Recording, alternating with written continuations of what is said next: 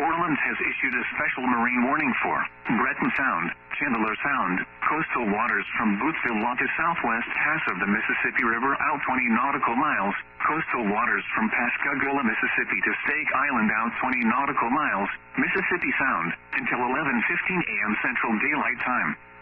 At 10:14 a.m. Central Daylight Time, strong thunderstorms were located along a line extending from 9 nautical miles north of Pass Christian to 14 nautical miles southeast of Lake Borgne to near Eklosky, moving east at 30 knots.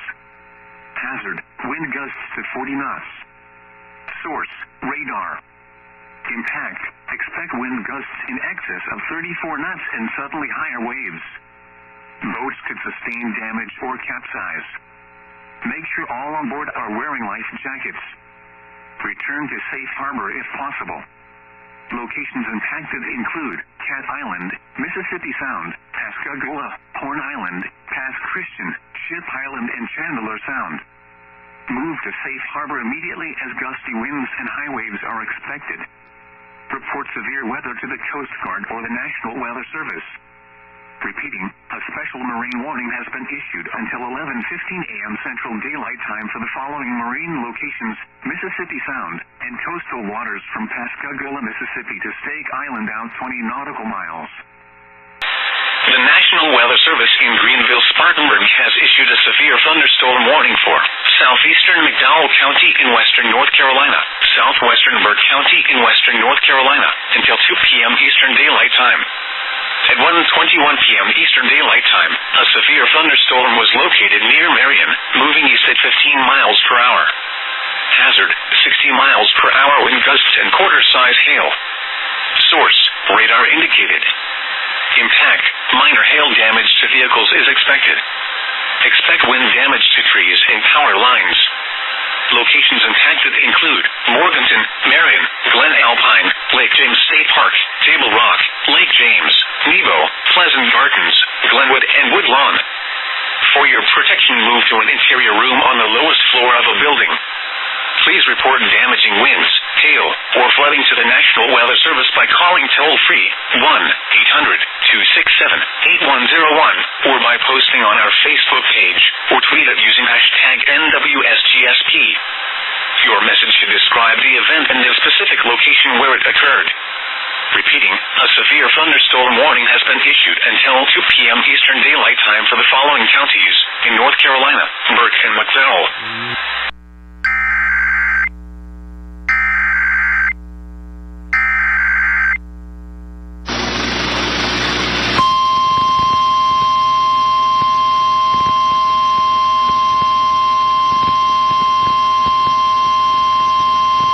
The National Weather Service in Birmingham has issued a severe thunderstorm warning for East Central Lowndes County, southwestern Montgomery County, until 1:15 p.m. Central Daylight Time.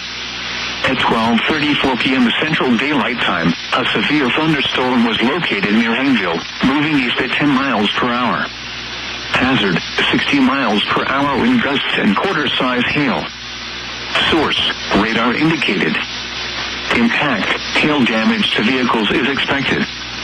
Expect wind damage to roofs, siding, and trees. Locations impacted include southwestern Montgomery, Hayneville, Snowden, Sprague, Hyundai Motors of Alabama, Sellers, Davenport, Hope Hall, Pimplala, and Leto-Hutchie. For your protection, move to an interior room on the lowest floor of a building. Large hail and damaging winds and continuous cloud-to-ground lightning is occurring with this storm. Move indoors immediately. Lightning is one of nature's leading killers. Remember, if you can hear thunder, you are close enough to be struck by lightning. Repeating, a severe thunderstorm warning has been issued until 1:15 p.m. Central Daylight Time for the following counties in Alabama, Lowndes, and Montgomery.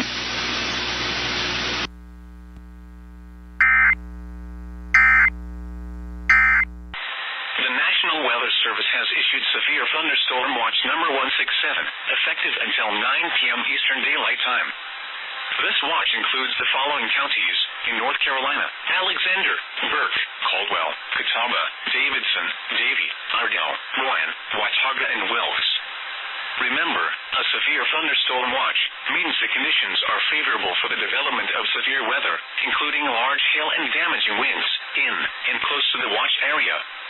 While severe weather may not be imminent, persons should remain alert for rapidly changing weather conditions and listen for later statements and possible warnings. Stay tuned to NOAA weather radio, commercial radio and television outlets, or internet sources for the latest severe weather information. Repeating, Severe Thunderstorm Watch number 167 has been issued until 9 p.m. Eastern Daylight Time for the following counties in North Carolina: Alexander, Burke, Caldwell, Catawba, Davidson, Davie, Ardell, Rowan, Watauga, and Wilkes. The National Weather Service has issued Severe Thunderstorm Watch number 167, effective until 9 p.m.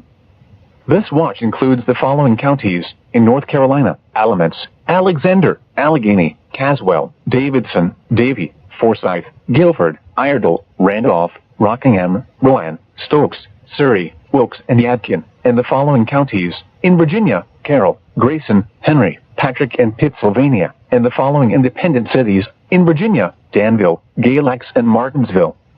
Remember, a severe thunderstorm watch means the conditions are favorable for the development of severe weather, including large hail and damaging winds, in and close to the watch area. While severe weather may not be imminent, persons should remain alert for rapidly changing weather conditions and listen for later statements and possible warnings. Stay tuned to NOAA weather radio, commercial radio and television outlets, or internet sources for the latest severe weather information. The National Weather Service has issued Severe Thunderstorm Watch number 167, effective until 9 p.m. This watch includes the following counties in North Carolina: Durham, Franklin, Nash, and Wake.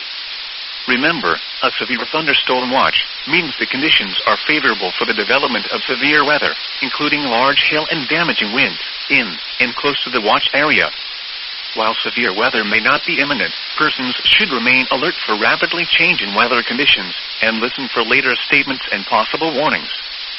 Stay tuned to NOAA weather radio, commercial radio and television outlets, or internet sources for the latest severe weather information. Western Caldwell County in western North Carolina, Burke County in western North Carolina, until 2:45 p.m. Eastern Daylight Time. At 1:55 p.m. Eastern Daylight Time, a severe thunderstorm was located 6 miles east of Marion, or near Lake James State Park, moving east at 15 miles per hour. Hazard, 60 miles per hour wind gusts and quarter-size hail. Source, radar indicated. Impact, minor hail damage to vehicles is expected. Expect wind damage to trees and power lines. Locations impacted include Morganton, Marion, Gainwell, Drexel, Glen Alpine, Lake James State Park, Table Rock, South Mountain State Park, Lake James, and Nebo. For your protection, move to an interior room on the lowest floor of a building. Brief damaging winds will blow down trees and power lines over small areas. A brief period of large hail is also possible. Seek shelter inside an interior room. Please report damaging winds, hail, or flooding to the National Weather Service by calling toll-free 1-800-267-8101 or by posting on our Facebook page or tweet it using hashtag NWSGSP. Your message should describe the event and the specific location where it occurred. Repeating, a severe thunderstorm warning has been issued until 2:45 p.m. Eastern Daylight Time for the following counties in North Carolina: Burke, Caldwell, McDowell, and Rutherford. Today. Northwestern Iberia Parish in south-central Louisiana, northeastern Vanilla, in southwestern Louisiana, until 4:45 p.m. Central Daylight Time. At 1:42 p.m. Central Daylight Time, Doppler radar indicated thunderstorms producing heavy rain across the warned area. Between 2 and 4 inches of rain have fallen. Additional rainfall amounts of 2 to 4 inches are possible in the warned area. Flash flooding is ongoing or expected to begin shortly. Hazard, flash flooding caused by thunderstorms. Source, radar. Impact, flash flooding of small creeks and streams, urban areas, highways, streets, and underpasses, as well as other poor drainage and low-lying areas. Some locations that will experience flash flooding include New Iberia, Abbeville, Avery Island, Erath, Delcombe, Jefferson Island, Cotulla, Acadiana Regional Airport, Henry, and Lydia. Turn around. Don't drown when encountering flooded roads. Most flood deaths occur in vehicles. Please report observed flooding to local emergency services or law enforcement and request they pass this information to the National Weather Service when you can do so safely.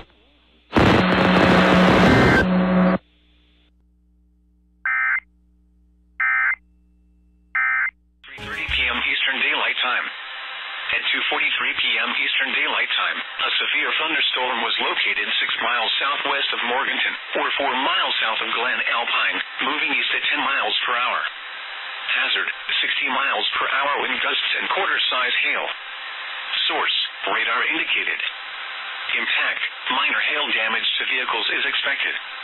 Expect wind damage to trees and power lines. Locations impacted include Morganton, Sawmills, Valdez, Hudson, Drexel, Conley Springs, Rutherford College, Glen Alpine, Lake Rodas, and South Mountain State Park. For your protection, move to an interior room on the lowest floor of a building. Brief damaging winds will blow down trees and power lines over small areas. A brief period of large hail is also possible. Seek shelter inside an interior room. Large hail and damaging winds and continuous cloud-to-ground lightning is occurring with this storm. Move indoors immediately. Lightning is one of nature's leading killers. Remember, if you can hear thunder, you are close enough to be struck by lightning. Torrential rainfall is occurring with this storm and may lead to minor flooding. Do not drive your vehicle through flooded roadways. Please report damaging winds, hail, or flooding to the National Weather Service by calling toll-free 1-800-267-8101 or by posting on our Facebook page or tweet it using hashtag NWSGSP. Your message should describe the event and the specific location where it occurred. Repeating, a severe thunderstorm warning has been issued until 3:30 p.m. Eastern Daylight Time for the following counties in North Carolina: Burke and Caldwell.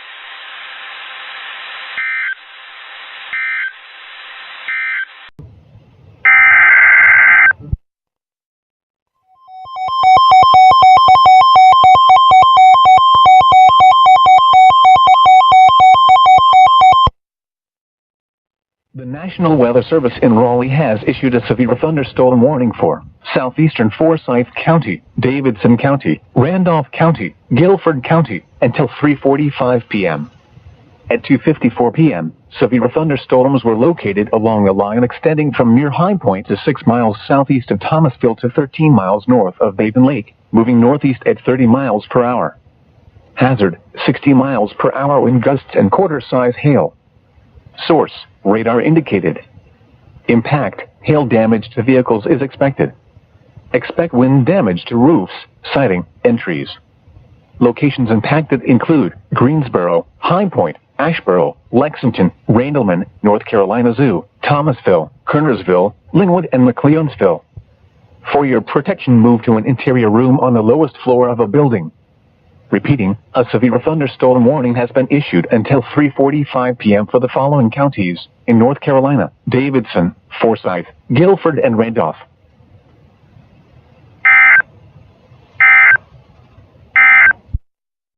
The National Weather Service in Blacksburg has issued a severe thunderstorm warning for Caswell County until 4:15 p.m. At 3:16 p.m., a severe thunderstorm was located 7 miles southwest of Camp Springs, moving east at 25 miles per hour. Hazard, 60 miles per hour wind gusts and quarter-size hail. Source, radar indicated. Impact, hail damage to vehicles is expected. Expect wind damage to roofs, siding, and trees. Locations impacted include Yanceyville, Jericho, Prospect Hill, Camp Springs, Quick, Leesburg, and Top Knot. Prepare immediately for large hail and damaging winds. For your safety, move to an interior room on the lowest floor of a sturdy building. Stay away from windows. Locally, heavy rain will quickly reduce visibility and result in ponding of water on roadways, standing water in low-lying areas. Drivers are urged to slow down and use extra caution to avoid hydroplaning. When it is safe to do so, please send your reports of hail of any size, as well as reports of any wind damage, including downed trees or large limbs, to the National Weather Service by calling toll-free at 1-866-215-4324. Reports and pictures can also be shared on the National Weather Service Blacksburg Facebook page and on Twitter. Repeating, a severe thunderstorm warning has been issued until 4:15 p.m. for the following county: Caswell, North Carolina.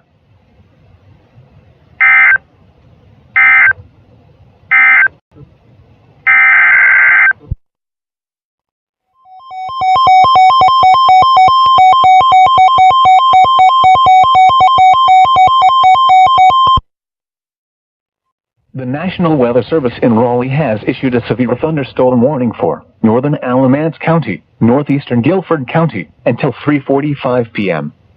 At 3:20 p.m., a severe thunderstorm was located 7 miles southwest of Camp Springs, moving east at 25 miles per hour. Hazard, 60 miles per hour wind gusts and quarter-size hail. Source, radar indicated. Impact, hail damage to vehicles is expected. Expect wind damage to roofs, siding, and trees. Locations impacted include Lake Kamak Park and Marina, Altamaha, Ossipee, Lake Burlington, Union Ridge, and Altamaha. For your protection, move to an interior room on the lowest floor of a building. Repeating, a severe thunderstorm warning has been issued until 3:45 p.m. for the following counties in North Carolina: Alamance and Guilford.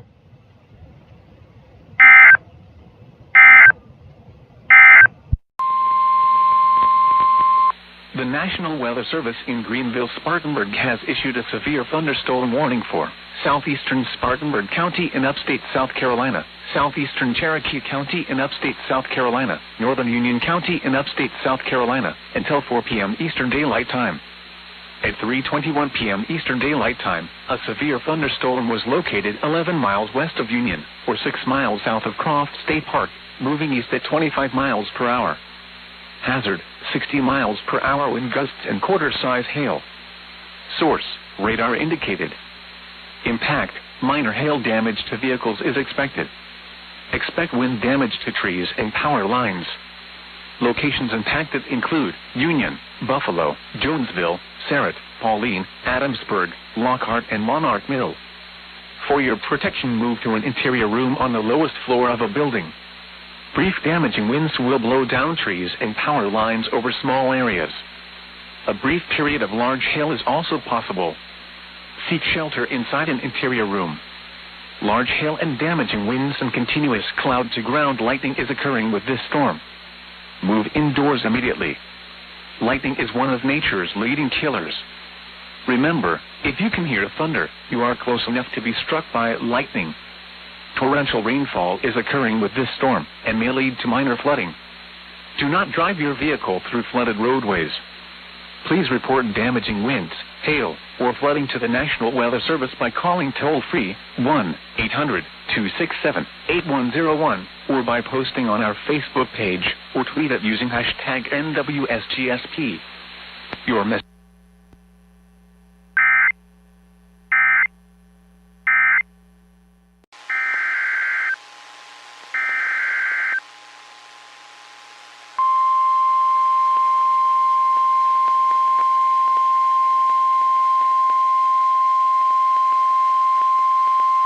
The National Weather Service in Cleveland has issued a special marine warning for nearshore waters from Avon Point, Ohio to Conneaut, Ohio, open waters from Avon Point, Ohio to Geneva on the Lake, Ohio, until 5 p.m. Eastern Daylight Time. At 3:27 p.m. Eastern Daylight Time, a severe thunderstorm was located 9 nautical miles north of Cleveland, moving northeast at 25 knots. Hazard, wind gusts 34 knots or greater and large hail of quarter size. Source, radar. Impact, small craft could be damaged in briefly higher winds and suddenly higher waves. Large hail could result in structural damage. Locations impacted include Willow Wick, Geneva on the Lake, Fairport Harbor, and Cleveland. Frequent lightning is occurring with this storm. If caught on the open water, stay below deck if possible. Keep away from ungrounded metal objects.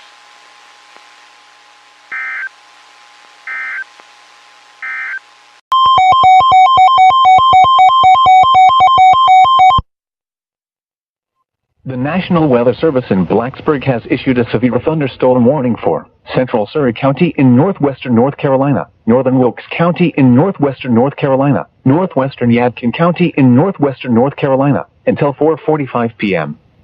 At 3:40 p.m., severe thunderstorms were located along the line extending from near Triffill to near Miller's Creek, moving east at 30 miles per hour. Hazard, 60 miles per hour wind gusts and quarter-size hail.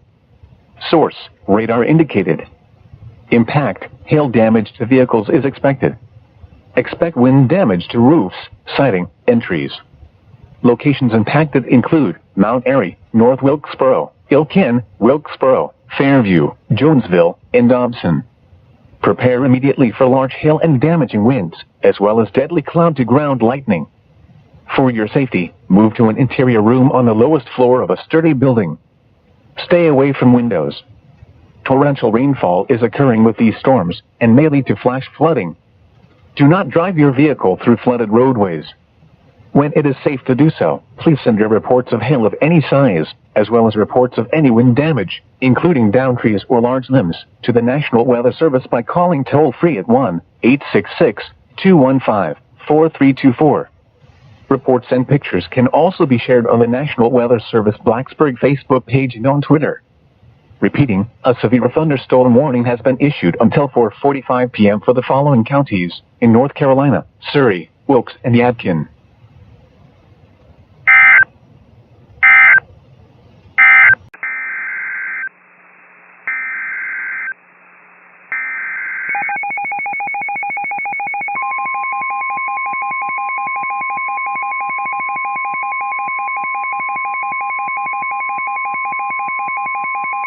The National Weather Service in Ruskin has issued a special marine warning for Charlotte Harbor and Pine Island Sound, coastal waters from Bonita Beach to Englewood, Florida, out 20 nautical miles until 5:15 p.m. Eastern Daylight Time. At 4:09 p.m. Eastern Daylight Time, strong thunderstorms were located along a line extending from 14 nautical miles northeast of Gasparilla Island to 11 nautical miles north of Fort Myers Beach to near Vanderbilt Beach, moving west at 10 knots. Hazard, wind gusts 34 knots or greater. Source, radar. Impact, expect wind gusts in excess of 34 knots, suddenly high waves, frequent lightning, and heavy downpours. Make sure all on board are wearing life jackets. Locations impacted include Gasparilla Island, Fort Myers Beach, Minnesota Key, Sanibel, Captiva, Don Pedro Island, Bonita Beach, and Englewood. Move to safe harbor until hazardous weather passes.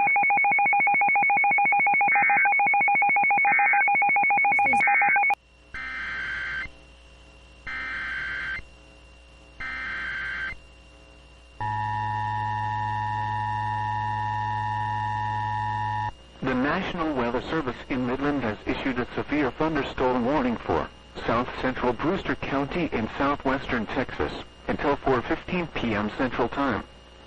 At 3:17 p.m. Central Time, a severe thunderstorm was located 7 miles southeast of Crestallon, or 21 miles southwest of Panther Junction, moving north at 15 miles an hour.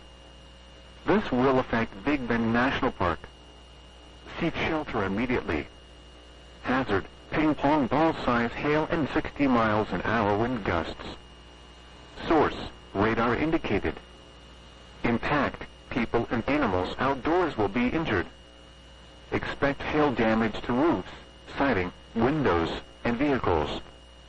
Expect wind damage to roofs, siding, and trees. Locations impacted include Panther Junction, Big Bend National Park, and Soos Basin. A tornado watch remains in effect until 10 p.m. Central Time for southwestern Texas.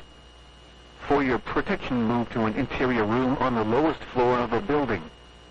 A tornado watch remains in effect until 10 p.m. Central Time for southwestern Texas.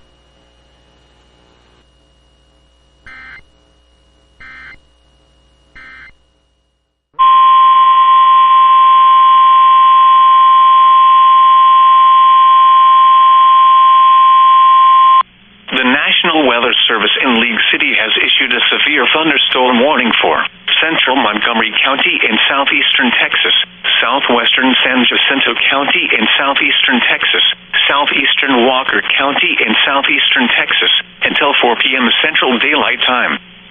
At 3:32 p.m. Central Daylight Time, a severe thunderstorm was located near Woodloke, or near Conroe, moving north at 25 miles per hour. Hazard, 60 miles per hour wind gusts and quarter-size hail. Source, radar indicated. Impact, hail damage to vehicles is expected. Expect wind damage to roofs, siding, and trees. Locations impacted include Conroe, Willis, Panorama Village, Cut and Shoot, New Waverly, and Woodloke. For your protection, move to an interior room on the lowest floor of a building.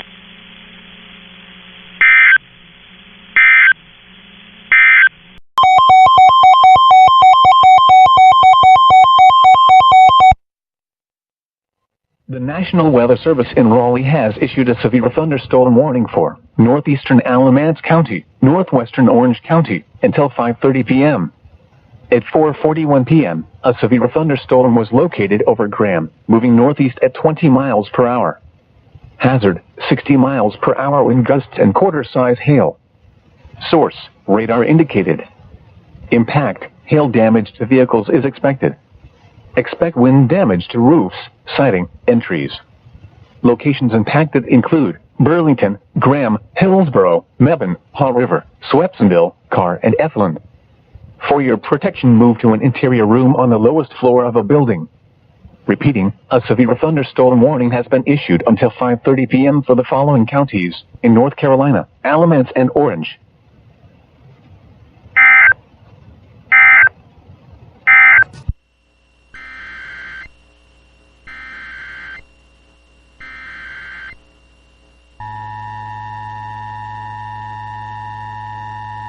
The National Weather Service in Midland has issued a severe thunderstorm warning for south central Brewster County in southwestern Texas until 4:45 p.m. Central Time.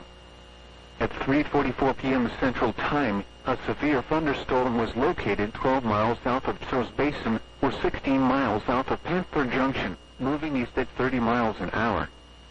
The storm is located in Big Bend National Park. Seek shelter immediately if you are in the park. Hazard, 60 miles an hour wind gusts and half-dollar size hail.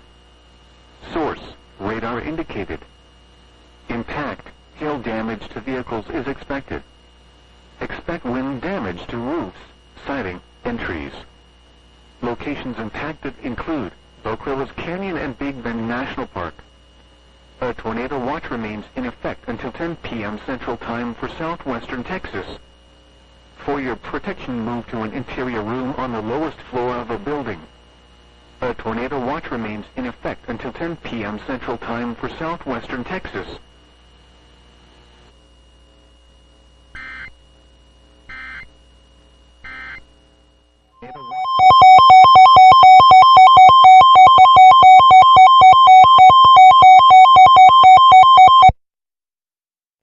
The National Weather Service in Blacksburg has issued a severe thunderstorm warning for southeastern Cerri County in northwestern North Carolina, Stokes County, until 5:30 p.m. At 4:46 p.m., a severe thunderstorm was located over Pilot Mountain State Park, or near Pilot Mountain, moving east at 40 miles per hour. Hazard, 60 miles per hour wind gusts and quarter-size hail. Source, radar indicated. Impact, hail damage to vehicles is expected. Expect wind damage to roofs, siding, and trees. Locations impacted include Pilot Mountain, Walnut Cove, Danbury, Sandy Ridge, King, Pine Hall, and Pinnacle. Prepare immediately for large hail and damaging winds, as well as deadly cloud-to-ground lightning. For your safety, move to an interior room on the lowest floor of a sturdy building. Stay away from windows. Torrential rainfall is occurring with this storm and may lead to flash flooding. Do not drive your vehicle through flooded roadways. When it is safe to do so, please send your reports of hail of any size, as well as reports of any wind damage, including downed trees or large limbs, to the National Weather Service by calling toll-free at 1-866-215-4324. Reports and pictures can also be shared on the National Weather Service Blacksburg Facebook page and on Twitter. Repeating, a severe thunderstorm warning has been issued until 5:30 p.m. for the following counties in North Carolina: Stokes and Cerri.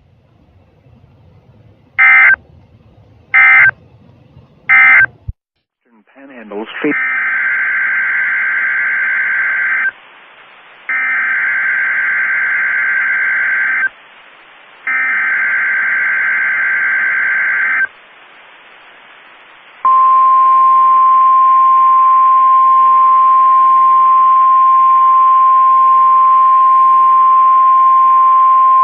The National Weather Service has issued Severe Thunderstorm Watch number 169, effective until 11 p.m. Central Daylight Time.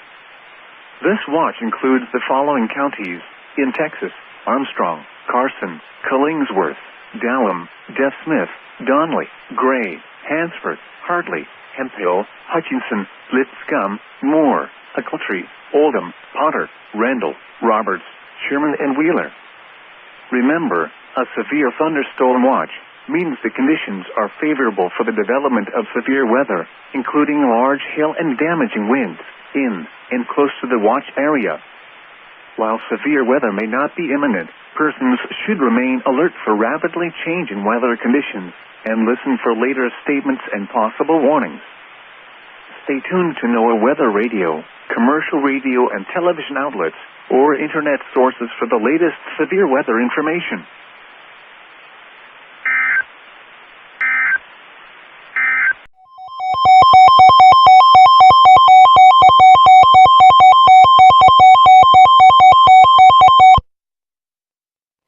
The National Weather Service in Raleigh has issued a severe thunderstorm warning for northern Alamance County, northwestern Orange County, until 5:30 p.m.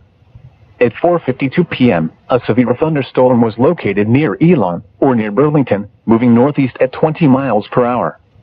Hazard, 60 miles per hour wind gusts and quarter-size hail. Source, radar indicated.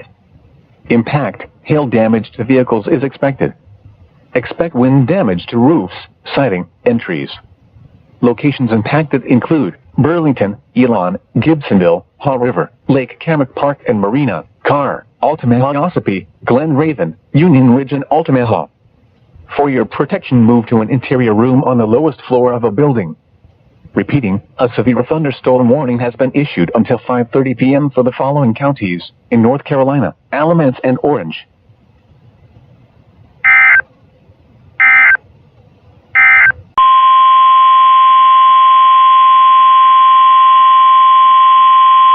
The National Weather Service in League City has issued a severe thunderstorm warning for central Montgomery County in southeastern Texas, southwestern San Jacinto County in southeastern Texas, southeastern Walker County in southeastern Texas, until 4:30 p.m. Central Daylight Time. At 3:56 p.m. Central Daylight Time, a severe thunderstorm was located over Cut and Shoot, or 7 miles northeast of Conroe, moving north at 25 miles per hour. Hazard, 60 miles per hour wind gusts and quarter-size hail. Quarter-sized hail has been observed with this thunderstorm near Woodloke. Source, radar indicated. Impact, hail damage to vehicles is expected. Expect wind damage to roofs, siding, and trees. Locations impacted include eastern Conroe, Cut and Shoot, and Evergreen. For your protection, move to an interior room on the lowest floor of a building.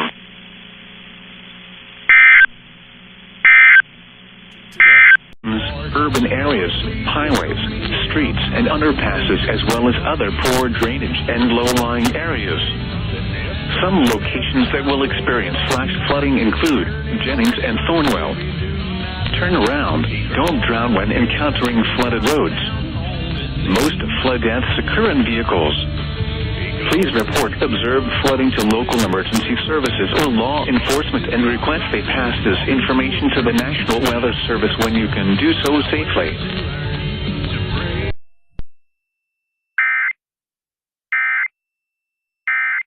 Central Time. At 4:08 p.m. Central Time, a severe thunderstorm capable of producing a tornado was located 15 miles southeast of Eunice, moving east at 15 miles an hour. Hazard, tornado and ping-pong ball-size hail. Source, radar indicated rotation. Impact. Flying debris will be dangerous to those caught without shelter. Mobile homes will be damaged or destroyed. Damage to roofs, windows, and vehicles will occur. Tree damage is likely. This tornadic thunderstorm will remain over mainly rural areas of northwestern Andrews County, including the following locations: Franklin City. Take cover now. Move to a basement or an interior room on the lowest floor of a sturdy building. Avoid windows. If you are outdoors, in a mobile home, or in a vehicle, move to the closest substantial shelter and protect yourself from flying debris.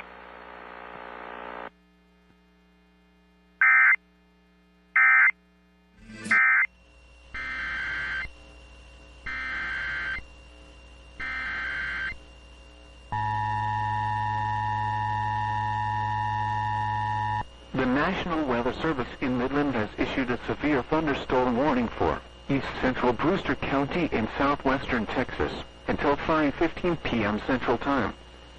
At 4:11 p.m. Central Time, a severe thunderstorm was located 16 miles east of Persimmon Gap, or 30 miles northeast of Panther Junction, moving east at 25 miles an hour. Hazard: 60 miles an hour wind gusts and quarter-size hail. Source: radar indicated. Impact: hail damage to vehicles is expected.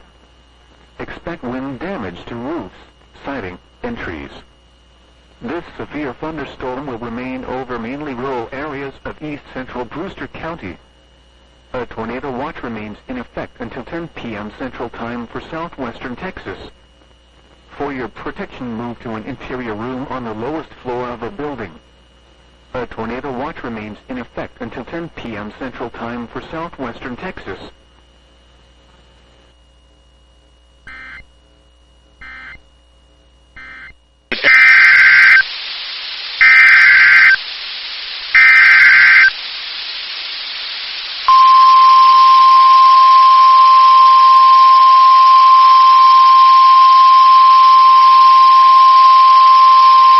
The National Weather Service in Raleigh has issued a severe thunderstorm warning for northern Orange County, southwestern Granville County, northern Durham County, until 6 p.m.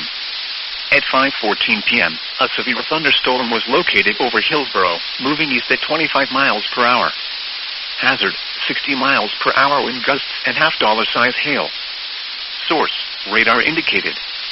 Impact: hail damage to vehicles is expected. Expect wind damage to roofs, siding, and trees. Locations impacted include Durham, Hillsborough, Butner, Rougemont, Eflin, Lake Michie, Lake Butner, Enno River State Park, Gorman, and Bahama. For your protection, move to an interior room on the lowest floor of a building. Repeating, a severe thunderstorm warning has been issued until 6 p.m. for the following counties in North Carolina: Durham, Granville, and Orange.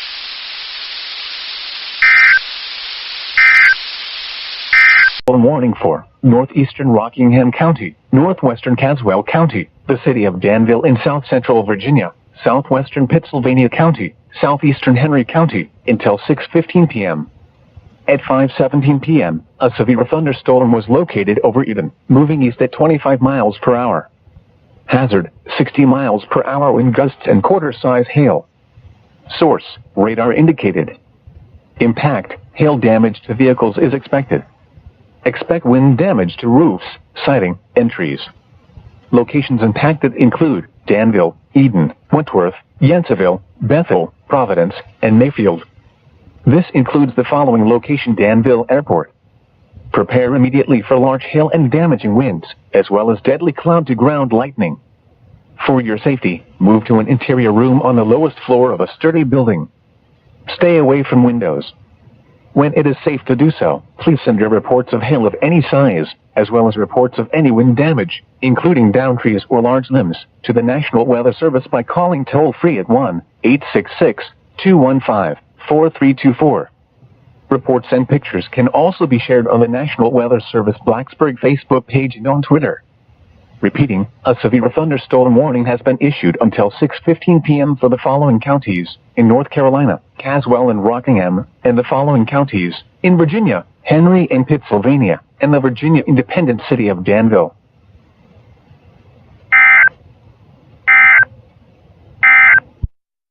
At 4:17 p.m. Central Daylight Time, severe thunderstorms were located along a line extending from 7 miles northeast of Romero to 3 miles northwest of Channing, moving northeast at 25 miles per hour.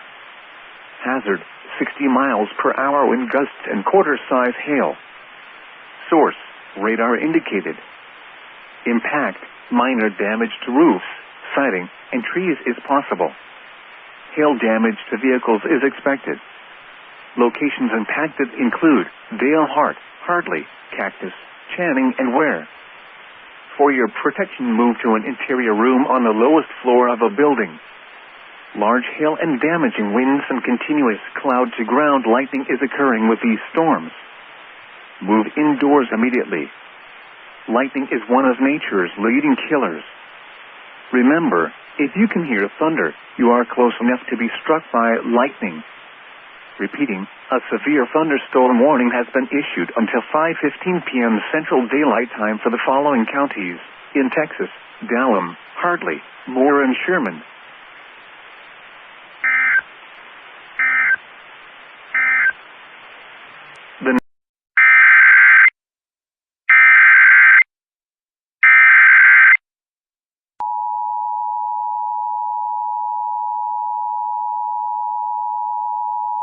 The National Weather Service in Lubbock, Texas has issued a severe thunderstorm warning for Cerri County in northwestern Texas, eastern Yoakum County in northwestern Texas, until 5:15 p.m. At 4:17 p.m., a severe thunderstorm was located 9 miles southeast of Denver City, moving northeast at 45 miles per hour. Hazard, ping-pong ball-size hail and 60 miles per hour wind gusts. Source, radar indicated. Impact, people and animals outdoors will be injured.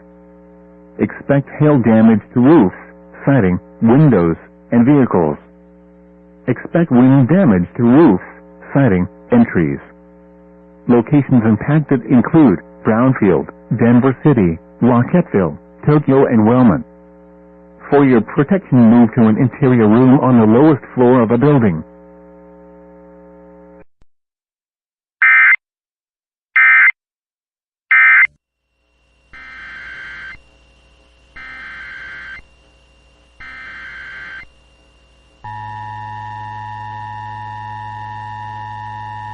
The National Weather Service in Midland has issued a severe thunderstorm warning for southwestern Brewster County in southwestern Texas, southeastern Presidio County in southwestern Texas, until 5:15 p.m. Central Time. At 4:19 p.m. Central Time, a severe thunderstorm was located 9 miles north of Logitas, moving east at 25 miles an hour. Hazard, 60 miles an hour wind gusts and quarter-size hail. Source, radar indicated. Impact, hail damage to vehicles is expected. Expect wind damage to roofs, siding, and trees. Locations impacted include Logitas, Study Butte, Terlingua, Big Bend National Park, Terlingua Ranch Airport, Terlingua Ranch Lodge, and Barton Warnock Environmental Educational Center. A tornado watch remains in effect until 10 p.m. Central Time for southwestern Texas. For your protection, move to an interior room on the lowest floor of a building. A tornado watch remains in effect until 10 p.m. Central Time for southwestern Texas.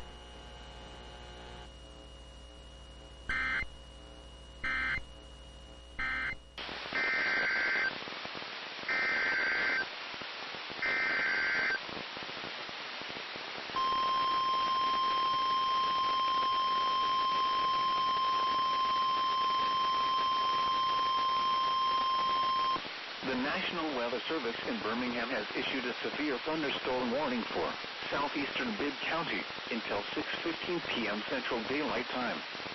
At 5:23 p.m. Central Daylight Time, a severe thunderstorm was located over Centerville, moving east at 15 miles per hour. Hazard, 60 miles per hour wind gusts and quarter-size hail. Source, radar indicated. Impact, hail damage to vehicles is expected. Expect wind damage to roofs, siding, and trees. Locations impacted include Centerville, Talladega National Forest, West Centerville, Randolph, Trio, and Bibb County Airport. For your protection, move to an interior room on the lowest floor of a building. Repeating, a severe thunderstorm warning has been issued until 6:15 p.m. Central Daylight Time for the following counties: Bibb, Alabama.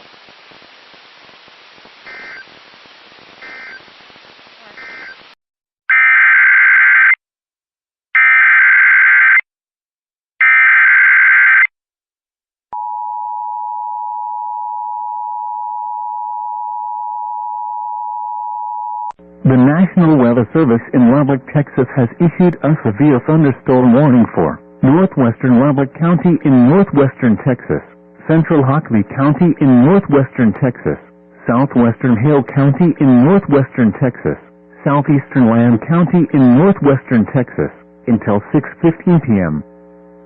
At 5:30 p.m., a severe thunderstorm was located over level land, moving north at 45 miles per hour. This is a destructive storm for level land. Hazard, baseball-size hail and 60 miles per hour wind gusts. Source, radar indicated. Impact, people and animals outdoors will be severely injured. Expect shattered windows, extensive damage to roofs, siding, and vehicles. Locations impacted include level land, Littlefield, Anton, Spade, Whip Harrell, and Updike West. For your protection, move to an interior room on the lowest floor of a building. Prepare immediately for large hail and damaging winds. People outside should move immediately to shelter inside a strong building. Stay away from windows.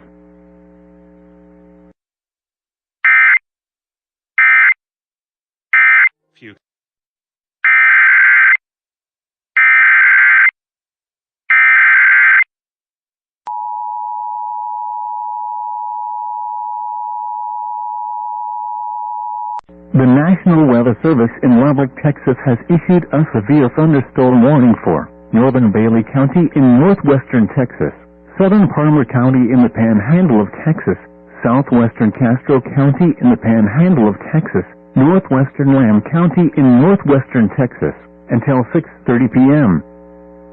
At 5:37 p.m., a severe thunderstorm was located 8 miles northwest of Needmore, or 11 miles southwest of Millview, moving north at 45 miles per hour.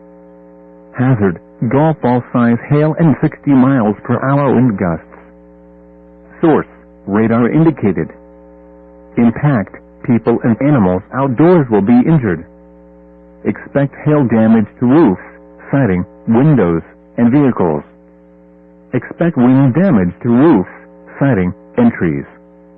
Locations impacted include Millview, Bovina, Needmore, Las Buddy, Oklahoma Lane, Progress, and Lariat. For your protection, move to an interior room on the lowest floor of a building.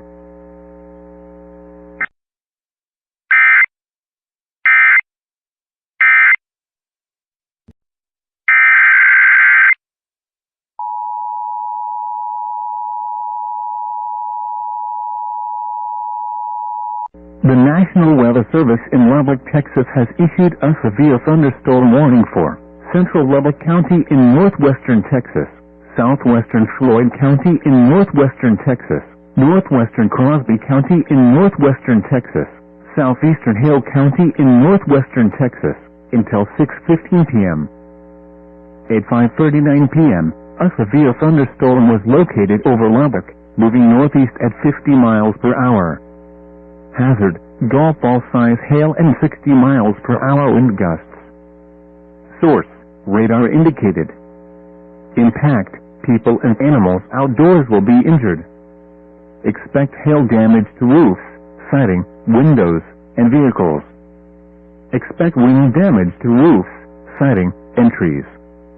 Locations impacted include Lubbock, Abernathy, Wolford, Shallowater, Idlew, Petersburg, Lubbock South Plains Mall, Lubbock International Airport, Texas Tech University, downtown Lubbock, Woodrow, Recenter, New Deal, and Lubbock Science Spectrum. For your protection, move to an interior room on the lowest floor of a building. Prepare immediately for large hail and damaging winds. People outside should move immediately to shelter inside a strong building. Stay away from windows.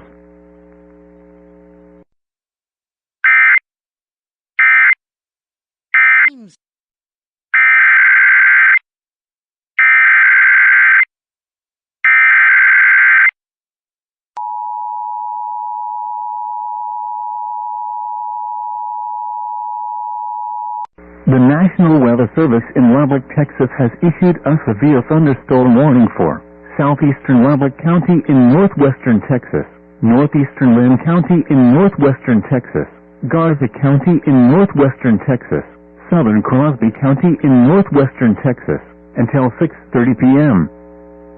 At 5:42 p.m., a severe thunderstorm was located 4 miles north of Grassland, or 11 miles west of Post, moving northeast at 40 miles per hour. Hazard, 60 miles per hour wind gusts and $half size hail. Source, radar indicated. Impact, hail damage to vehicles is expected.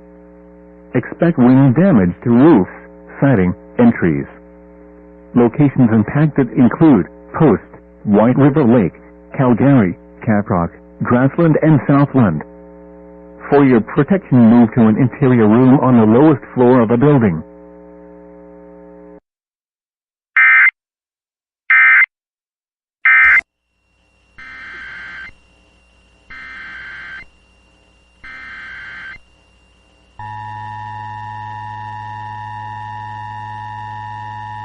The National Weather Service in Midland has issued a severe thunderstorm warning for northwestern Brewster County in southwestern Texas until 7 p.m. Central Time.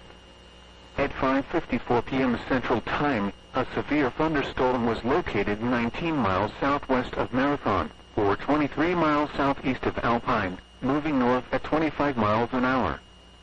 Hazard, 60 miles an hour wind gusts and quarter-size hail. Source, radar indicated. Impact, hail damage to vehicles is expected. Expect wind damage to roofs, siding, and trees. Locations impacted include Elephant Mountain Wildlife Management Area. A tornado watch remains in effect until 10 p.m. Central Time for southwestern Texas. For your protection, move to an interior room on the lowest floor of a building. A tornado watch remains in effect until 10 p.m. Central Time for southwestern Texas.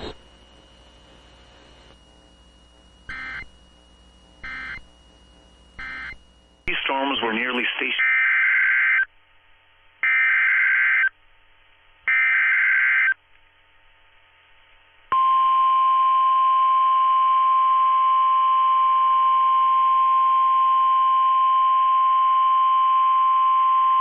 The National Weather Service in Ruskin has issued a special marine warning for coastal waters from Englewood to Tarpon Springs, Florida, out 20 nautical miles, Tampa Bay waters, until 7:45 p.m. Eastern Daylight Time.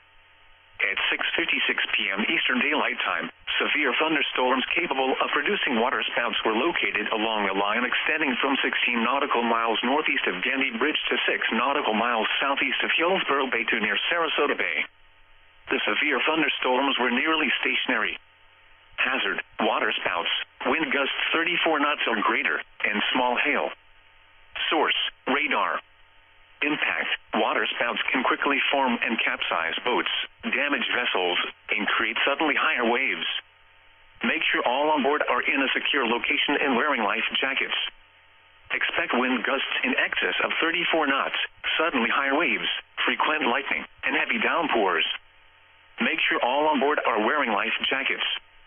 Locations impacted include Terracea Bay, Manatee Nearshore Reef, Gandy Bridge, Old Tampa Bay, Howard Franklin Bridge, Egmont Key, Cockroach Bay, Sunshine Skyway Bridge, St. Pete Beach, Courtney Kemble Causeway, Anna Maria Island, Passagrille Channel, Southwest Channel, Port Manatee Reef, Tampa Bay, Manatee 1 Mile Reef, Hillsborough Bay, Johns Pass, Passage Key Inlet and Longboat Pass. Move to safe harbor until hazardous weather passes.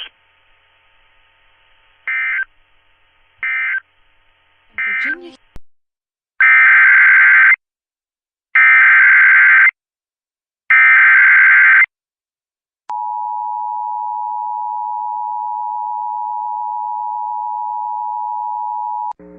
National Weather Service in Lubbock, Texas has issued a severe thunderstorm warning for northwestern Lubbock County in northwestern Texas, northwestern Hale County in northwestern Texas, southeastern Castro County in the Panhandle of Texas, eastern Lamb County in northwestern Texas, until 6:45 p.m.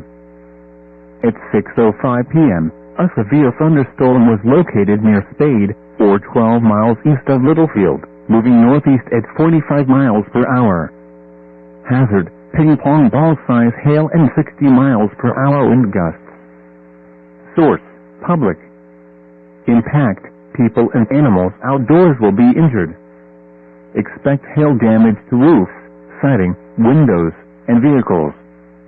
Expect wind damage to roofs, siding, and trees. Locations impacted include Plainview, Hale Center, Olton, Cotton Center, Fielton, Spade, Halfway, and Southward. For your protection, move to an interior room on the lowest floor of a building. Prepare immediately for large hail and damaging winds. People outside should move immediately to shelter inside a strong building. Stay away from windows.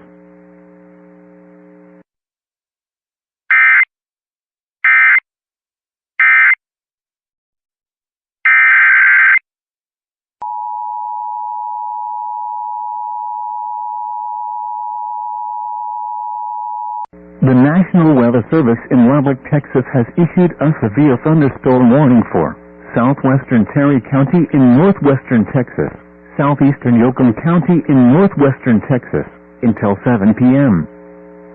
At 6:10 p.m., a severe thunderstorm was located over Denver City, moving east at 25 miles per hour. Hazard, 2-inch hail and 60 miles per hour wind gusts. Source, radar indicated. Impact, people and animals outdoors will be injured. Expect hail damage to roofs, siding, windows, and vehicles. Expect wind damage to roofs, siding, and trees. Locations impacted include Denver City. For your protection, move to an interior room on the lowest floor of a building. The storm is producing large hail. Seek shelter now inside a sturdy structure and stay away from windows.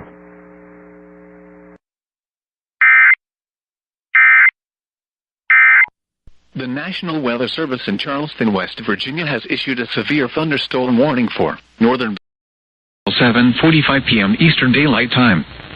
At 7:12 p.m. Eastern Daylight Time, a severe thunderstorm was located near West Union, or 10 miles southeast of Middlebourne, moving east at 40 miles per hour.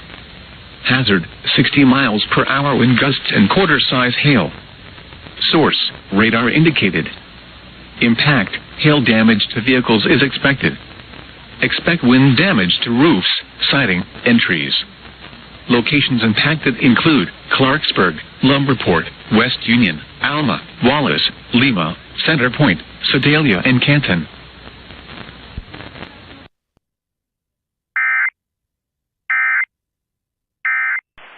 The National Weather Service in Amarillo has issued a severe thunderstorm warning for southwestern Sherman County, southeastern Dallam County, northern Moore County, northeastern Hartley County, until 7:15 p.m. Central Daylight Time.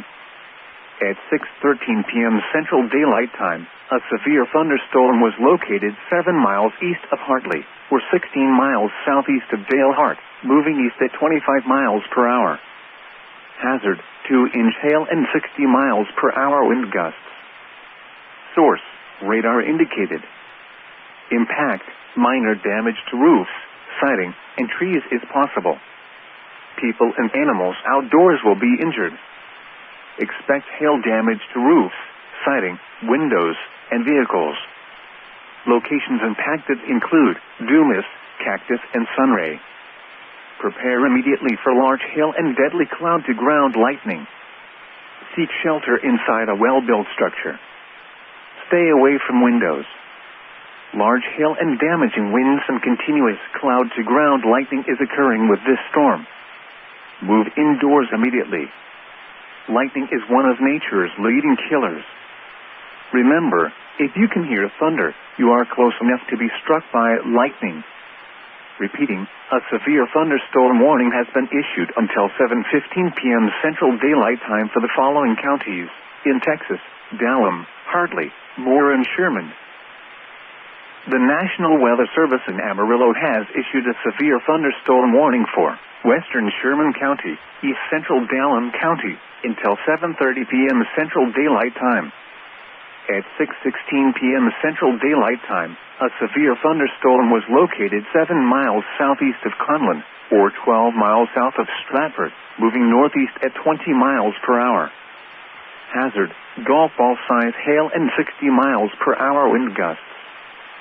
Source, radar indicated. Impact, minor damage to roofs, siding, and trees is possible. People and animals outdoors will be injured. Expect hail damage to roofs, siding, windows, and vehicles. Locations impacted include Stratford and Conlin. For your protection, move to an interior room on the lowest floor of a building. Repeating, a severe thunderstorm warning has been issued until 7:30 p.m. Central Daylight Time for the following counties in Texas: Dallam and Sherman. The National Weather Service in Amarillo has issued a severe thunderstorm warning for south central Dallam County, western Hartley County, until 7:15 p.m. Central Daylight Time. At 6:21 p.m. Central Daylight Time, a severe thunderstorm was located 8 miles northwest of Romero, or 10 miles southeast of Amistad, moving northeast at 35 miles per hour. Hazard, 60 miles per hour wind gusts and quarter-size hail. Source, radar indicated. Impact, minor damage to roofs, siding, and trees is possible. Hail damage to vehicles is expected. Locations impacted include Ware and Romero. For your protection, move to an interior room on the lowest floor of a building. Large hail and damaging winds and continuous cloud-to-ground lightning is occurring with this storm. Move indoors immediately. Lightning is one of nature's leading killers. Remember, if you can hear thunder, you are close enough to be struck by lightning. Repeating, a severe thunderstorm warning has been issued until 7:15 p.m. Central Daylight Time for the following counties in Texas: Dallam and Hartley. The National Weather Service in Amarillo has issued a severe thunderstorm warning for western Randall County, eastern Deaf Smith County, until 7:30 p.m. Central Daylight Time. At 6:28 p.m. Central Daylight Time, a severe thunderstorm was located over Easter, or 10 miles northwest of Dimmitt, moving northeast at 40 miles per hour. Hazard, 2-inch hail and 60 miles per hour wind gusts. Source, radar indicated. Impact, minor damage to roofs, siding, and trees is possible. People and animals outdoors will be injured. Expect hail damage to roofs, siding, windows, and vehicles. Locations impacted include Hereford, Canyon, Unlarder, Buffalo Lake, Gowan, and Mescalero Park. For your protection, move to an interior room on the lowest floor of a building. Repeating, a severe thunderstorm warning has been issued until 7:30 p.m. Central Daylight Time for the following counties in Texas: Deaf Smith and Randall.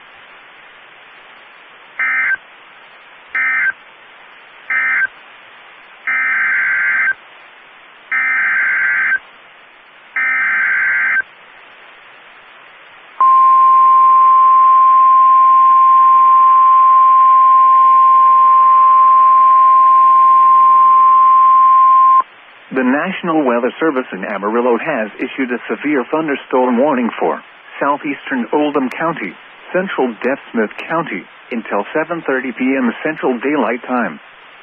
At 6:29 p.m. Central Daylight Time, a severe thunderstorm was located 5 miles southwest of Sims, or 19 miles northwest of Hereford, moving northeast at 30 miles per hour. Hazard, 60 miles per hour wind gusts and half-dollar-size hail. Source, trained weather spotters. Impact, minor damage to roofs, siding, and trees is possible. Hail damage to vehicles is expected. Locations impacted include Vega, Bootleg, Wildorado, and Sims. For your protection, move to an interior room on the lowest floor of a building. Large hail and damaging winds and continuous cloud-to-ground lightning is occurring with this storm. Move indoors immediately. Lightning is one of nature's leading killers. Remember, if you can hear thunder, you are close enough to be struck by lightning. Repeating, a severe thunderstorm warning has been issued until 7:30 p.m. Central Daylight Time for the following counties in Texas: Death, Smith, and Oldham.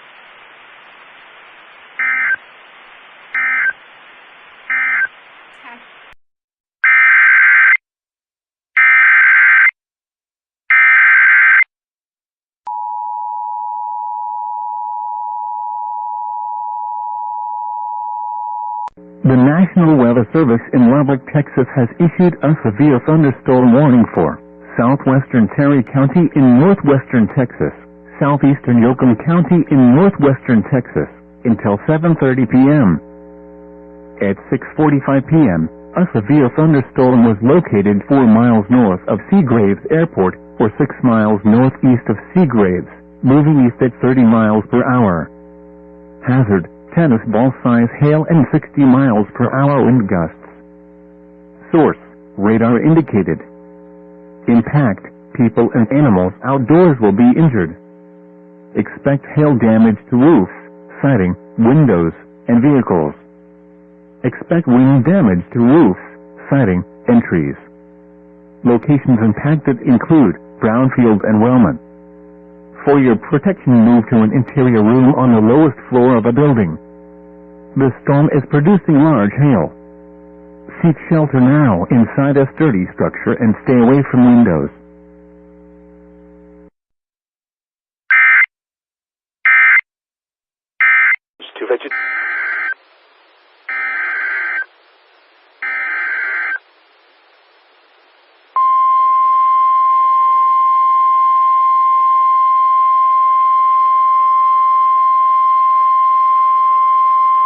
Weather Bulletin.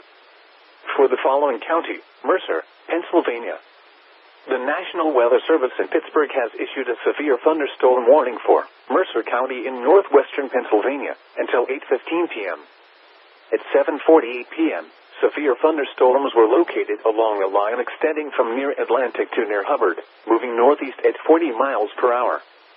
Hazard: 60 miles per hour wind gusts and quarter-size hail.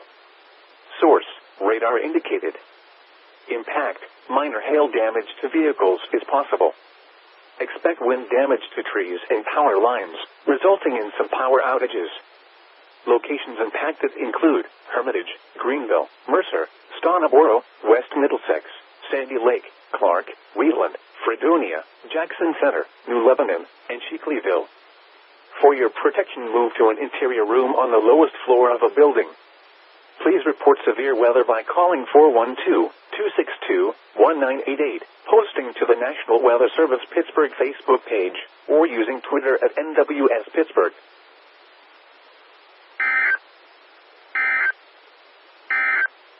Central Daylight Time, a severe thunderstorm was located 6 miles northwest of Umbarger, or 15 miles west of Canyon, moving northeast at 55 miles per hour. This is a destructive storm for areas along I-40 west of I-27 to Wildorado. Hazard: 3-inch hail and 70 miles per hour wind gusts. Source: trained weather spotters reported baseball-size hail in Hereford and near Umbarger. Widespread damage was reported in Hereford due to hail and wind. Impact: people and animals outdoors will be severely injured. Expect shattered windows, extensive damage to roofs, siding, and vehicles. Locations impacted include Amarillo, Bushland, Buffalo Lake, Dawn, Valley de Oro, Umbarger, Wildorado, and Mescalero Park. This is a dangerous storm. Prepare immediately for large destructive hail capable of producing significant damage. People outside should move to shelter inside a strong building and stay away from windows. Repeating, a severe thunderstorm warning has been issued until 8 p.m. Central Daylight Time for the following counties in Texas: Death, Smith, Oldham, Potter, and Randall.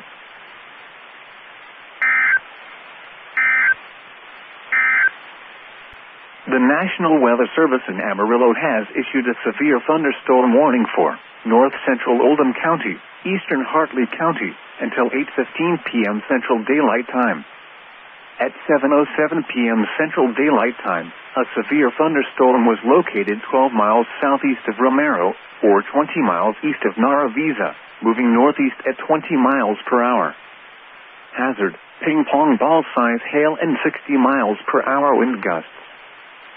Source, radar indicated. Impact, minor damage to roofs, siding, and trees is possible. People and animals outdoors will be injured. Expect hail damage to roofs, siding, windows, and vehicles. Locations impacted include Channing. For your protection, move to an interior room on the lowest floor of a building. Large hail and damaging winds and continuous cloud-to-ground lightning is occurring with this storm. Move indoors immediately. Lightning is one of nature's leading killers. Remember, if you can hear thunder, you are close enough to be struck by lightning. Repeating, a severe thunderstorm warning has been issued until 8:15 p.m. Central Daylight Time for the following counties in Texas: Hartley and Oldham.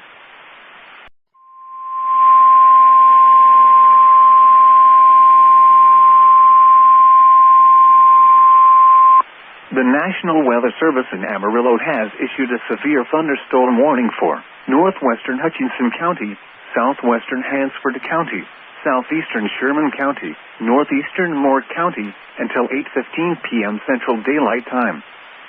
At 7:16 p.m. Central Daylight Time, a severe thunderstorm was located 5 miles south of Cerri, or 8 miles northeast of Dumas, moving east at 25 miles per hour.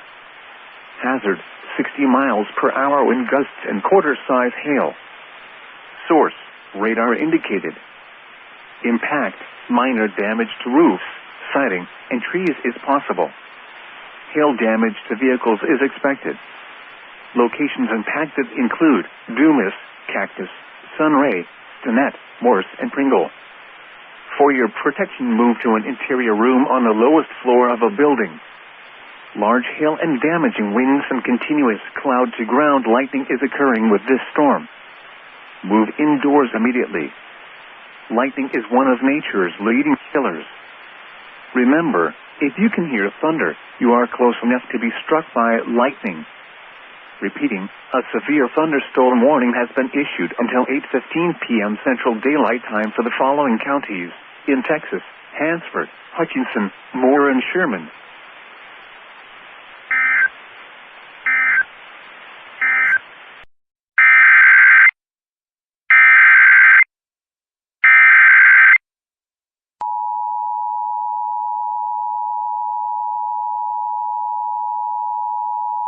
The National Weather Service in Lubbock, Texas has issued a severe thunderstorm warning for southeastern Cerri County in northwestern Texas until 8:15 p.m.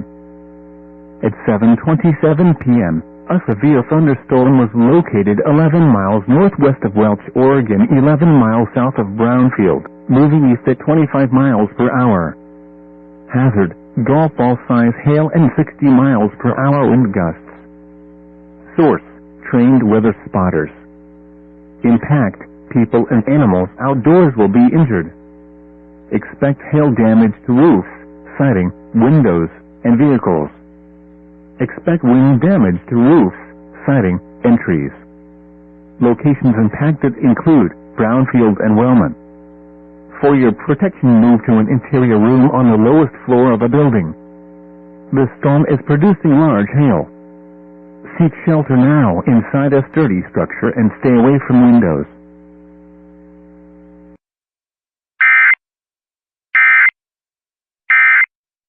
Over Big Otter, or 10 miles north of Clay, moving east at 35 miles per hour. Hazard, 60 miles per hour wind gusts and quarter-size hail. Source, radar indicated. Impact, hail damage to vehicles is expected. Expect wind damage to roofs, siding, and trees. Locations impacted include Gasaway, Big Otter, Walbach, Nebo, Frametown, Strange Creek, Wilsey, Ivadale, Servia, Rosedale, Bicut, and Chloe. This includes the the following highways: Interstate 79 between mile markers 32 and 58. Route 19 near mile marker 61, in between mile marker 65 and 66.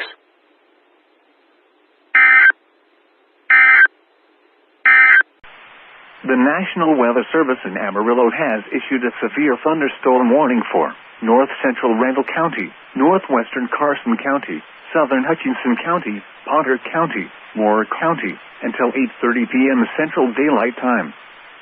At 7:30 p.m. Central Daylight Time, a severe thunderstorm was located 10 miles north of Amarillo, moving northeast at 55 miles per hour. This is a destructive storm. Hazard: baseball-size hail and 70 miles per hour wind gusts. Source: radar indicated.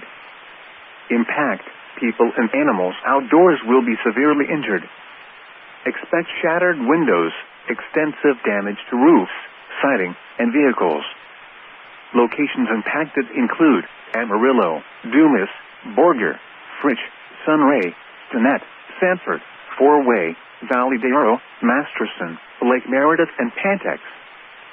For your protection, move to an interior room on the lowest floor of a building. This is a dangerous storm. Prepare immediately for large destructive hail capable of producing significant damage. People outside should move to shelter inside a strong building and stay away from windows. This is a dangerous storm, capable of producing large hail driven by severe winds. Seek shelter now inside a sturdy structure and stay away from windows. If you are caught outdoors, cover your head and neck. Repeating, a severe thunderstorm warning has been issued until 8:30 p.m. Central Daylight Time for the following counties in Texas: Carson, Hutchinson, Moore, Potter, and Randall.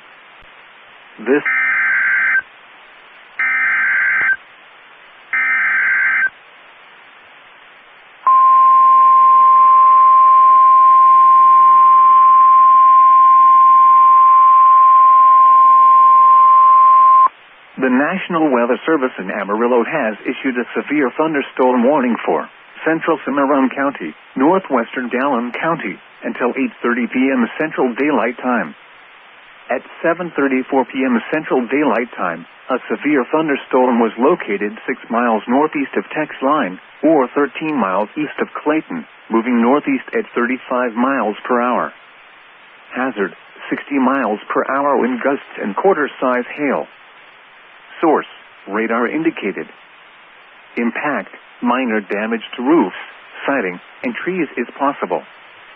Hail damage to vehicles is expected. Locations impacted include Boy City, Tex Line, Wheelis, and Felt. For your protection, move to an interior room on the lowest floor of a building. Repeating, a severe thunderstorm warning has been issued until 8:30 p.m. Central Daylight Time for the following county: Dallam, Texas.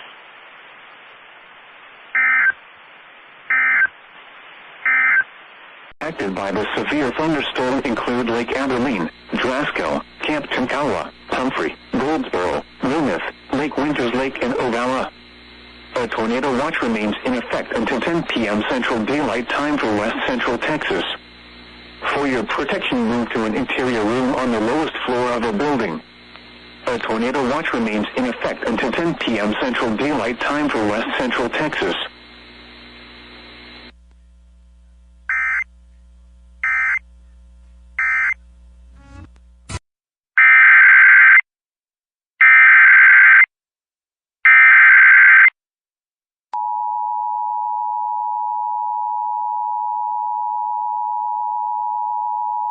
The National Weather Service in Lubbock, Texas has issued a severe thunderstorm warning for southwestern Lynn County in northwestern Texas, southeastern Cerri County in northwestern Texas, until 8:30 p.m.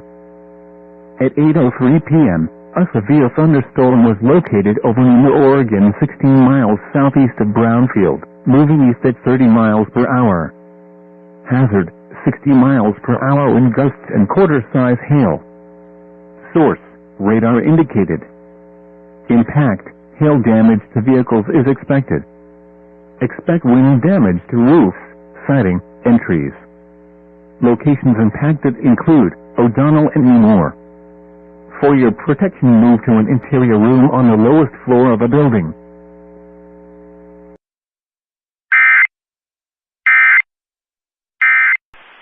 The National Weather Service in Amarillo has issued a severe thunderstorm warning for northeastern Oldham County, southeastern Hartley County, until 9:15 p.m. Central Daylight Time.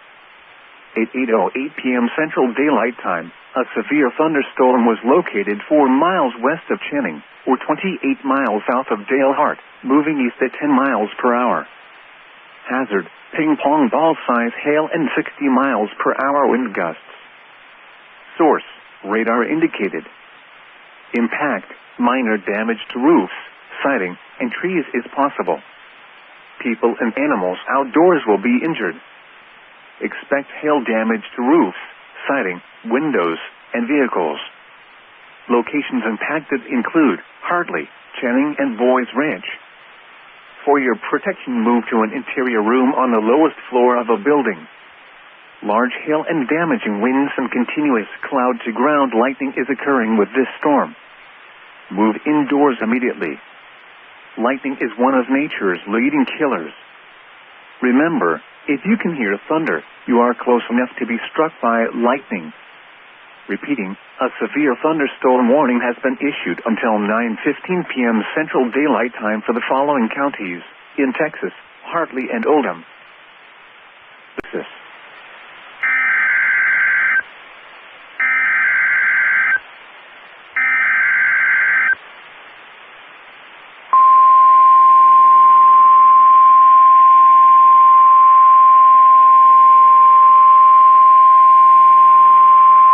The National Weather Service in Amarillo has issued a severe thunderstorm warning for northeastern Carson County, Hutchinson County, northwestern Gray County, western Roberts County, east central Moore County, until 9:15 p.m. Central Daylight Time. At 8:09 p.m. Central Daylight Time, a severe thunderstorm was located 4 miles southeast of Stinnett, or 7 miles north of Borger, moving east at 35 miles per hour. A second storm was moving northeast near Borger. Hazard, golf ball-size hail and 70 miles per hour wind gusts. Source, radar indicated, and storm has history of producing very large hail and damaging winds. Impact, expect some tree damage. Damage is likely to mobile homes, roofs, and outbuildings. People and animals outdoors will be injured. Expect hail damage to roofs, siding, windows, and vehicles. Locations impacted include Papa, Borger, Stinnett, White Deer, Skellatown, Sanford, Kings Mill, and Pringle. For your protection, move to an interior room on the lowest floor of a building. Torrential rainfall is occurring with this storm and may lead to flash flooding. Do not drive your vehicle through flooded roadways.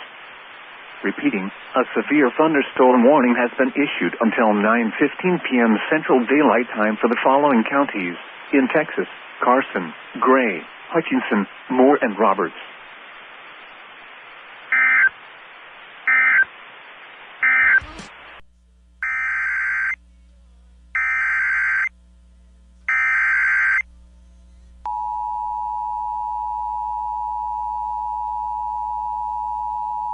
The National Weather Service in San Angelo has issued a severe thunderstorm warning for southwestern Callahan County in west central Texas, northwestern Coleman County in west central Texas, southeastern Taylor County in west central Texas, northeastern Reynolds County in west central Texas, until 9 p.m. Central Daylight Time.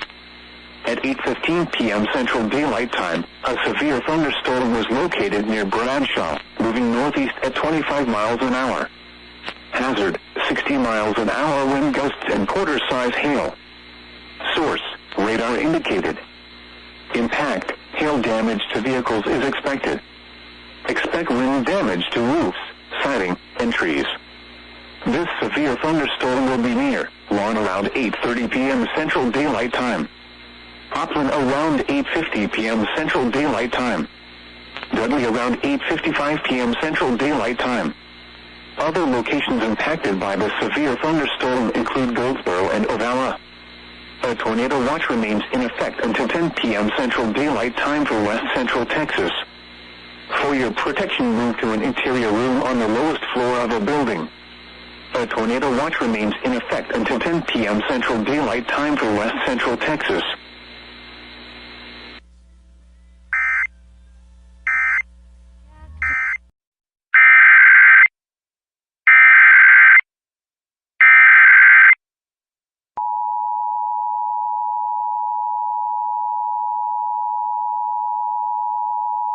The National Weather Service in Lubbock, Texas has issued a severe thunderstorm warning for southwestern Lynn County in northwestern Texas until 9:15 p.m. At 8:28 p.m., a severe thunderstorm was located 5 miles southeast of Numa, Oregon, 15 miles southwest of Tahoka, moving east at 25 miles per hour.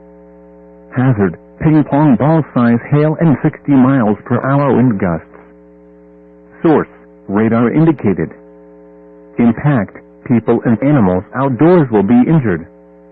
Expect hail damage to roofs, siding, windows, and vehicles. Expect wind damage to roofs, siding, and trees. Locations impacted include O'Donnell and Nemours. For your protection, move to an interior room on the lowest floor of a building.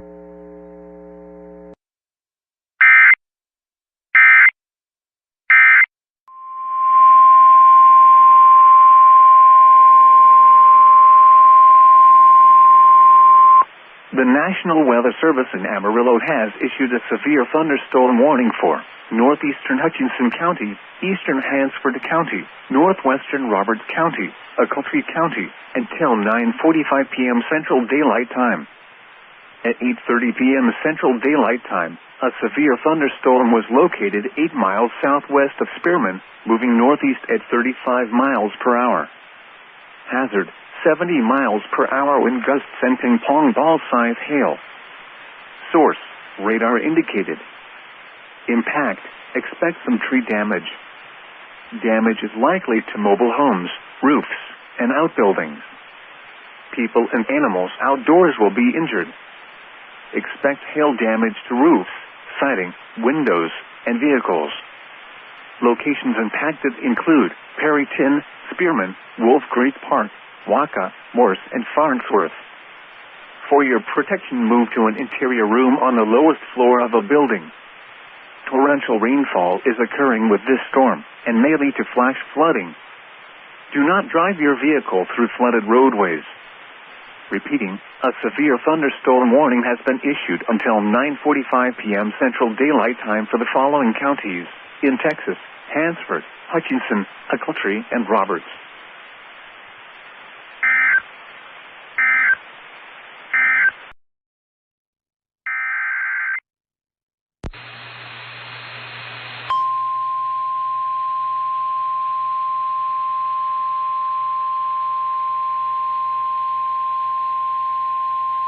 The National Weather Service in San Angelo has issued a severe thunderstorm warning for northwestern Callahan County in west central Texas, southeastern Jones County in west central Texas, southwestern Shackelford County in west central Texas, northeastern Taylor County in west central Texas, until 9:15 p.m. Central Daylight Time. At 8:29 p.m. Central Daylight Time, a severe thunderstorm was located near Abilene, moving northeast at 25 miles an hour. Hazard: 60 miles an hour wind gusts and quarter-size hail. Source: radar indicated. Impact: hail damage to vehicles is expected. Expect wind damage to roofs, siding, and trees. This severe thunderstorm will be near and be around 8:45 p.m. Central Daylight Time. Other locations impacted by the severe thunderstorm include Impact, Lake Ford, Phantom Hill, and Kirby Lake.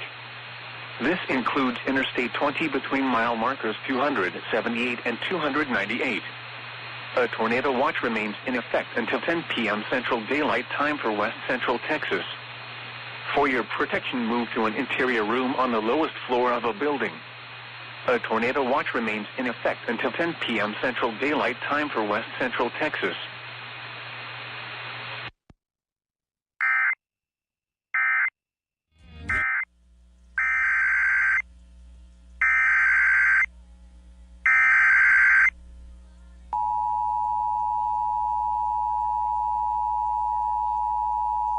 The National Weather Service in San Angelo has issued a severe thunderstorm warning for west central Tillman County in west central Texas, southeastern Reynolds County in west central Texas, north central Concho County in west central Texas, until 9:30 p.m. Central Daylight Time. At 8:38 p.m. Central Daylight Time, a severe thunderstorm was located near Ballinger, moving northeast at 25 miles an hour. Hazard, 60 miles an hour wind gusts and quarter-size hail. Source, radar indicated. Impact, hail damage to vehicles is expected. Expect wind damage to roofs, siding, and trees. This severe thunderstorm will be near Benoit around 9 p.m. Central Daylight Time. Tulpa around 9:15 p.m. Central Daylight Time. Cruz around 9:25 p.m. Central Daylight Time. Glen Cove around 9:30 p.m. Central Daylight Time. Other locations impacted by the severe thunderstorm include Hordes Creek Reservoir. For your protection, move to an interior room on the lowest floor of a building.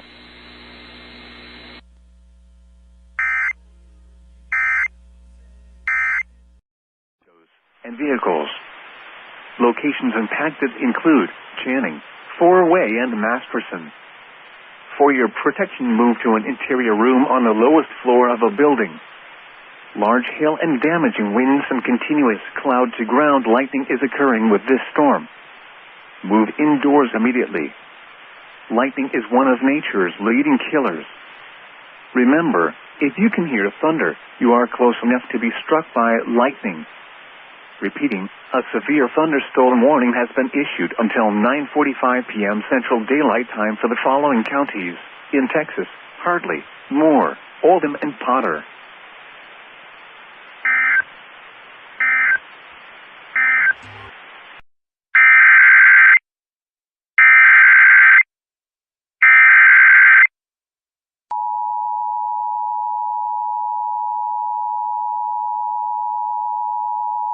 The National Weather Service in Lubbock, Texas has issued a severe thunderstorm warning for northern Cerri County in northwestern Texas, southern Hockley County in northwestern Texas, until 10 p.m. At 9:02 p.m., a severe thunderstorm was located over sundown, or 14 miles southwest of level land, moving east at 30 miles per hour. Hazard, 60 miles per hour wind gusts and quarter-size hail. Source, radar indicated. Impact, hail damage to vehicles is expected. Expect wind damage to roofs, siding, and trees. Locations impacted include level land, Sundown, Rockettville, Smyre, and Ropesville. For your protection, move to an interior room on the lowest floor of a building.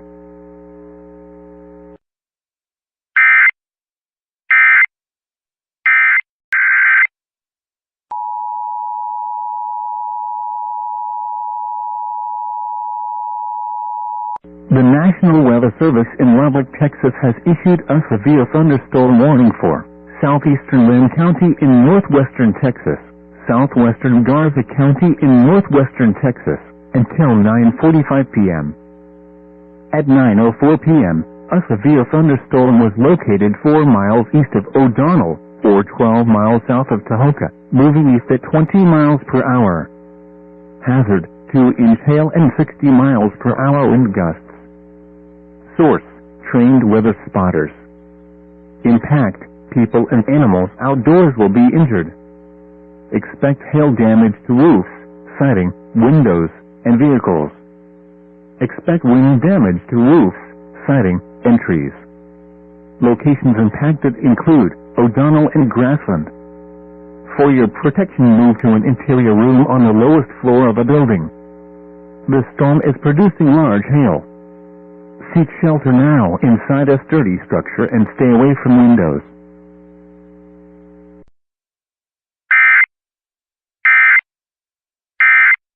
Severe thunderstorm warning for northeastern Potter County, southern Moore County, until 10:15 p.m. Central Daylight Time.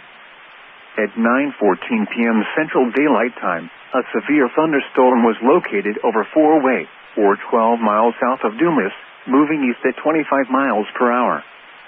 Hazard, golf ball size hail and 60 miles per hour wind gusts. Source, radar indicated. Impact, minor damage to roofs, siding, and trees is possible. People and animals outdoors will be injured. Expect hail damage to roofs, siding, windows, and vehicles. Locations impacted include Fritch, Masterson, Four-Way, and Lake Meredith. For your protection, move to an interior room on the lowest floor of a building.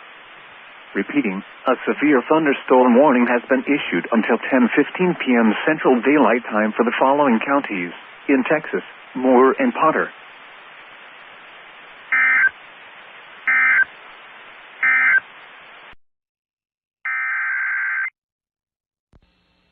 The National Weather Service in San Angelo has issued a severe thunderstorm warning for southwestern Callahan County in west central Texas, northeastern Tolman County in west central Texas until 10:15 p.m. Central Daylight Time. At 9:19 p.m. Central Daylight Time, a severe thunderstorm was located near Upland, moving east at 20 miles an hour. Hazard, 60 miles per hour wind gusts and half-dollar size hail. Source, radar indicated. Impact, hail damage to vehicles is expected. Expect wind damage to roofs, siding, and trees. This severe thunderstorm will be near Roden around 10 p.m. Central Daylight Time. Other locations impacted by the severe thunderstorm include US 283 near the Tolman-Callahan County line. For your protection, move to an interior room on the lowest floor of a building.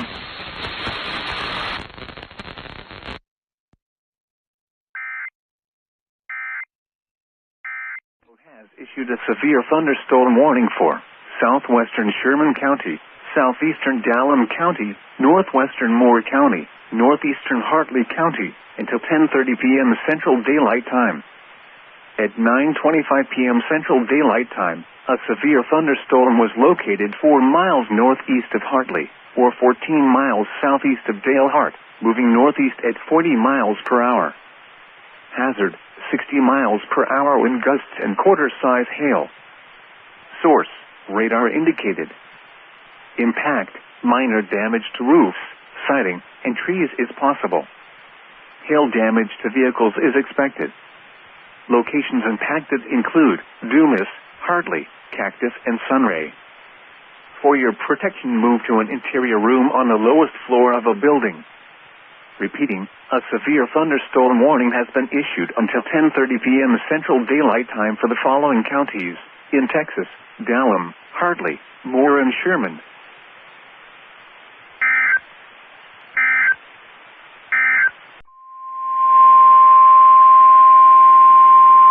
The National Weather Service in Amarillo has issued a severe thunderstorm warning for northwestern Armstrong County, northeastern Randall County, southwestern Carson County, southeastern Potter County until 10:30 p.m. Central Daylight Time. At 9:34 p.m. Central Daylight Time, a severe thunderstorm was located 4 miles northeast of Lake Tanglewood, or 9 miles southeast of Amarillo, moving east at 30 miles per hour. Hazard, 60 miles per hour wind gusts and half-dollar size hail. Source, radar indicated. Impact, minor damage to roofs, siding, and trees is possible. Hail damage to vehicles is expected. Locations impacted include Amarillo, Claude, Lake Tanglewood, Washburn, and Timber Creek Canyon. For your protection, move to an interior room on the lowest floor of a building. Large hail and damaging winds and continuous cloud-to-ground lightning is occurring with this storm. Move indoors immediately. Lightning is one of nature's leading killers. Remember, if you can hear thunder, you are close enough to be struck by lightning.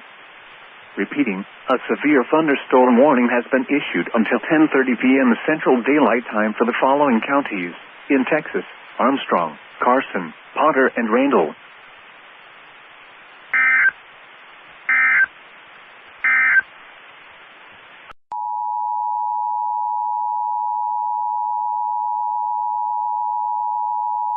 The National Weather Service in Lubbock, Texas has issued a severe thunderstorm warning for southeastern Lynn County in northwestern Texas, southern Garza County in northwestern Texas until 10:45 p.m. At 9:44 p.m., a severe thunderstorm was located 6 miles south of Grassland, or 13 miles southwest of Post, moving east at 25 miles per hour.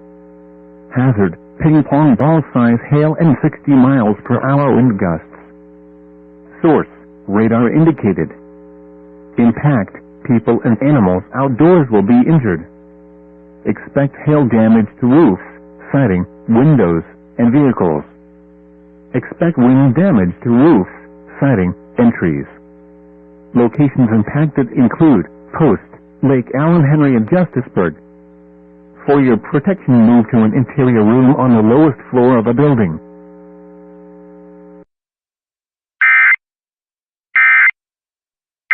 Severe thunderstorm warning for southeastern Roberts County, southwestern Hemphill County, until 11 p.m. Central Daylight Time. At 9:57 p.m. Central Daylight Time, a severe thunderstorm was located 9 miles northwest of Codman, or 11 miles northwest of Miami, moving east at 20 miles per hour. Hazard, 60 miles per hour wind gusts and quarter-size hail. Source, radar indicated. Impact, minor damage to roofs, siding, and trees is possible. Hail damage to vehicles is expected. Locations impacted include Miami and Laura. For your protection, move to an interior room on the lowest floor of a building. Repeating, a severe thunderstorm warning has been issued until 11 p.m. Central Daylight Time for the following counties in Texas: Hemphill and Roberts.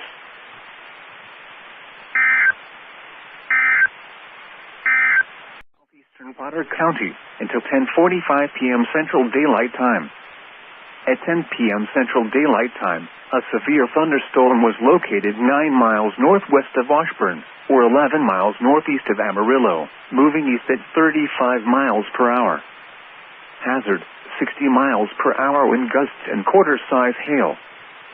Source, radar indicated. Impact, minor damage to roofs, siding, and trees is possible. Hail damage to vehicles is expected. Locations impacted include Amarillo, Panhandle, and Pantex. For your protection, move to an interior room on the lowest floor of a building. Repeating, a severe thunderstorm warning has been issued until 10:45 p.m. Central Daylight Time for the following counties in Texas: Carson and Potter.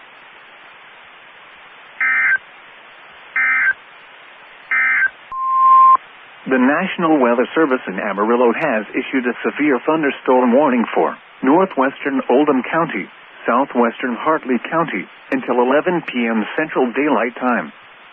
At 10:10 p.m. Central Daylight Time, a severe thunderstorm was located 7 miles east of Naravisa, moving northeast at 40 miles per hour. Hazard, 60 miles per hour wind gusts and half-dollar-size hail. Source, radar indicated. Impact, minor damage to roofs, siding, and trees is possible. Hail damage to vehicles is expected. Locations impacted include Romero. For your protection, move to an interior room on the lowest floor of a building. Repeating, a severe thunderstorm warning has been issued until 11 p.m. Central Daylight Time for the following counties in Texas: Hartley and Oldham.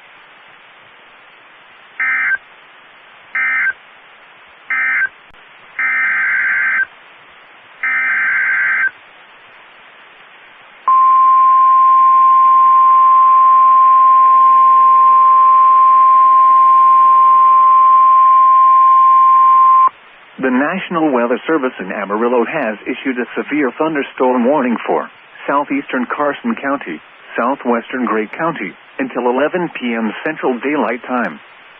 At 10:16 p.m. Central Daylight Time, a severe thunderstorm was located 7 miles south of Panhandle, moving east at 30 miles per hour. Hazard, 60 miles per hour wind gusts and half-dollar-size hail. Source, radar indicated. Impact, minor damage to roofs, siding, and trees is possible. Hail damage to vehicles is expected. Locations impacted include Groom. For your protection, move to an interior room on the lowest floor of a building. Repeating, a severe thunderstorm warning has been issued until 11 p.m. Central Daylight Time for the following counties in Texas: Carson and Gray.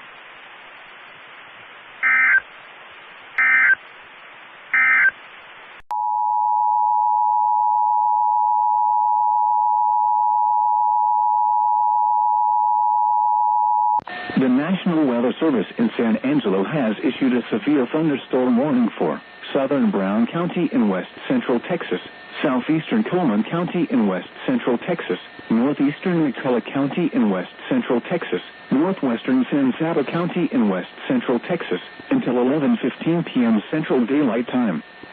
At 10:27 p.m. Central Daylight Time, a severe thunderstorm was located near Brooksmith, moving east at 35 miles per hour. Hazard, tennis ball size hail and 60 miles an hour wind gusts. Source, radar indicated. Impact, people and animals outdoors will be injured.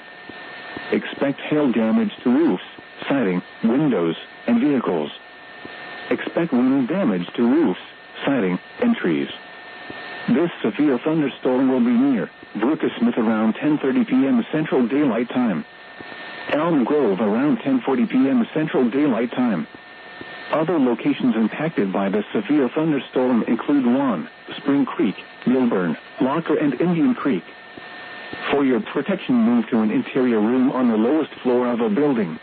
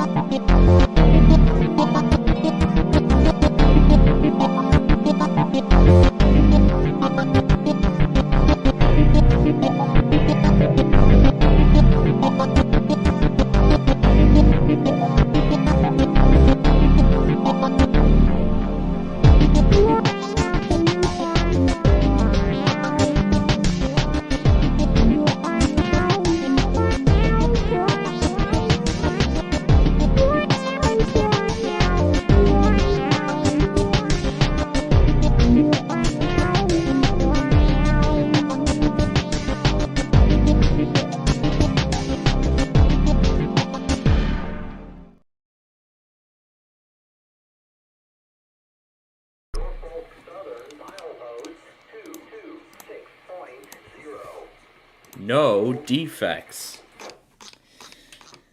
Alright. Well, anyway, good afternoon, everybody. I know we're starting a little bit late, but that's because I was, of course, I was busy with other things. There. We're also gonna wait again on WXLE. This time, I think we can assume they're gonna test like anytime during the week. That's what I think might be going on with LXE, but we'll find out. Anyway, we're gonna get to our Minecraft show here in just a second, but first let's get through our word of the day for today.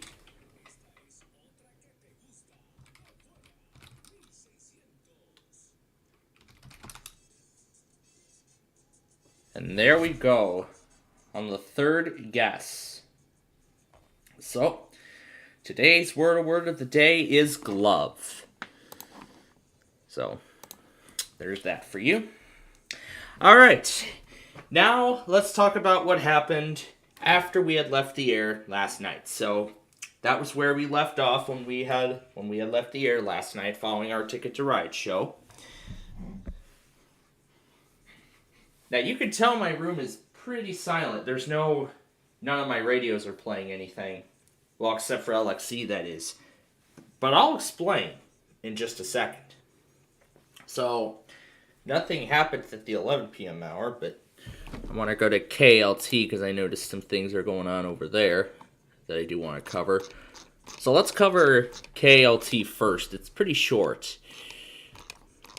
So here was the main Amber Alert from yesterday. Of course, the FN32 local got WAQY.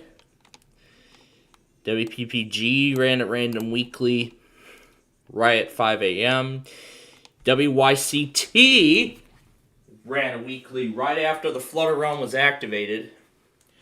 Right after the Flutter Realm automatically activated, WYCT had to run a weekly. How coincidental, and of course I missed it because of that, but at least it's a good thing that WYCT is already done for this week. So, on our list of 9 stations this week, only 9, because WTOP and WETA, remember, are not running their weekly this week because of the DC monthly. Because of such, we are already done with 1. So that's 1 out of 9 done for this week.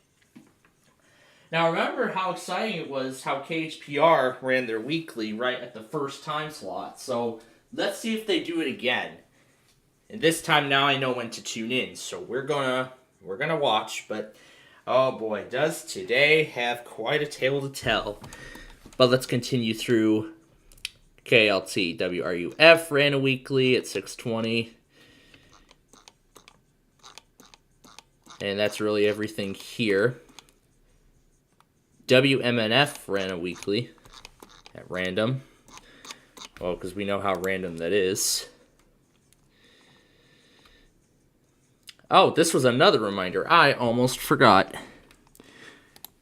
So, on Thursday, the 23rd, this is a... So, I think I forgot. So, I want to thank Gwinnett EAS. He just sent this to me. So Thursday the 23rd, 10 a.m. It looks like 10 a.m. Puerto Rican time. So it would be converted to, because Puerto Rico and the Eastern time zone of the United States are now completely identical. So now the Puerto Rico time is in U.S. Eastern time. So 9 a.m. this Thursday, the 23rd, the Puerto Rico will be conducting their annual Caribbean Wave Tsunami Preparedness Exercise. So what this will probably mean is that there is going to be a live, as far as I know, they're going to use the live tsunami warning code, which I'm assuming will set off all local TV and radio stations in the area. So, yeah, this Thursday is going to be quite interesting, too. So, I want to thank him for bringing that up. But now let's go to the WJON part, because now this is where it gets interesting. So, as I did say, I left Air 1 and K-Love running overnight, because when the clock struck midnight, Air 1 went into day 5 and K-Love went into day 4. I had said to the Club Sterling group that I would expect at least one of the EMFs to test overnight, because Air 1 was on day 4 already, and my premonition was actually correct, because Air 1 ran their weekly 7 minutes after the top of the hour. Unfortunately, when I looked back at the footage, it wasn't audible, so I had to go back through the John logger, and I actually had to resync it with one of my previous Air 1 captures, and I synced up the tones from that video and matched it with the tones from WJON to make sure that both are in complete pace. And then, of course, here's the Clark. This was the clue that led me to believe that it was Air 1. And then, guess what happened after that? Minutes later, 5 minutes later, K-Love gets their weekly in. On day 4, right on time. I'm sure you all know how long it's been since we've last had both EMFs run their test on the same night. I'm sure you all know how long it's been since both EMFs ran their weekly on the same night, just minutes apart. Yeah, both EMFs running their weekly on the same night, just minutes apart.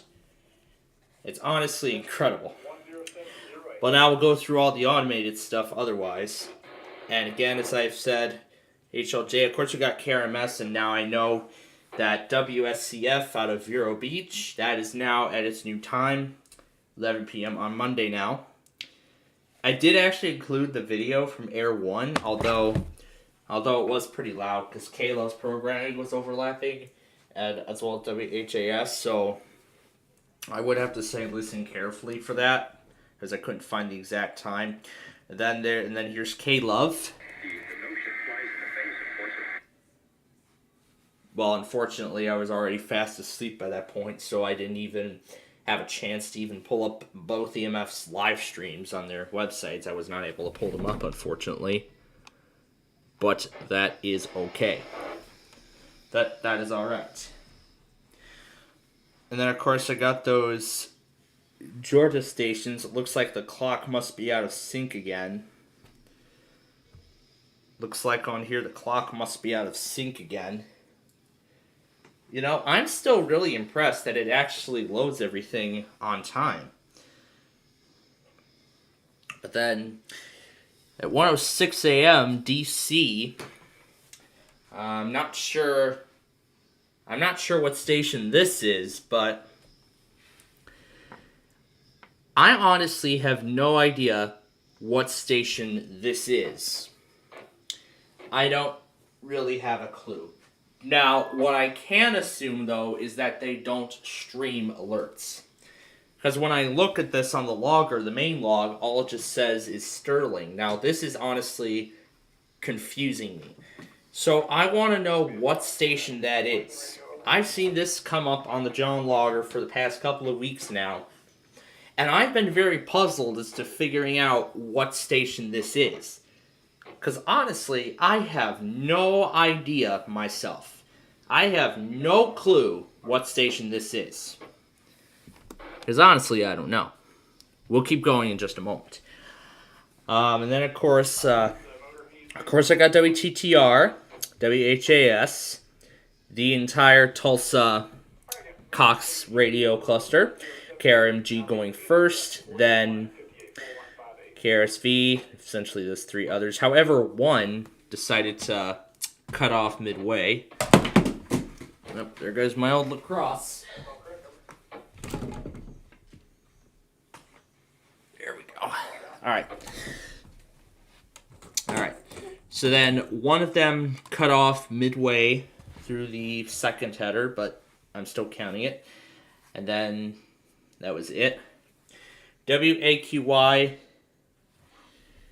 And then I can confirm that KCHO Chico... Oh, that's right. I didn't have KCHO properly configured, so the stream wouldn't load, but that's alright. We'll try again next week. And then WBUG decided to run a random weekly at 2:02 a.m. Central Time. And I see John was monitoring WPPG. I'm impressed. I'm very impressed that he actually monitored them. That the weather scan actually monitored them. I'm quite impressed. But anyway, of course, I got the Tulsa Cumulus cluster. Albany iHeart, WJCT, which of course ran during yesterday's Wait, Don't Tell Me program. And it looks like Kennesaw County is getting ready for the West Virginia tornado drill later this week. Well, of course, it'll be on Wednesday, actually, so don't forget about that.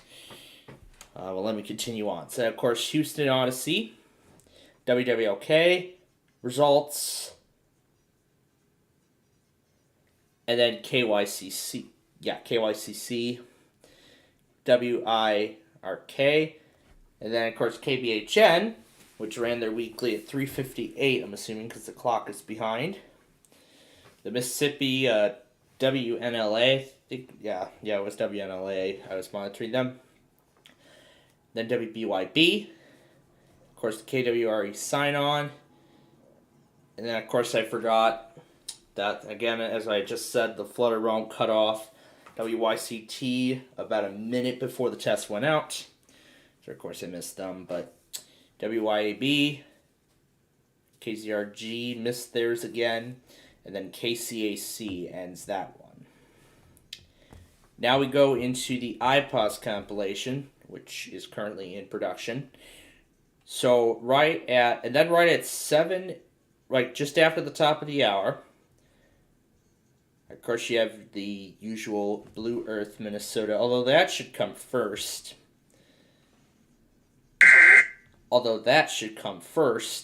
Because it happened right before the KWIZ automated test. Of course, KMER, Wyoming.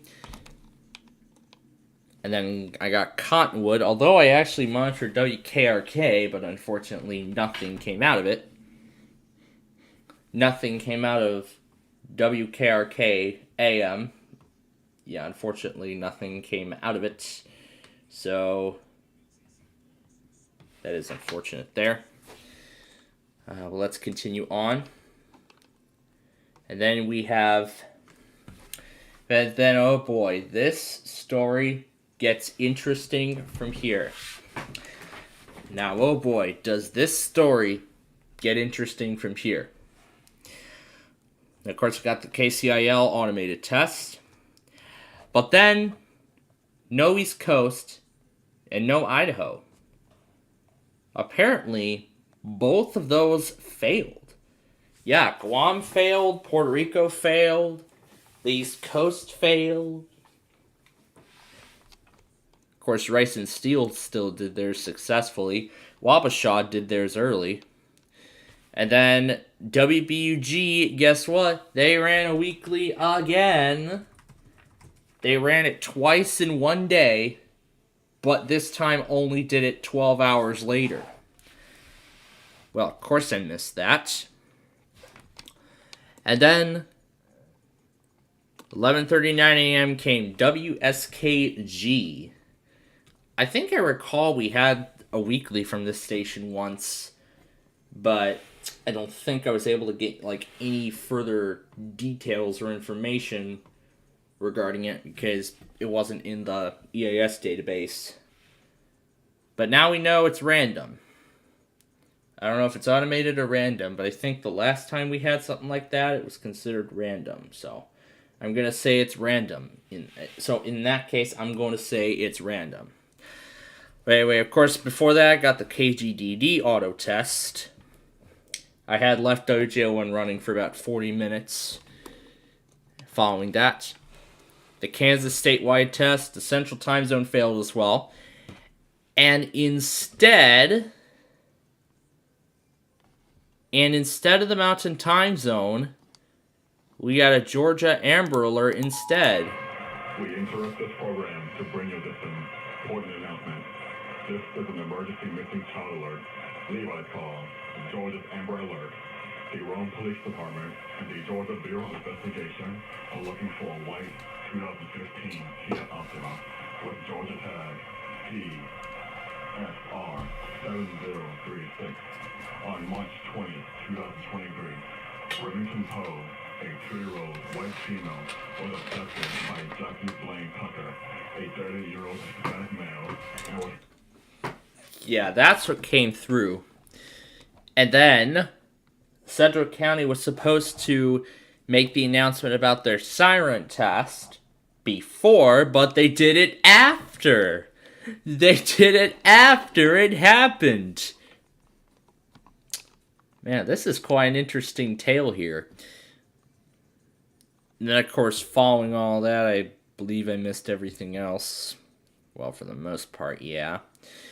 Fillmore. Yeah, I think I missed the rest after that. Or do I recall getting Fillmore? a.m. and ending at 1:48 p.m. Yeah, I missed that one. But then an interesting story about WWOS. They were doing this fund drive again. It's been a while since we've heard of that from them. And then, of course, what came next? The Arizona IPOS test, then a silver alert, and then another amber alert, this time for Oklahoma. Boy, this is something. And then, because of the big amount of homework I had after class today, I thought, you know what, why don't we try adding Inside Edition to my primetime lineup? So I decided to give it a try, because, I mean, really, you know, I've been binge watching Inside Edition yesterday, so I thought, why wouldn't it wouldn't hurt to add it to the primetime lineup in the afternoon, in addition to Classic, Concentration, and Jeopardy. So I decided to go ahead and add Inside Edition, and well, it worked. It actually worked quite well. After a puzzle stumped the contestant. Oh, that's wonderful.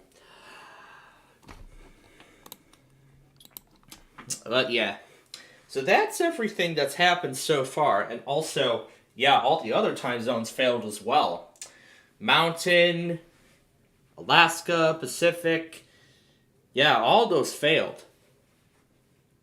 Honestly, this is the first time in a while I think we've seen, and I think this is the first time in this new format that all of the FEMA IPOS time zones failed.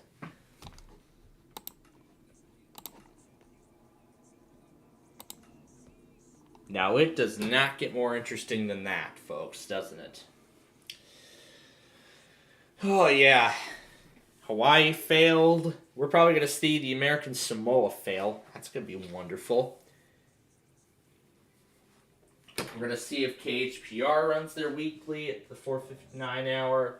Otherwise, we'll check it next hour. Now, of course, we'll keep going until... Now, we know KLT or WGON are logging KHPR out of Honolulu, so we're going to be on our own at this point. So that's one of the tests. That's actually one of the few tests that we're going to be on our own for. And we didn't get a WNRP or MRA either, so really the only thing we need to watch over tonight is KHPR, and then that's really it. So I've been able to figure out their pattern quite well, which I'm impressed. Alright, so we're going to continue with what we were working with last week. So for those who remember last week's show, here is what we did. We finished building this interchange, finished redeveloping this interchange with I-3, I-2, and what will soon be I-21.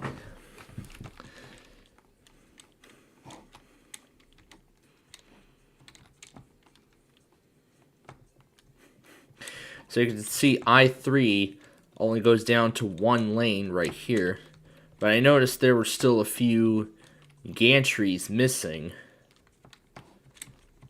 But eventually we're going to get those figured out. As the project is, well, really we're getting started on I-21, so really we put this new power line system into service. Now we just need to get to dismantling the old one. So really all we just need to do is then start dismantling the old power line system. And then afterward, we're going to continue work on Interstate 21's extension into Univille, which we partially started last week. So we're going to get to that in a little bit as well. But first, let's begin demolition of the old power line towers. And then, of course, our usual Game Show Network primetime returns tonight. Again, I think this is going to start to become a trend for the Game Show Network, it's going to be repeats on Fridays, and then it's going to be repeats every Friday, and then normal, and then new episodes every other weekday except for the weekends.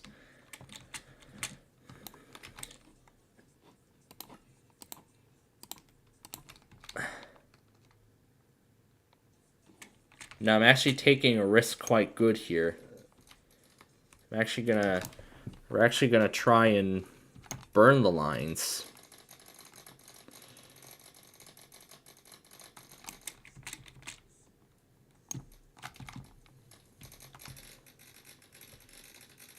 We're gonna start with this. We'll see how it goes. And then after this is done, we're going to determine what our next course of action will be in terms of this.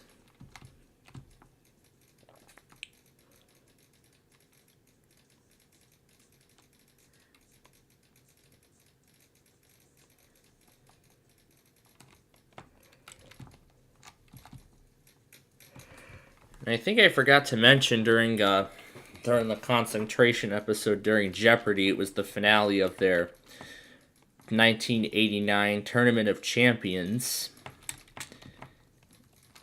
in which the winner was awarded $25,000.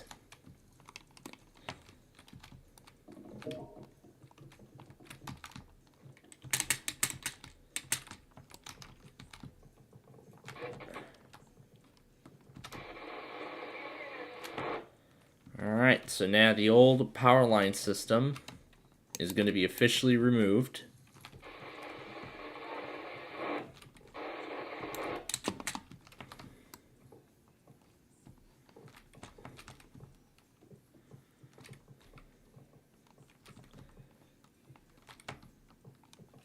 This is like one of the last remaining of these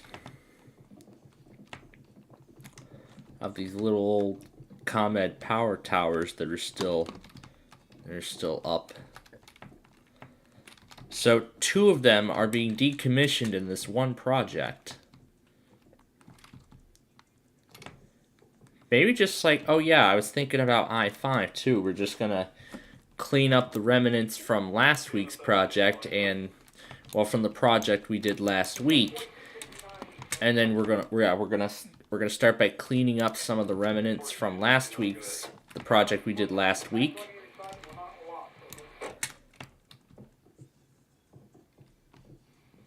So yeah, we're gonna begin with decommissioning those.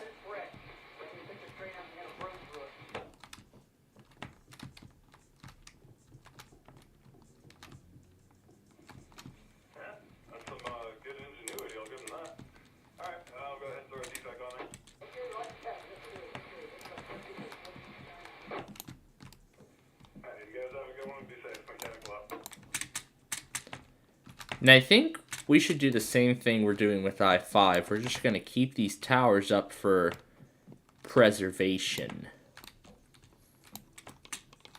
And I might have just compromised one of them, so if I compromise even a single tower, well, let's get rid of it. Even if it was accidental, yeah, it's still got to go. Now this one's going to be more difficult because there's literally a sign.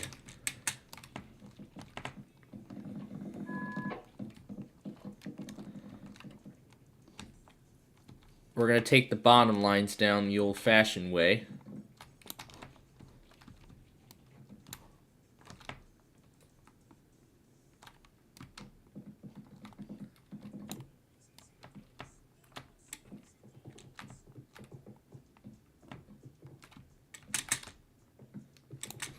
Yeah, we're going to have to take down the bottom lines the old-fashioned way. The lines that go immediately below the highway.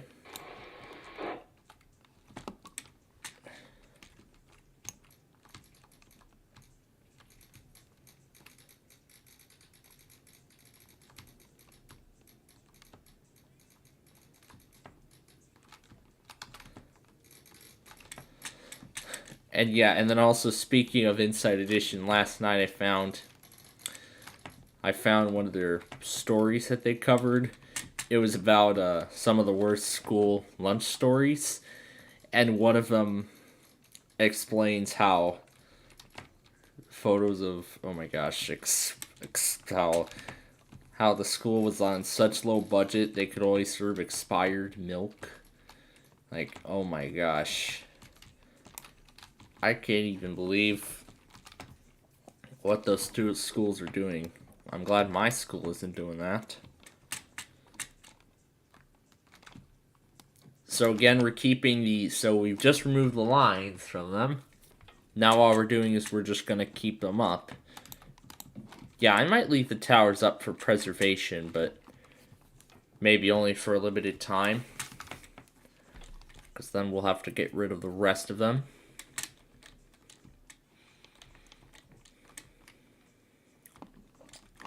So there we go. All the lines have been removed. Now let's turn our attention over to I-5, and we're going to start removing its relics as well.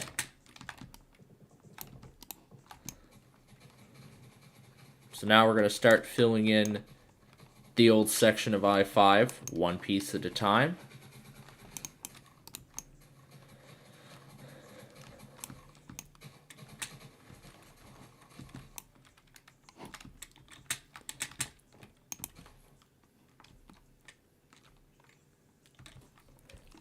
And just like we're doing with I-1, like we did with I-1, we're going to keep these towers up for a little longer.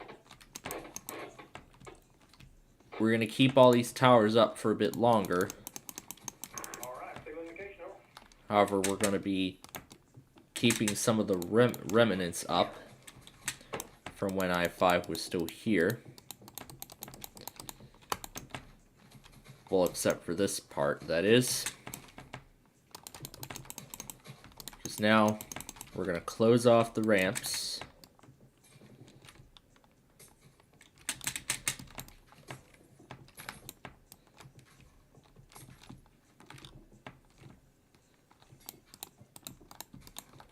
Now this part is fine as it is because that's what's going to be needed for I-302, which will eventually follow.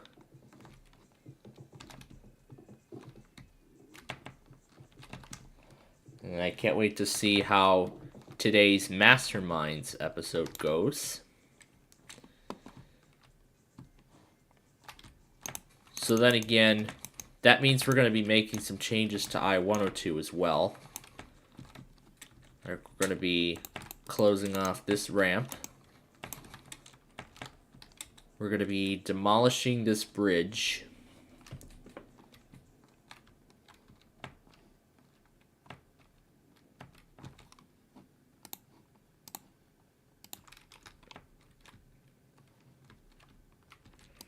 We're actually going to be making sweeping changes to the whole thing.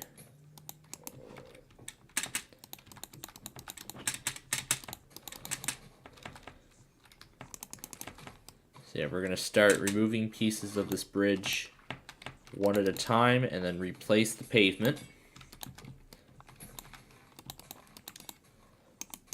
Because this bridge was created for while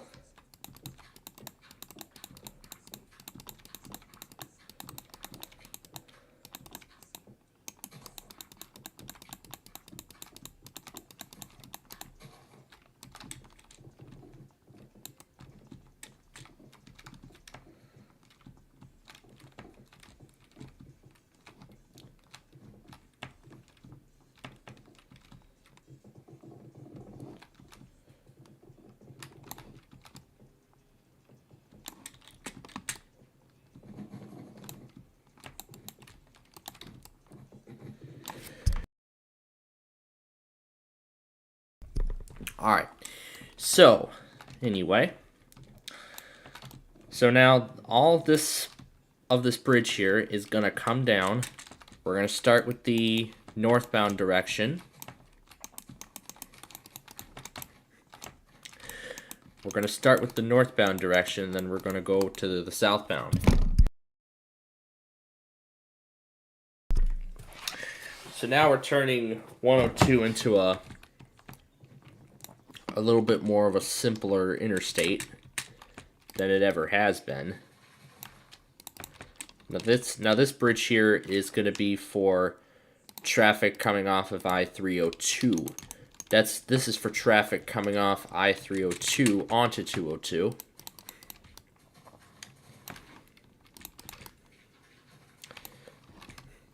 And yes, we will be repaving this section of the interstate as well. Now these signs are going to stay, again, for... Now you made a good idea to put that ramp there because this one is coming down.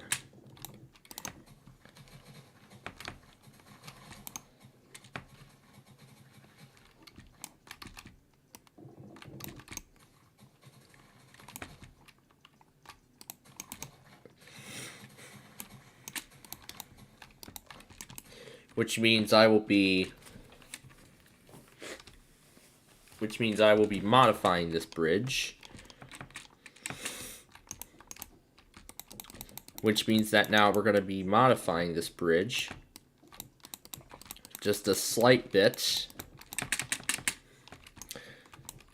It's like we're cutting down this bridge in some way.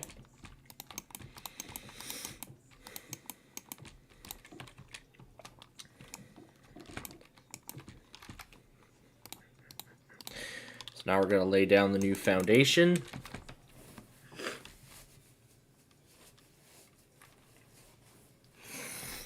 Now this 0A, 0B thing will now become exit 0C.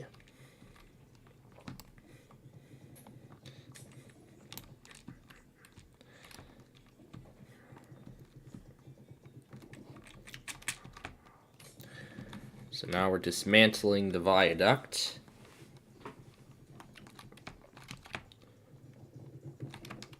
Now, I don't know what we're going to do about that other viaduct, if we're going to keep it up or get rid of it. I'll probably get rid of it.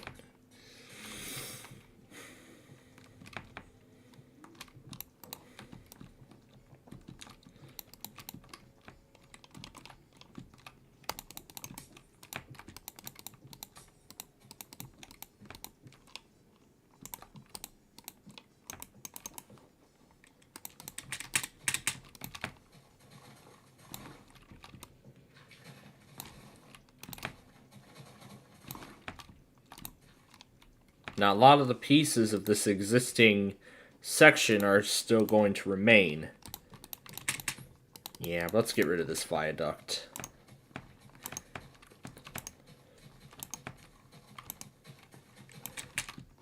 So there we go. We got rid of the viaduct.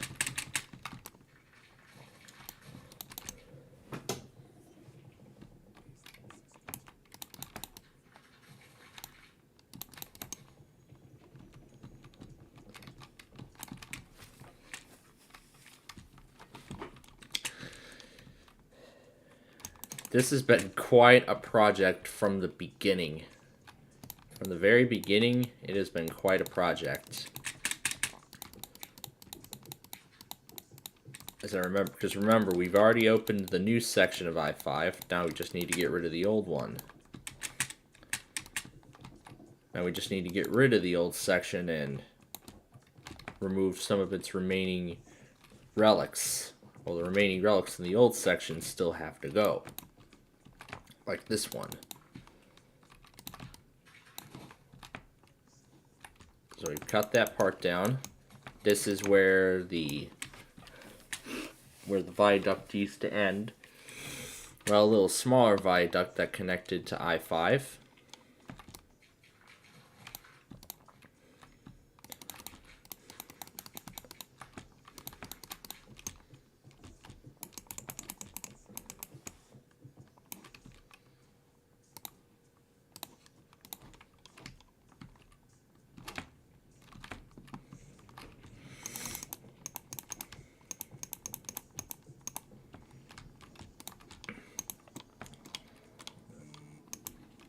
So now this is where 102 traffic will exit.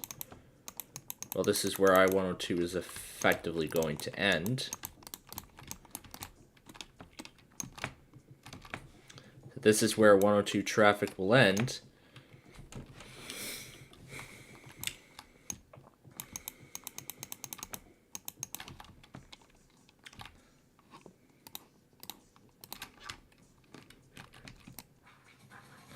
And then this will be, again, the median.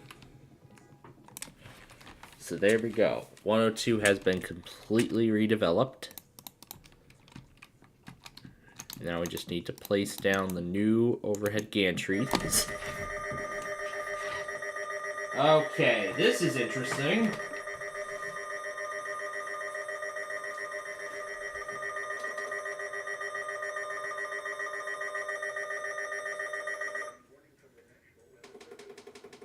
The National Weather Service in Chicago has issued a special marine warning for nearshore waters from Windsor Harbor to Calumet Harbor, nearshore waters from Calumet Harbor to Michigan City until 6 p.m. At 4:50 p.m., gale force winds to 45 knots are being observed along the Lake Michigan shoreline. A 46-carrier wind gusts 45 knots. The Chicago crib. Source: automated measurement. Small craft could be a 46-carrier wind gust was recently measured at the Chicago crib. Locations impacted. Panel craft could be damaged with briefly higher winds and suddenly higher waves. Locations impacted include Harris Weaver, Crib, Mill Lake Harbor, 31st Street Harbor, Monroe Harbor, Reynolds Harbor, Calumet Harbor, Michigan City, Windsor Harbor, Indiana Harbor, Waukegan Harbor, Vernon Harbor, and Hammond Marina.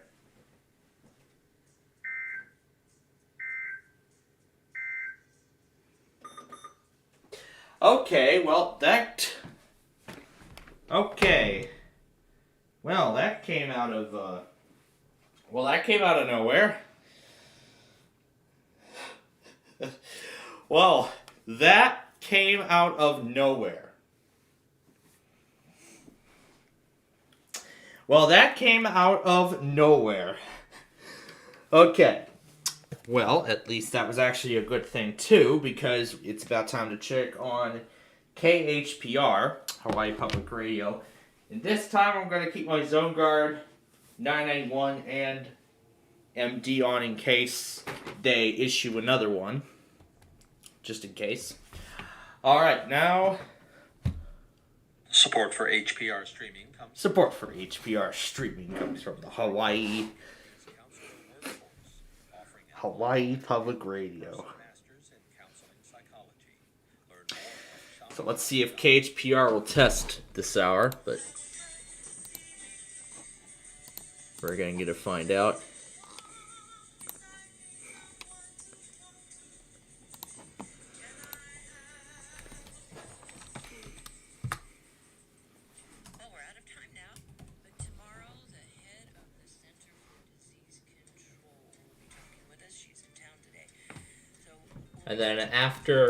And then after the Mark Levin anthem,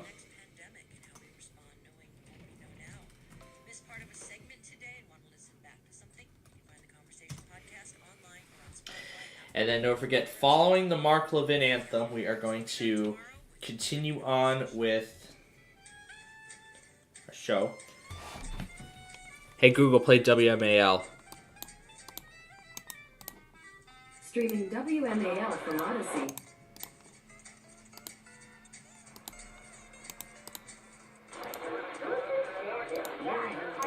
Sulfide. Nation Pure has a solution that makes that stink go away and remains right now. Gone.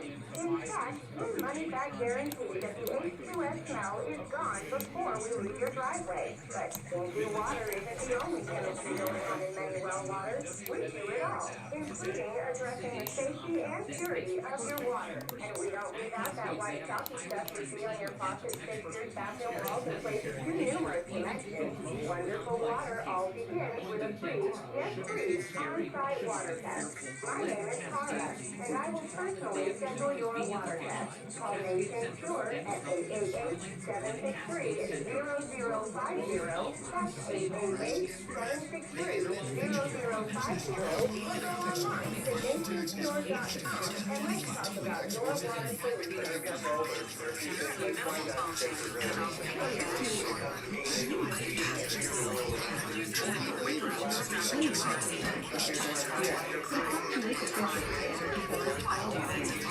solution.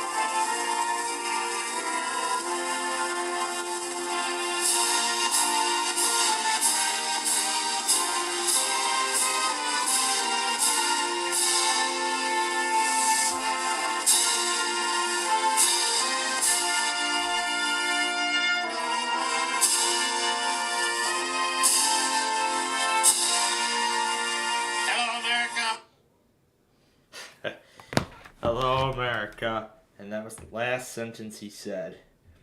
I'm just going to go and shut it down. Yeah, shut down anyway. Alright.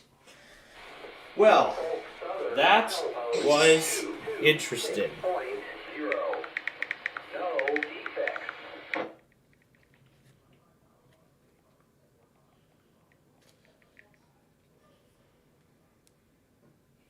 Alright.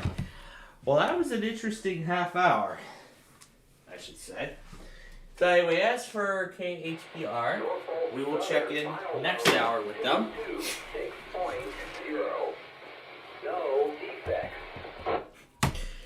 We will, however, check in with KHPR next hour. But for right now, though, however, we are going to get back to our show. We're going to get back now to where we left off before that marine warning caught us off guard.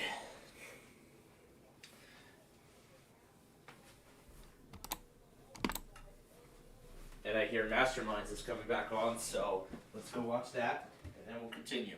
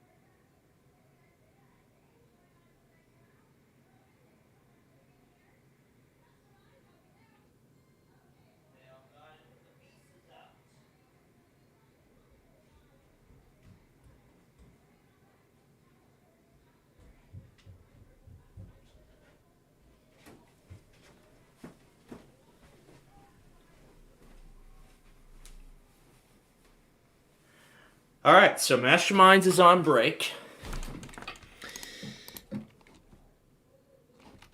So now with Masterminds on break, let's continue on. So I'm going to rephrase everything. So this is going to be exit 0B.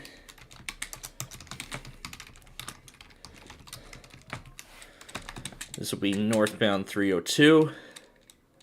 0C will be I-202. 0C will now be I-302 south.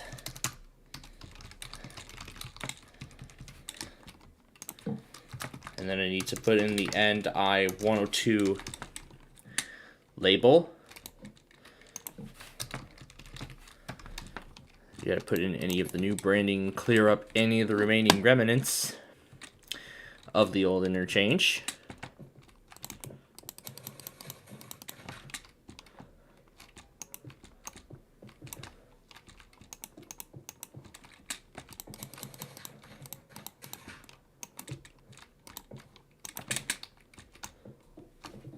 And we have another train in La Plata. Probably should keep my eye on that more tonight.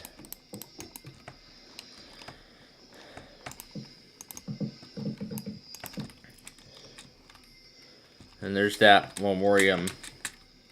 There's a good reason why I put that there. So then it's exit 23C.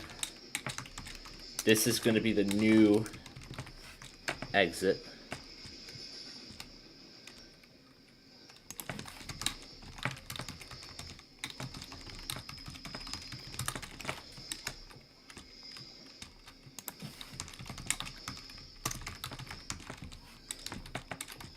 And that's the end.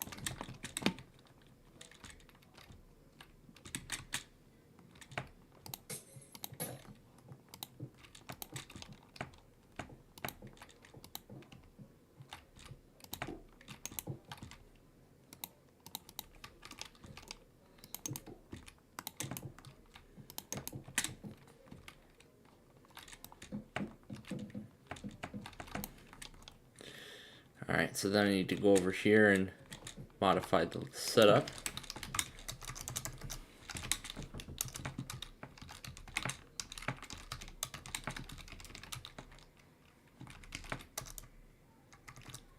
Alright, it's back on.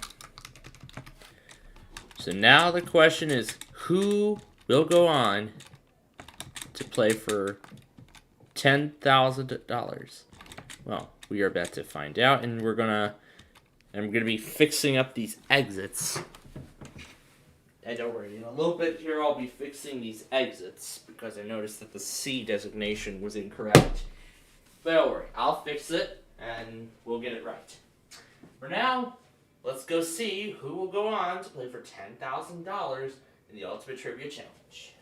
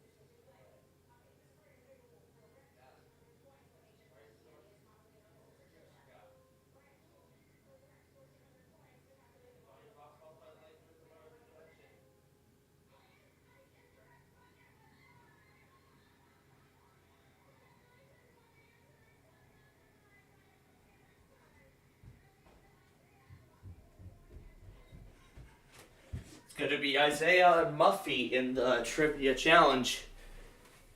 We're going to find out if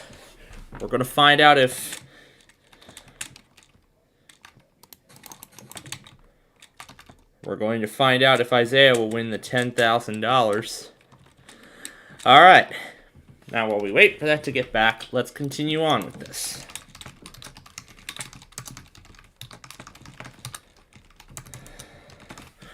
So I'm going to go ahead and rephrase everything for the new interstate.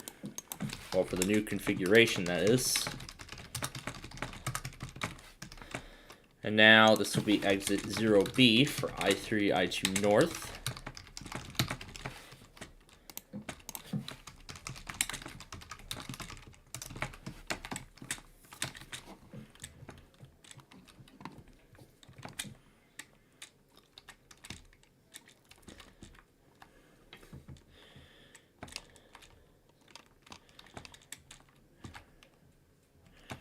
We're going to keep the old labeling. 302 North.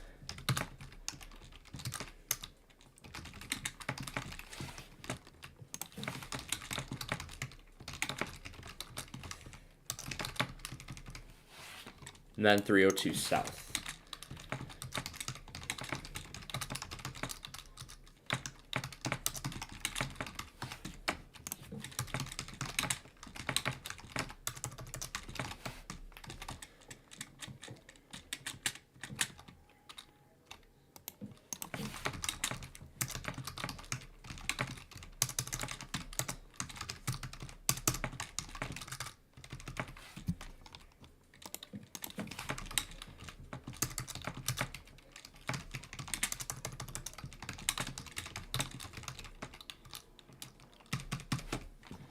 Alright, now I think it's safe we can go ahead and remove the remaining gantries.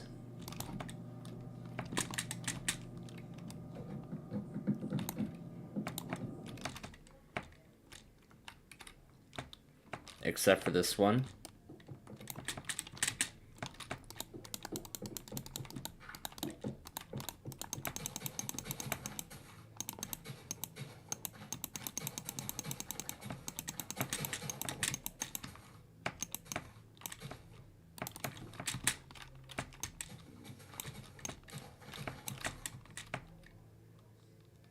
Alright, now we're going to start slowly but surely removing the remaining sections.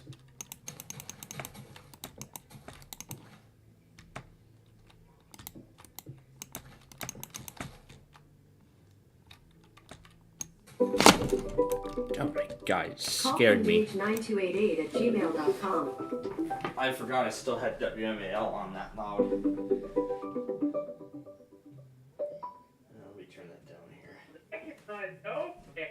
Okay, that's... Alright, that scared me. The Google Home scared me, but... Yeah, that marine warning really surprised me. Is there even a risk going right now? No! There's no risk going on at all. I'm assuming this is for a sudden wind shift. Yeah, because that warm front's moving in now. And I hear Masterminds is coming back on. So now we're going to find, and also all the FEMA iPOS tests failed. Every single one of them. Oh my. They all failed. Every single one. I was wondering. Guam, the continental U.S., even all the territories, they all failed. Oh my. First time in a while we've seen that happen. WYCT ran their weekly this morning. We haven't gotten to KHPR yet. We'll see in the next hour. You said KFAB? Oh, I didn't, but I probably should. Leaving for monthly tomorrow, so. Oh yeah, that's right. The Missouri Monthly test is tomorrow, and then we have New Jersey and all that good stuff. But anyway, let's go see if Isaiah will win the $10,000.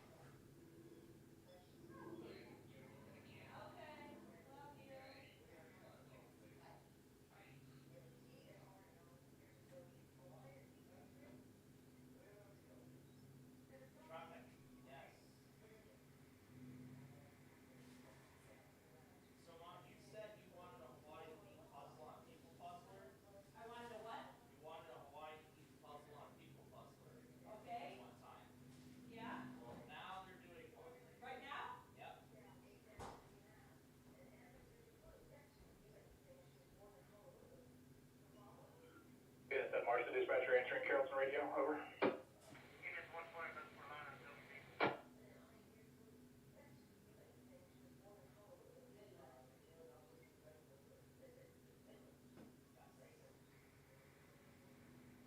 Yeah, you need to get hold of your dispatcher, they're the one that control that signal in. I've got you lined over. Alright, thanks. Thanks, BSM Washington dispatcher out.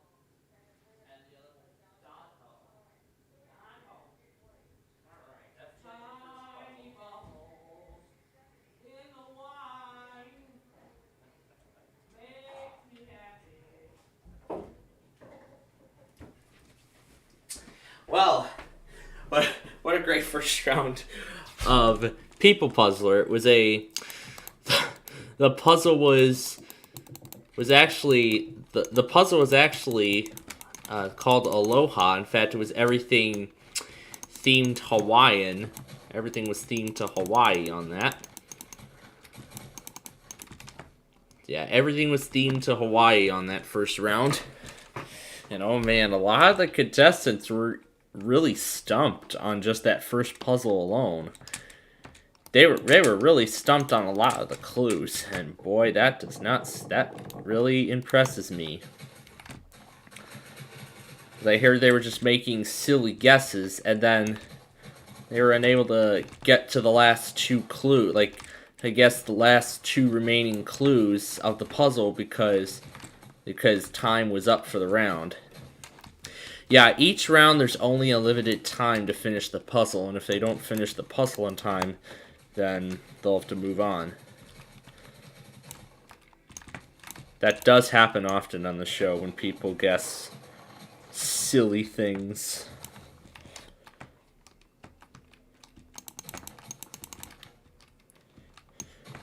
Then we have another train approaching.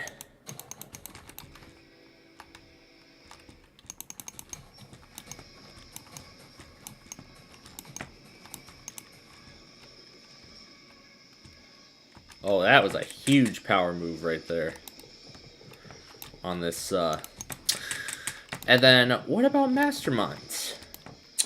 Well, unfortunately, Isaiah did not win the 10,000, but it was an interesting round nonetheless. The game was still scoreless halfway through.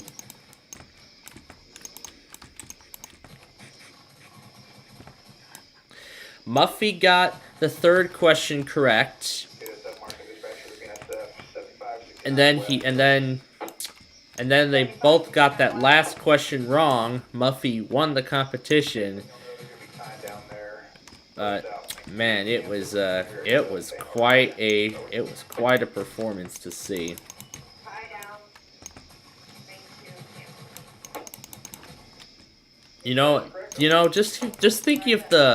Just thinking of Aloha is already getting me thoughts about Hawaii. That would have been a great place to visit, but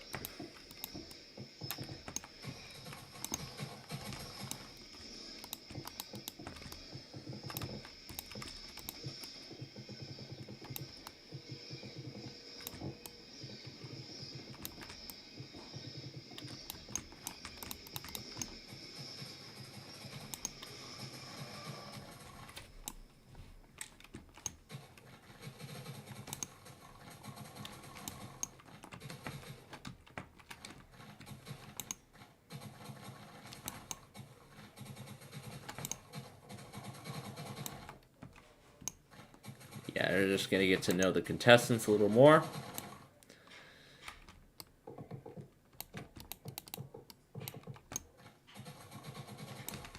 Alright, we're just about done with the demolition of the old I-5.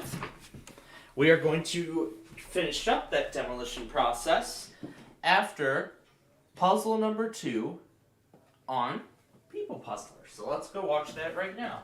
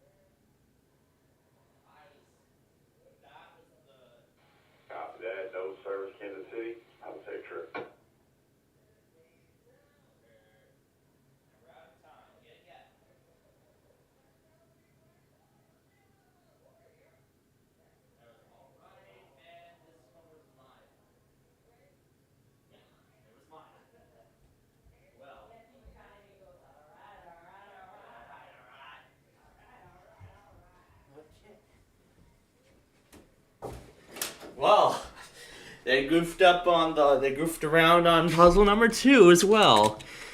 They also ran out of time on that one, with again 2 clues remaining. Oh boy, how much more interesting is today gonna get? Honestly, I don't know for sure, but we will eventually find out for ourselves.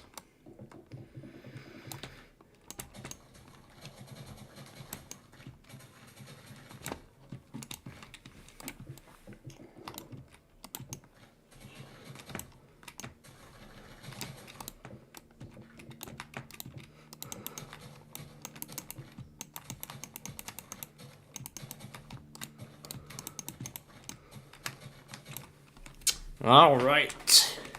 Old I-5 is history.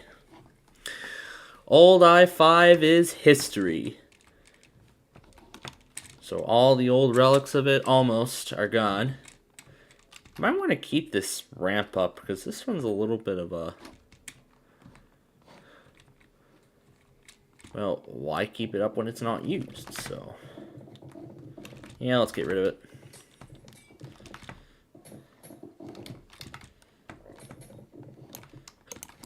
Yeah, let's get rid of it. And that is it. The old I-5 is officially history. So the old section is gone.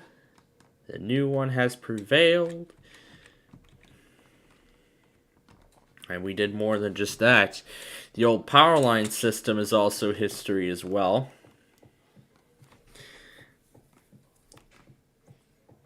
So all that's left now are the towers that used to hold those old lines in place. And this is what sits here now.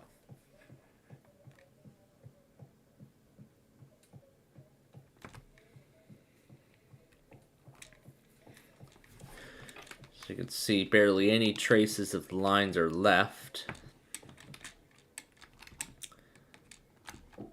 This is a little special, but let's get rid of it.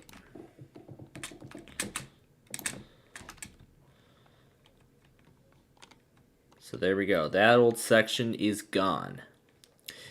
Alright, so now with those modifications made, now we're going to turn our attention back to the old section, to this section of I-21, and we are going to officially complete that construction in just a moment. But first, Puzzler's coming back on again. Now we're going to see who goes on to play for $10,000.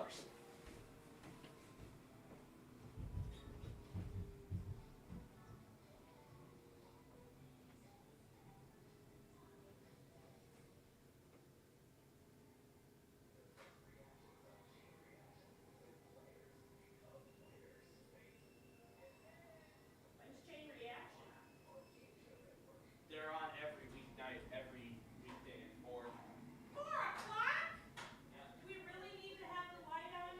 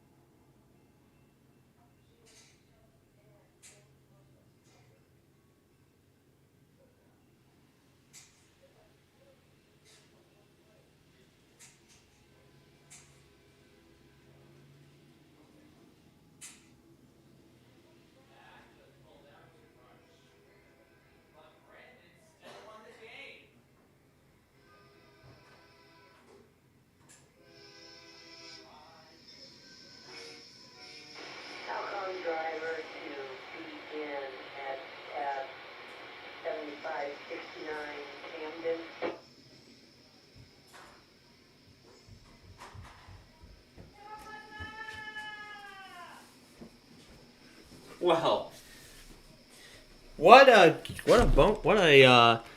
fight it was.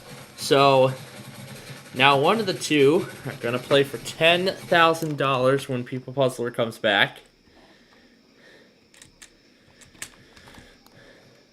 But before that happens, however,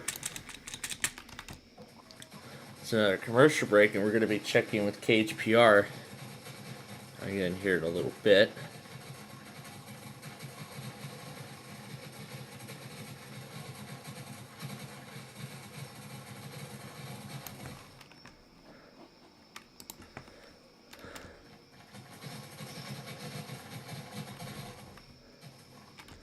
Alright, so here's where we're at right now in terms of the construction.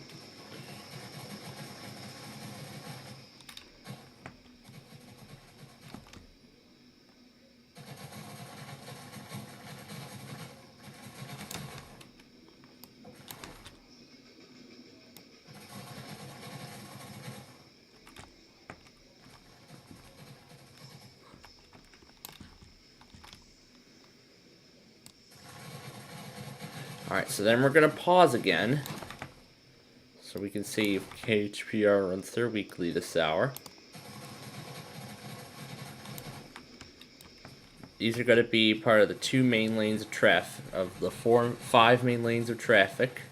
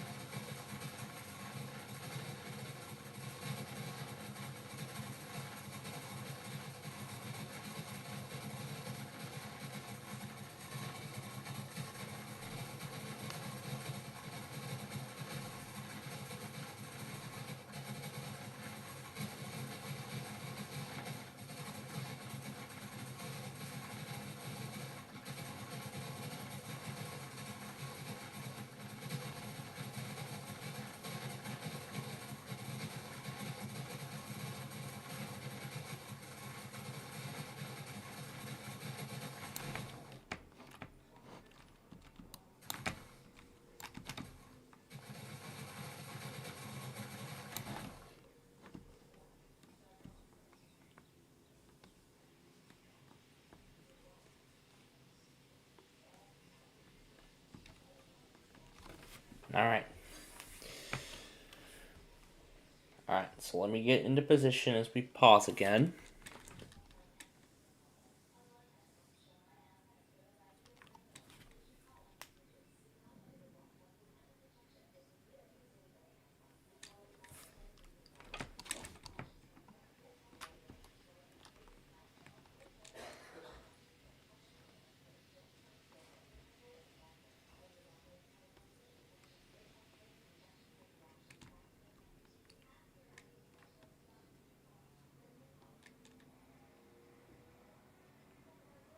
Alright, this is it. Let's see if Brandon can win $10,000 in the Fast Puzzle Bonus game. Alright, we're going to pause again so we can go back and get KHPR. Looks like they allowed it to expire. Alright.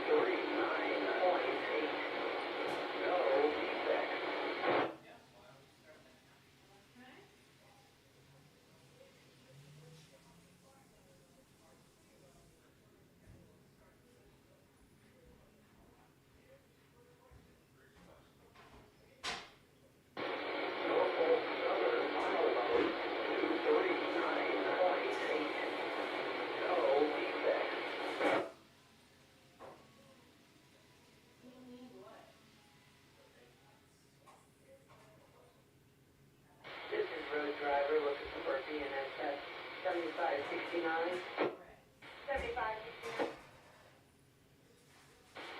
I pulled up in Camden here and just confirming that's my waypoint here. Yeah, we'll be there shortly. Copy that.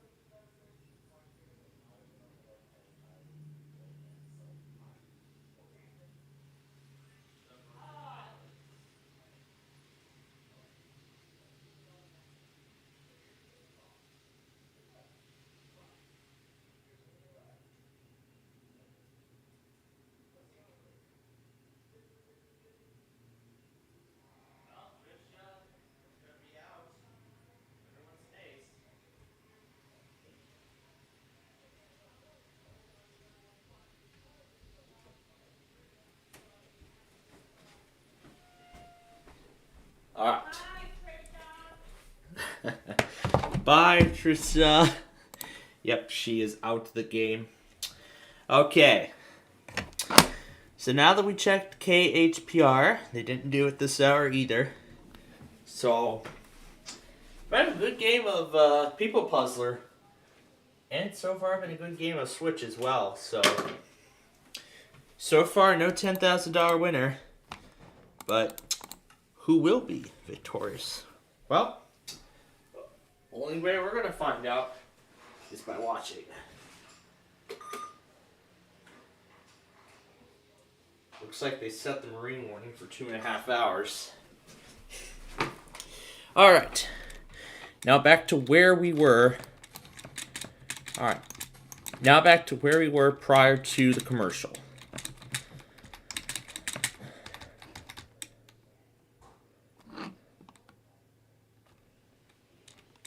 So what we were doing is finalizing the configuration of I-21.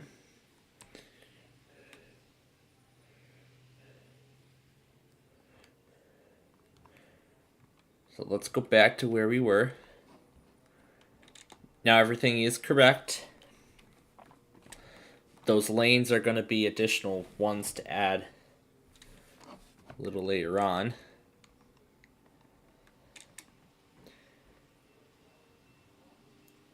And here comes another train I hear.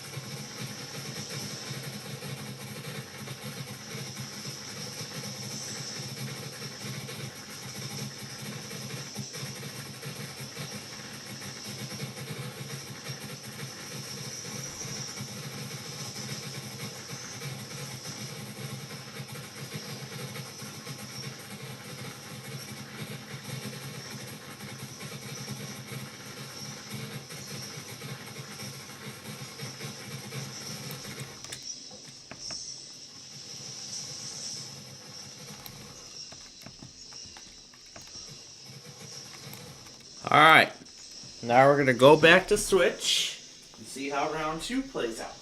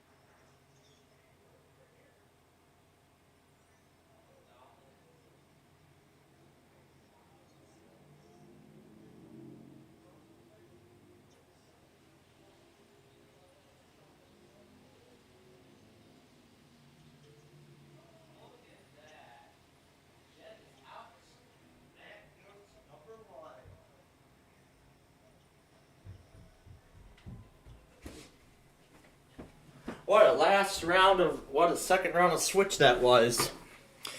So Matt managed to get out of the number 5 spot on the last question of the round. Well, on number 4, because this is round 2.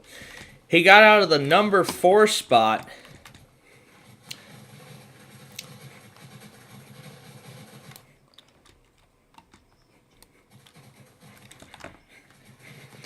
After he guessed correctly about a musical that Wall-E saw. Yeah, in the Pixar movie Wall-E.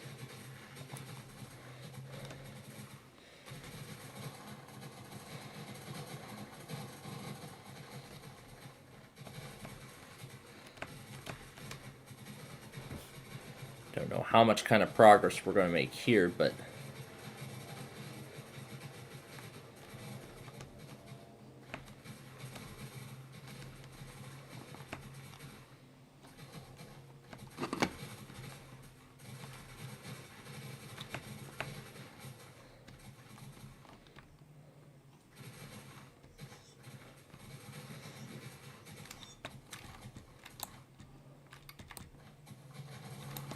and once this section is all set and done,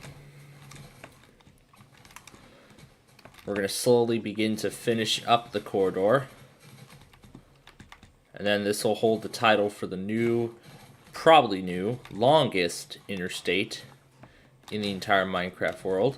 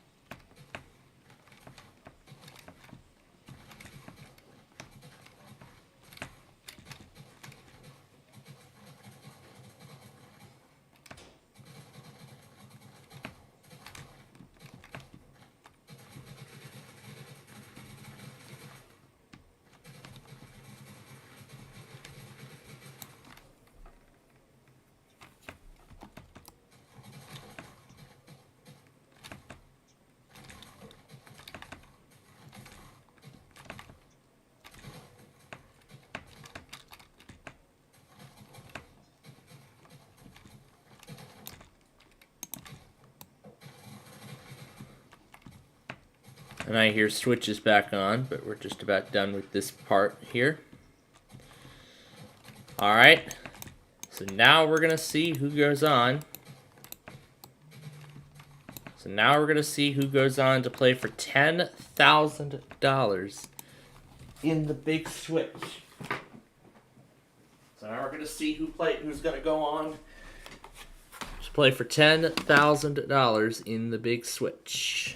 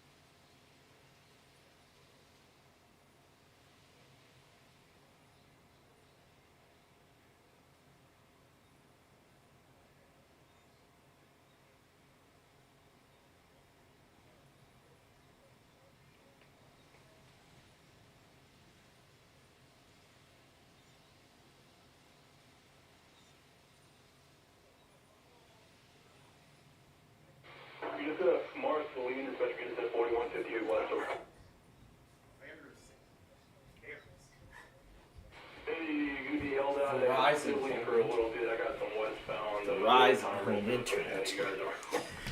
Alright.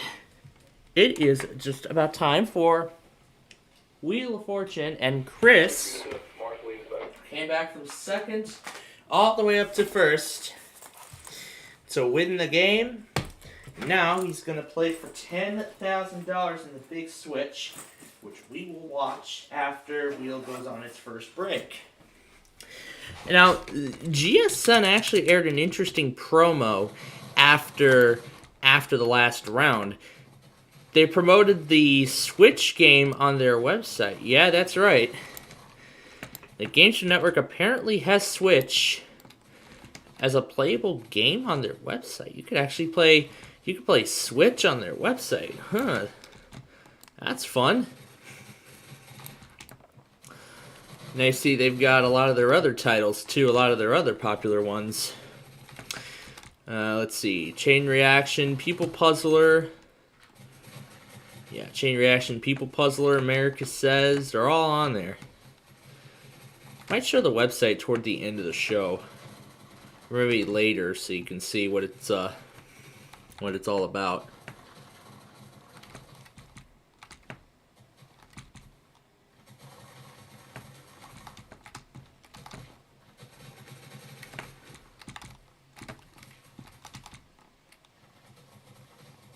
All right. And now it's time to play America's Game.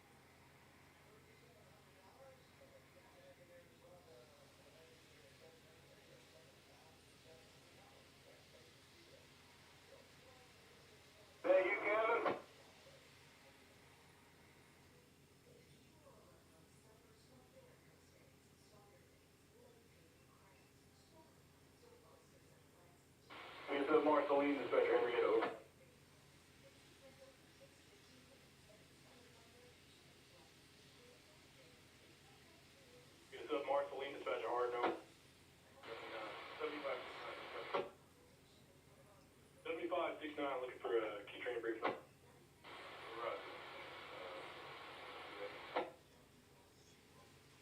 Alright, you guys all done with that backup move? Yeah, don't rush the session.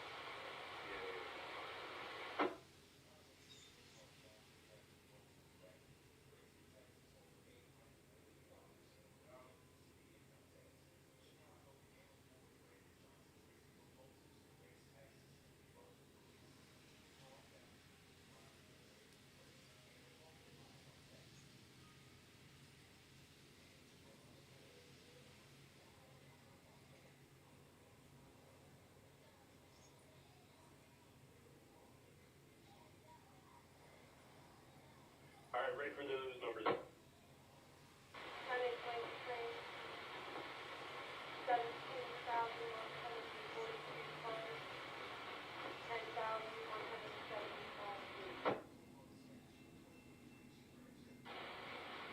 Grade is 0.35. There's track, there's distance, that's load, start.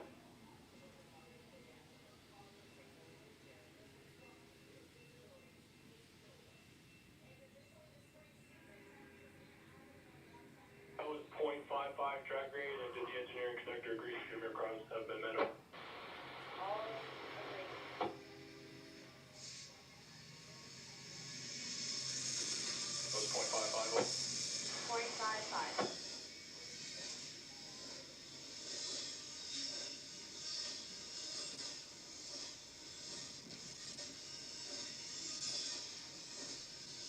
And that was correct. The conductor and engineer agree stream requirements have been met. Conductor and engineer agree. Conductor pilot has been met. On that, thank you, ma'am. You guys have a good night. It's Marceline Special.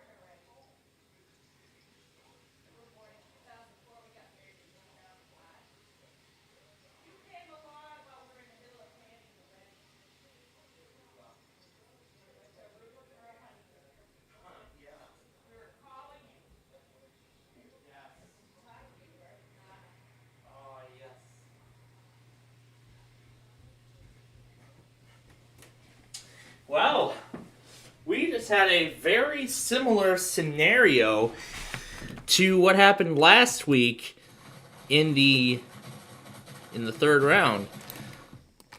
Yeah, of course, there's that express wedge. So Tanya got on the express very early, and she was on a roll. She got through the whole puzzle without even making a single mistake. That's honestly incredible how much she accomplished all within that short period of time. Yeah, all while she was on the express wedge, it was incredible how much progress she'd made. I mean, she was guessing letters. Man, she was guessing letters all the way across. She ended up with $12,750 afterward. And she won a trip to Aruba. She's going to the Divi Beach Resort in Aruba. I wonder if they ever gave away Aruba on Classic Concentration. By the way, they did actually give away a trip to Puerto Rico on this morning's episode. Yeah, they did give away a trip to Puerto Rico on this morning's episode of Concentration. Now, I only watched up until the end of the Tournament of Champions.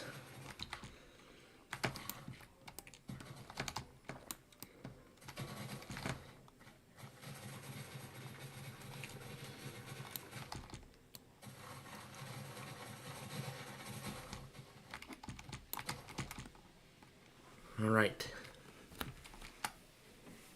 Now let's go watch the triple toss-up and final spin.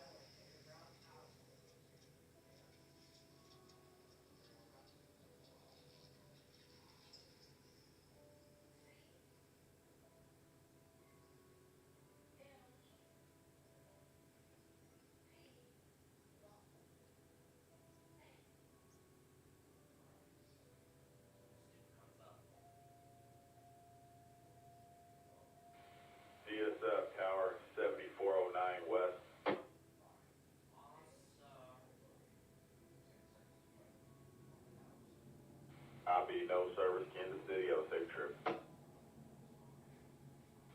DSF Tower 3999 West.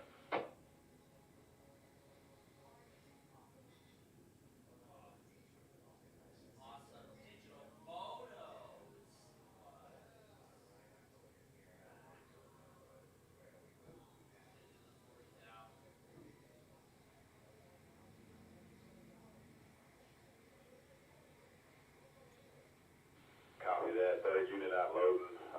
Yeah, we'll take a look at that. And the DPs will need to be fueled here when you arrive. You guys have a safe trip.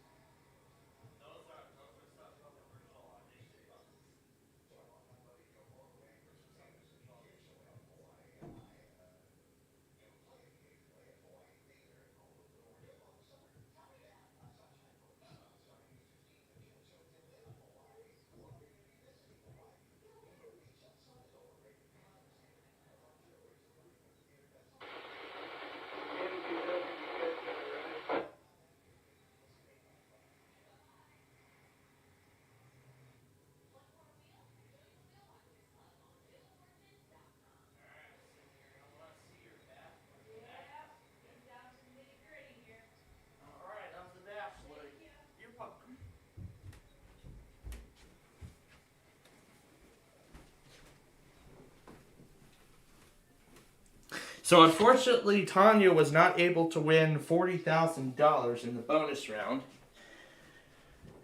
Fortunately, she was unable to win the $40,000 in the bonus round. It was still a good show nonetheless.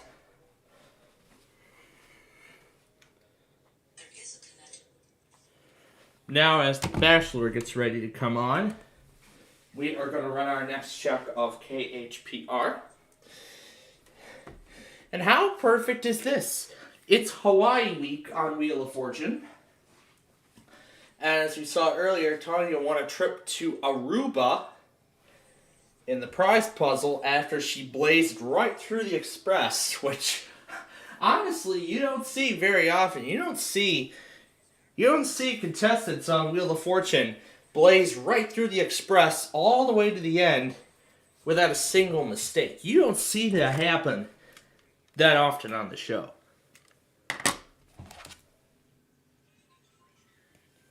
You honestly don't see that very often on the show, which really impressed me. It really impressed me how fast she went. She went right through that. All right. So now we're getting ready for tonight's presentation of Amtrak 3.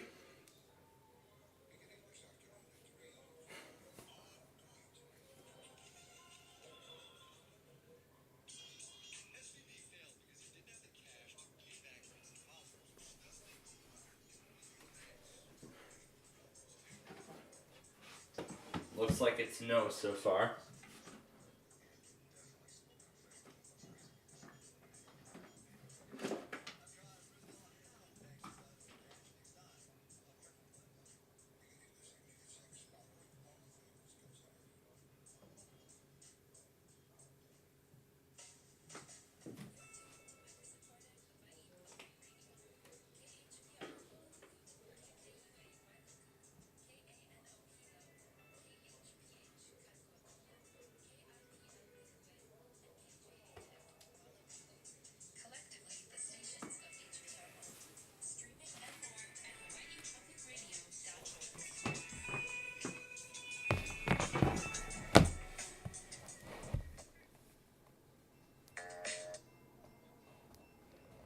Just for fun, let's see what their schedule is.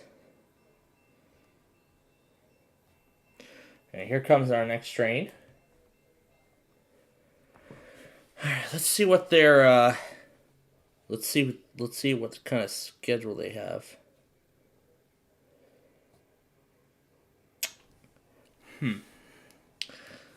Looks like they have an HPR 1 and an HPR 2. And we can scroll through the different days. Let's see if they I wonder if this thing, well, they have an HPR1 and an HPR2, so they have like 2 different radio channels. Let's see what they carry on each of the days. So they carry so it looks like KHPR carries Wait, Don't Tell Me on Saturday at 11 a.m. So KHPR carries Wait, Don't Tell Me every Saturday at 11 a.m.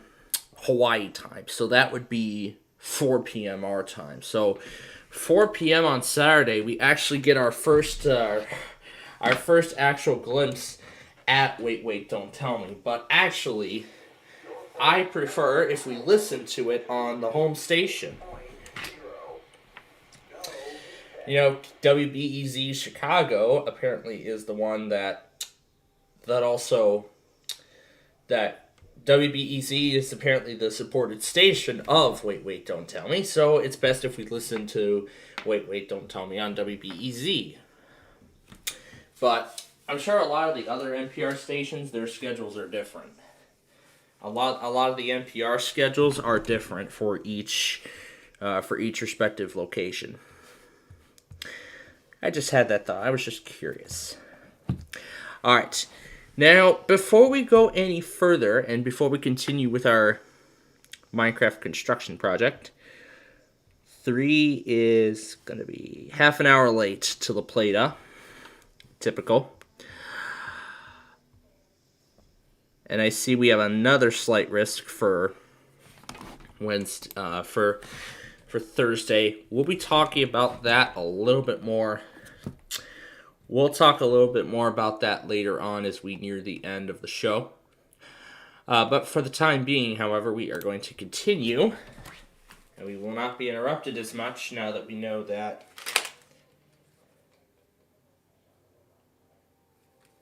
I got it. Well, now that we know that we don't have to deal with WTOP tonight, isn't that nice?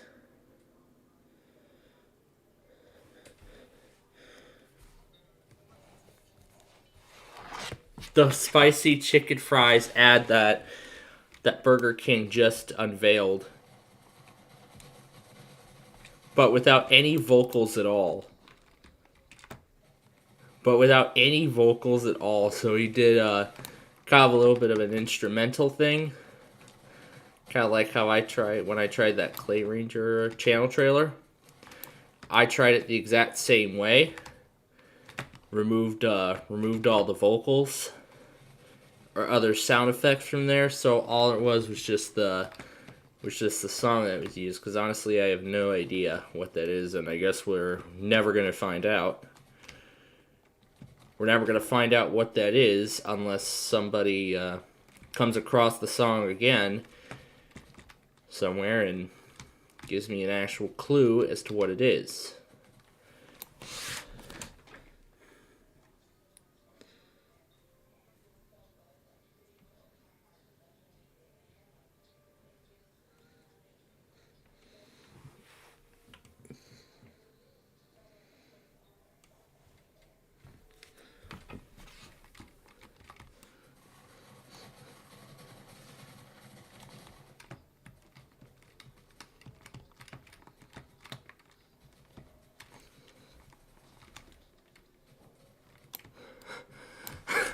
I like how you removed the vocals.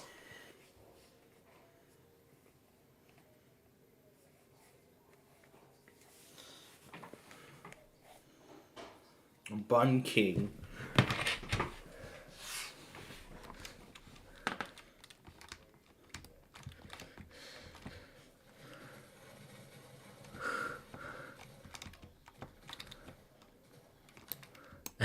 Bun King.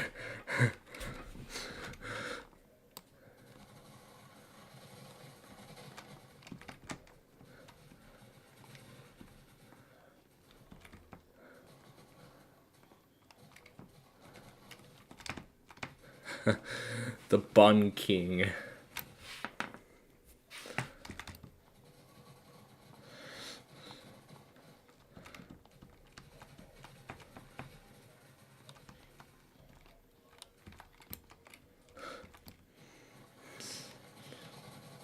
I like how many people are doing their own twist with these Burger King commercials and turning it into a Bun King and all this other stuff. And of course, there was this one weird but explicit parody I found of the guy of the Arby's commercial apparently roasting the Burger King songs.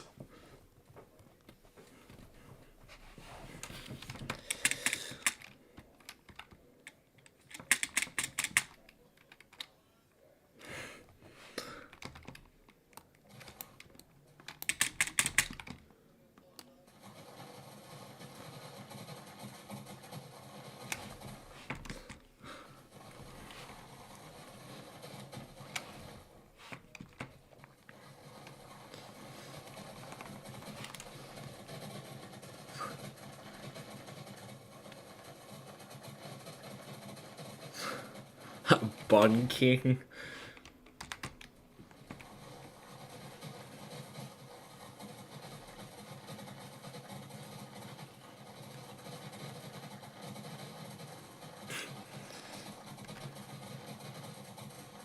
It's all buns and nothing else.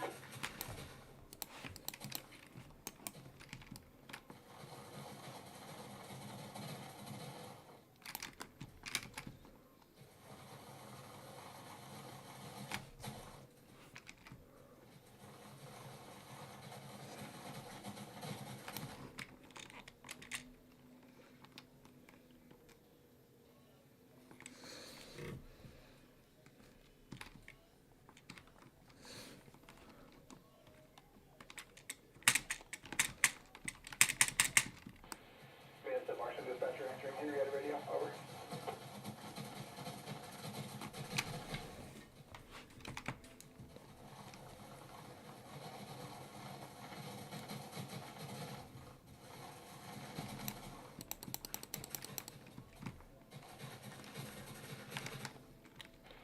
Copy DDB number 10469. You have permission to now read NS 4313 4313. Over.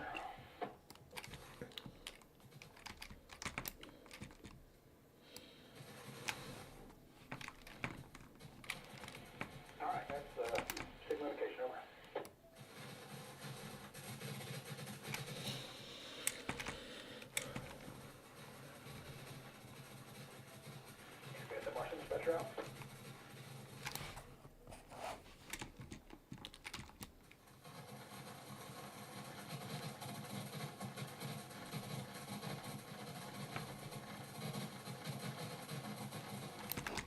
All right, now that's something we gotta do as we build the rest of the thing.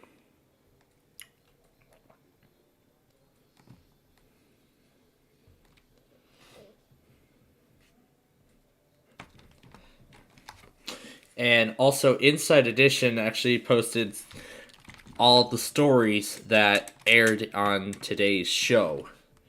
So every story that aired on today's episode of Inside Edition has also been uploaded.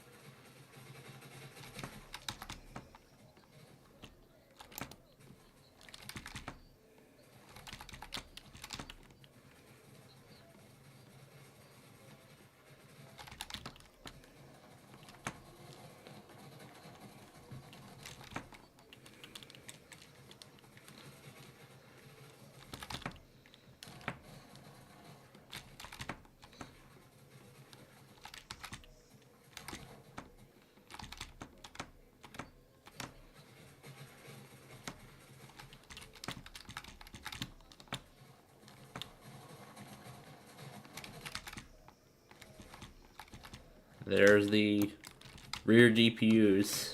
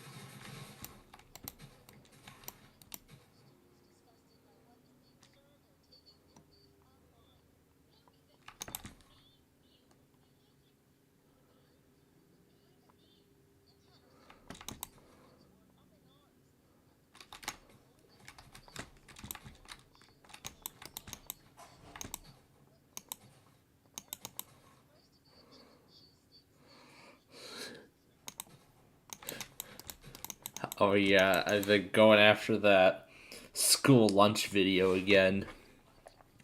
Especially the one part about this thing in applesauce. Oh my gosh, that was honestly the greatest part of the whole thing.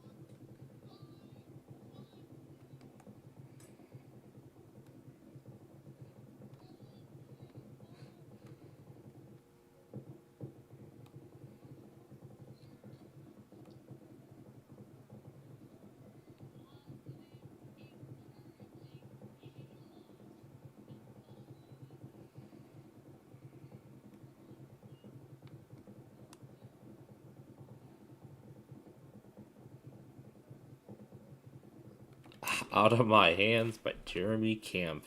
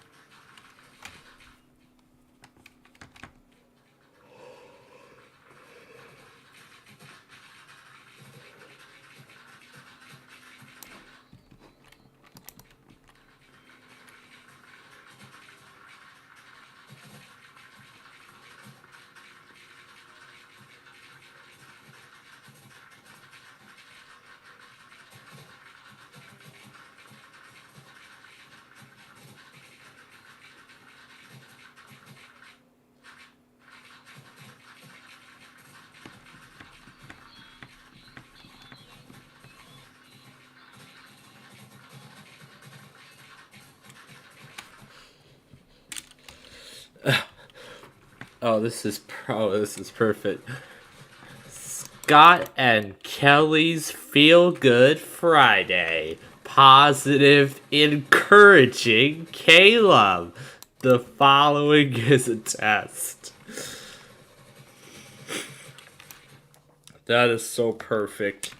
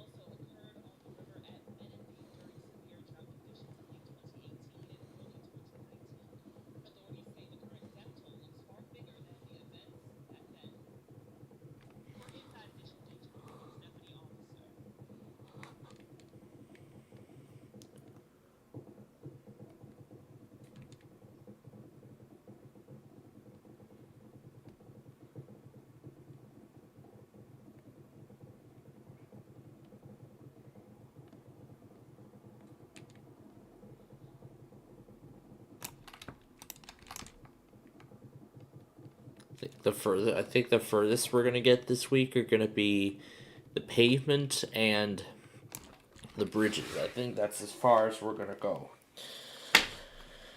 All right, so now we're gonna pause again. So this is gonna be KHPR's last chance to test today.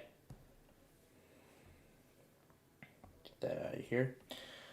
All right, now this will be KHPR's last chance to test. They don't do it this hour, then we'll wait till tomorrow. Support for HPR streaming comes from First Hawaiian Bank with digital banking options including its mobile app and online, and Mortgage featuring a calculator that estimates closing costs. FHB.com/digitalhome equal housing lender.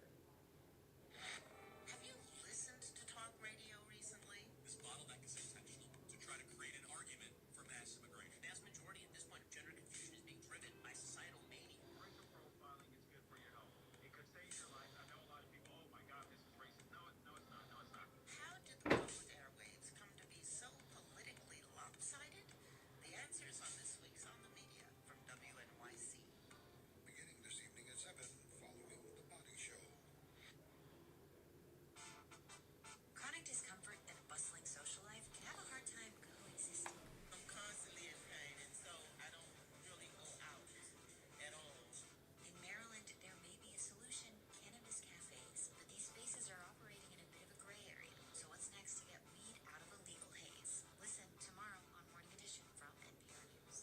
Beginning at 5 a.m. here on HPR 1. You're tuned to member-supported Hawaii Public Radio. KHPR Honolulu, KKUA Wailuku, KANO Hilo, KHPH Kailua Kona, KIPL Lihue, and KJHF Kuala. Collectively, the stations of HPR1. Donate today on our website or the HPR mobile app.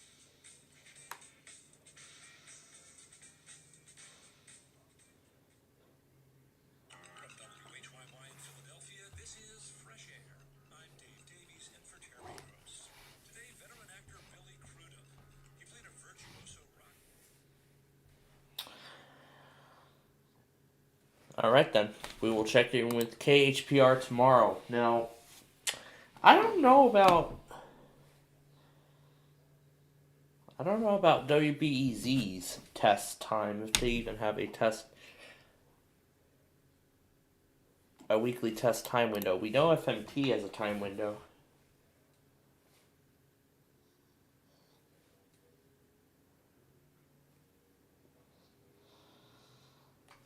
But at least I told John about the problem that's going on with all those local stations he's been monitoring. I only told the Club Sterling group, I didn't tell of anyone. Alright, so the final list for tonight. FMT will wait till tomorrow. In fact, YCT's already done. The remaining 8 will wait until tomorrow. So in that case, that's going to do it for all of the weeklies. Oh, wait. We're not done just yet. We got one more. That's right, the Rice and Steel Evening Test. I forgot. It's the Rice and Steel Minnesota Evening Test.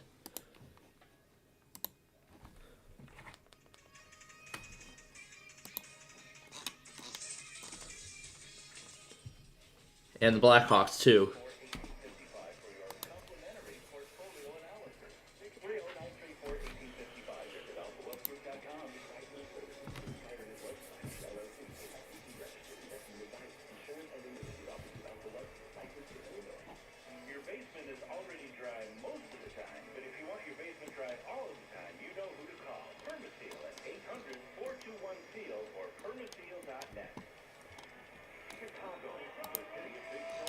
All right, here we go.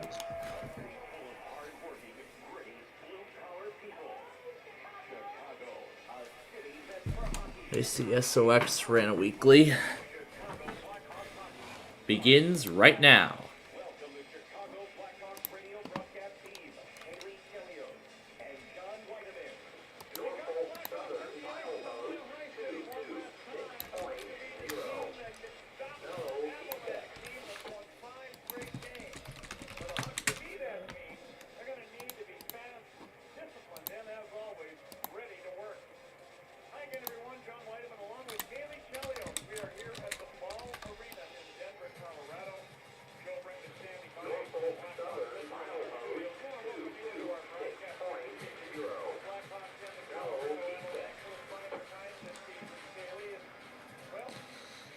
We'll actually keep playing Minecraft until the end of the Blackhawks game. We'll keep going, see how much we can do. And then...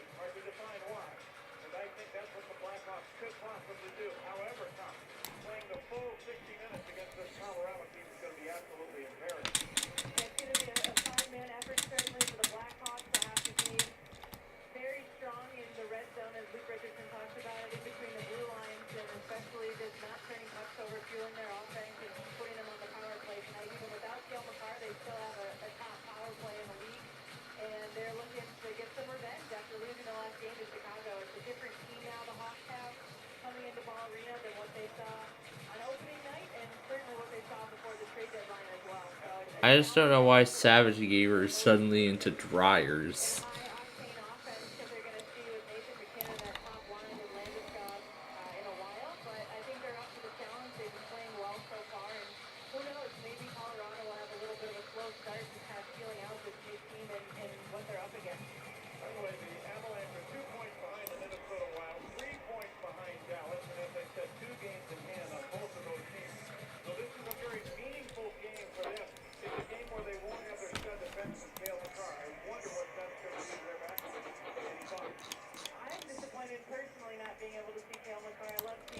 Alright, we're waiting for the Rice and Steel evening test.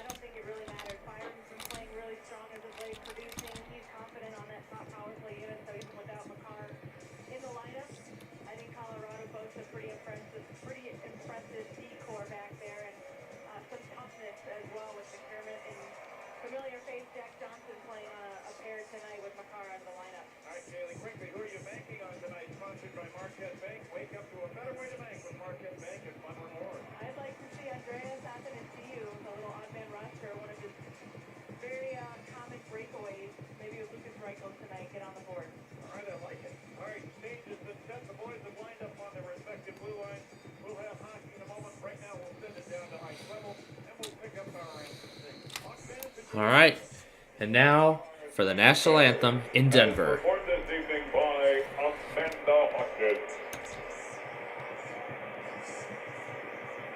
Oh, say can you see by the dawn's early earthly we hailed as the twilight's last gleaming, whose broad stripes and bright stars through the perilous fight o'er the ramparts we won, were so gallantly streaming, and the rockets raised aloft, the pulse bursting in their gay prove through the night that our flag was still there. Oh, say does that star-spangled banner yet wave o'er the land of the free and the home of the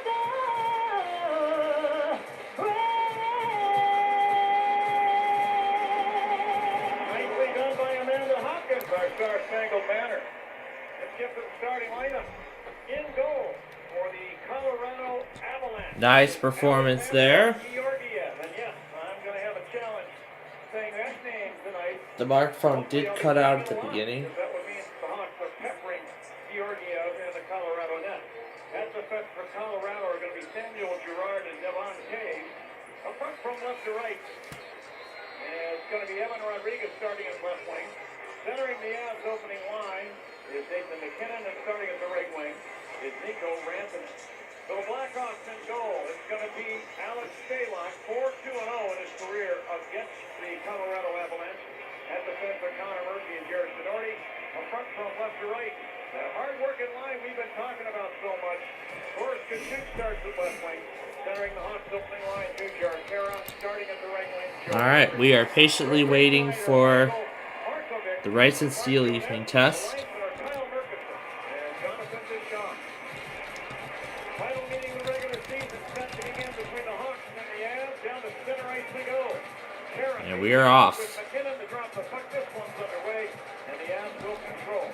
Gerard at the Colorado blue line on the left wing side.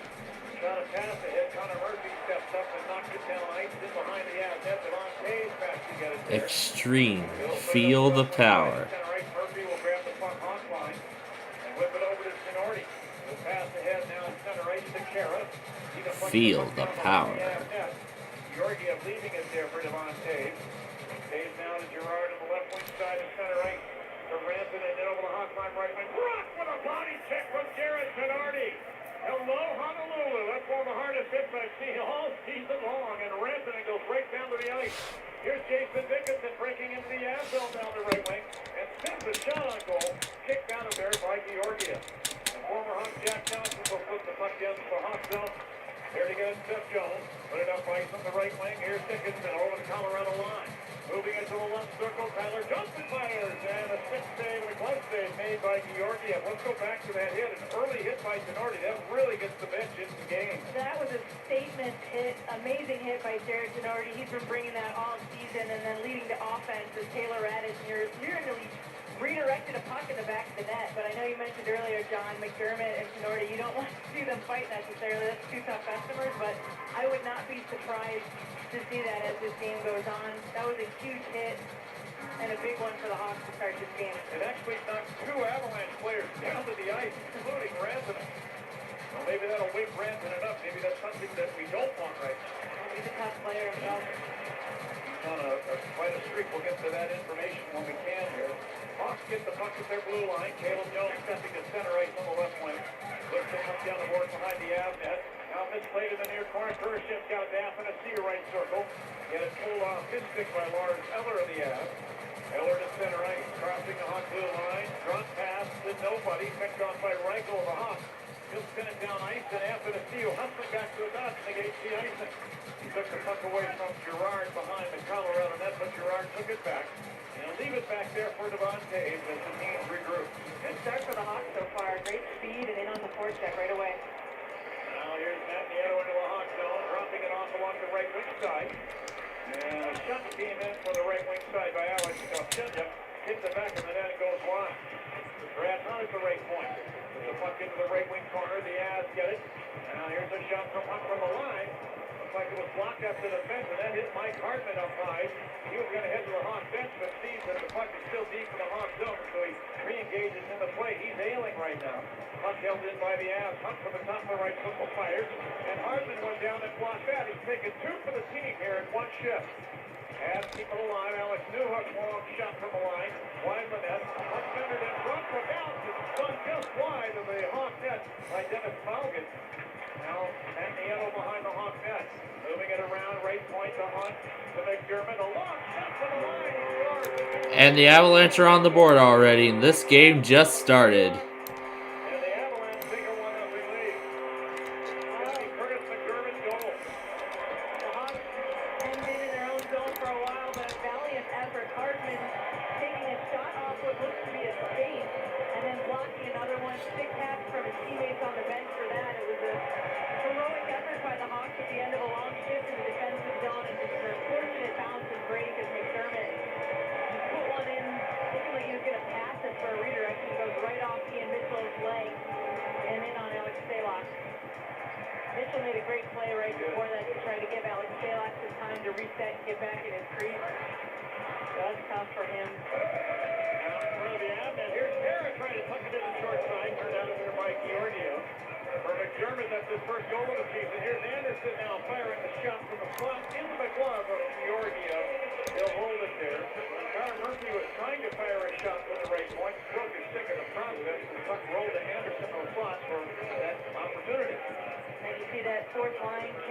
Richardson could shoot. Luke Richardson puts them right back out there, and Murphy with a good look. Unfortunately, another bad break, and Murphy's stick chopped in half on his way to the net. Boy, Ian Mitchell tried to get in front of that shot with his shin pad as the puck deflects up and out of play. Excuse me, did I just hear the Geico hump day camel? I just heard the Geico hump day camel. Two tough breaks for defenseman Ian Mitchell on the goal for McDermott, and then Connor Murphy big breaks on that last shot, but still like the assertiveness and the pace that the Hawks are playing with against a very dangerous Colorado team that's playing really good hockey right now. I think Merck's going to have a conversation with that stick wrestler. They're not working as they should with opportunity time. Another $350? Yeah, let me get back to it. Now it's center ice. Caleb Jones takes the puck in front of the benches, winds it down the left wing forward and in behind the Colorado net. O'Meara will clear it out to center ice. Puck checked away by Seth Jones, put right to Nico Rantanen. He cut it ahead to Nathan McKinnon at the Hawks blue line, but this play is going to be a rule on the offside. 1-0 Colorado, 16:32 left in period one. Chicago Blackhawks hockey is sponsored by ComEd. ComEd, powering business, powering lives. So the line of Bradish with Dickinson and Tyler Johnson out there. Just seems like Tyler Johnson would be able to, take advantage of his line mates here in the way of how they can enable him to get pucks in open ice. And hopefully Tyler will find that space down the left wing in the Avalanche zone a few times here. Inside the Hawk zone, however, kept alive by the EAS. Gerard from the left point, fires down toward the net, blocked in front by Seth Jones. Then a pass up to the right wing, and Bradish will clear it into the EAS zone. Hawks to get a line change as the EAS gets the puck back. Devon Taves behind his net. Leading plus-minus man last year in National Hockey League. The puck ahead now to Morgan. Morgan then tossed it up into the Hawks zone to Connor Murphy. Over to Jared Tenorti. Sends a pass up the left wing at center ice, and Reichel pumps it away in front of the penalty boxes. Gerard is there to take it for Colorado. Then a pass to the Hawk line. Tenorti stepping up and pump checks it away from the Avalanche's Andrew Conviano. But Conviano hustling to the puck. He's over the Hawk line right point. Stops and filters it down behind the net. Stalock will poke it into the near corner. And it's shoved up the boards by Tenorti out to center ice, and the Avs will regroup. Nice job by Philip Kursev back there to support Tenorti. Now the Avs attack inside the Hawk zone along the far boards. The puck is turned over to Tenorti. Head to Reichel through center ice over the Av line. Put it down the right wing side to Anthony Seal. Backhands the puck over the Av net. And the Avs will get it back. Races up to center ice. Up the right wing. Logan O'Connor into the Hawk zone. Now behind the Hawk net, O'Connor is hit. Got the puck along the Lauren Heller along the left board. To McDermott that point. Now giving that pass here. Fire with a shot. And it looked like it hit the near post. Puck ricochets out. O'Connor at the line. The Byron at the right point. Back in it down behind the Hawk net. And Nieto there. Hands it off in close quarters to Lauren Heller. Leads it to the left point. And now here's a really sneaky play there by Alex Galchenyuk, who fires from the left circle. And Stalock is down with the save at the glove. Great save by Alex Stalock. The Hawks were fortunate not to have a 4-on-2 going into the zone like that. All three forwards for them caught down below the hash mark at the end of that shift. So Reichel, Kursev, and Taylor Radis, after the G, had to spend a little more time in the defensive zone at the end of a long shift. But there's Alex Stalock there to back him up and get some fresh legs on the ice. Draw the right of Stalock. The line of Whitwell, Buddy Robinson, and Mike Hartman out there. Robinson chases the puck along the near board, could not get to it. McDermott took it to that point. Trying to Paul McDermott will send the puck down behind the Hawk net. Way up the far side. Cleared away by Hartman. Put on out. McDermott fires to the puck below the circle. That goes wide. As gets the puck back in, give it back. Hartman at the Hawk line will pitch it out to center ice. And the Avs get it back to the give it back. And Hartman runs over McDermott and knocks him down to the seat of his pants. A great hit by Mark Hartman. Looks a little bit physical here early on in period number one. That's great, letting Colorado feel them a little bit. Again, breaks behind the Hawks again. Goes there. What a strike by Stalock with the stick. And then the foul. McKinnon was in full flight behind the Hawks, but they're big icing here against the Blackhawks. Come on, see this one again. Oh, he had a wide open net on the breakaway here by McKinnon. And who gets his stick on it? I think Alex Stalock got his stick on that before Seth Jones came back to knock the loose puck in front out of the air. Yeah, paddle save on the replay. That is one of the best saves of the year for Alex Stalock on Nathan McKinnon, no less. He's been on fire, John, against some of these top players. McKinnon has an open net, and you're right, the paddle save by Stalock, keep believing it for the rest of the year. Now back in behind the Avalanche net. Boris can shoot. There he's to the puck. Got it to Jujar Terra. Terra around, drops it to Anderson, right circle. Fans with a shot. Lost the puck. Murphy comes alive to the right point for a moment. However, Rodriguez for the Avalanche. Put it ahead. Here's McKinnon over the hot line on the left wing. Put it in front. And Ransom deflects it up into the protected netting and out of play. We get a whistle. Stopping play. It's 1-0 Colorado with 13:08 left in series number 1 out here in Denver. This is Blackhawks Hockey, 720 WGN. Money saved through energy efficiency can directly benefit a business's bottom line. That's why businesses throughout Northern Illinois are partnering with the ComEd Energy Efficiency Program to find up to 35% in energy savings, resulting in lower energy costs for their facilities. Because at ComEd, we're powering your business's future. Learn more at comed.com/poweringbiz. ComEd, powering lives. Savings figures hypothetical on the actual savings will vary based on the measures implemented and on customers' usage and rates. Hearing I had cancer was devastating. Learning vital organs would be temporarily removed to reach it had me speechless. I'm Jessica.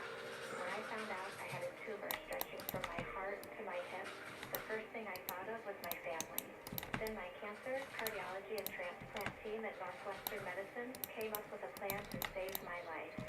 Anchored by the #1 hospital and top cancer program in Illinois by U.S. News and World Report, Northwestern Memorial Hospital is one of the only hospitals in the nation with a collective expertise to perform just a 10-hour surgery. After temporarily removing her liver and kidney to restore her, they replaced the damaged vein and removed the additional cancer that had grown into her heart. Nothing. So then I'm able to be here with my family.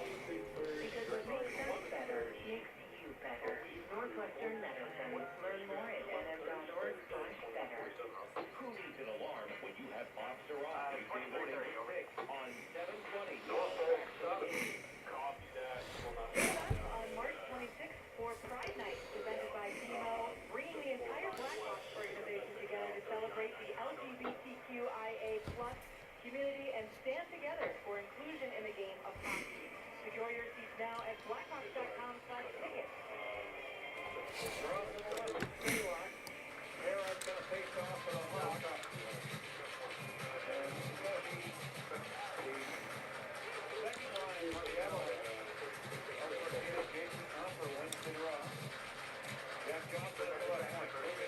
Then the board to the corner. Right to center, ends up in front. Copper with a point-blank shot knocked out of the air by Stalock. To the far corner goes to Kachuk. Good play down to the Avalanche.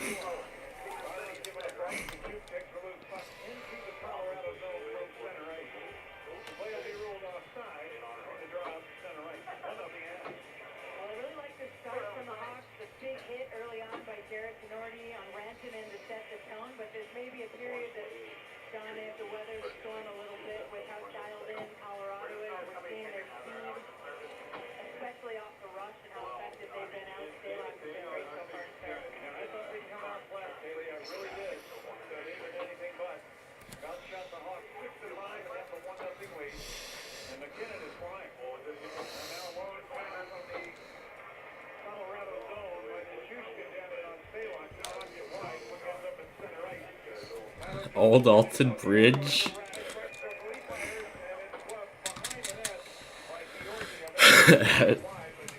I see he's back to making shark puppet videos.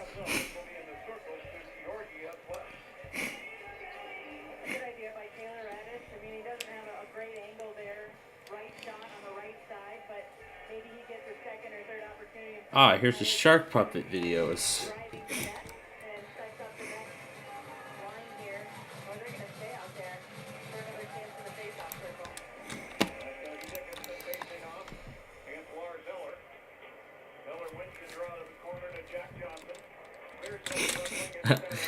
Oh my gosh, Coke.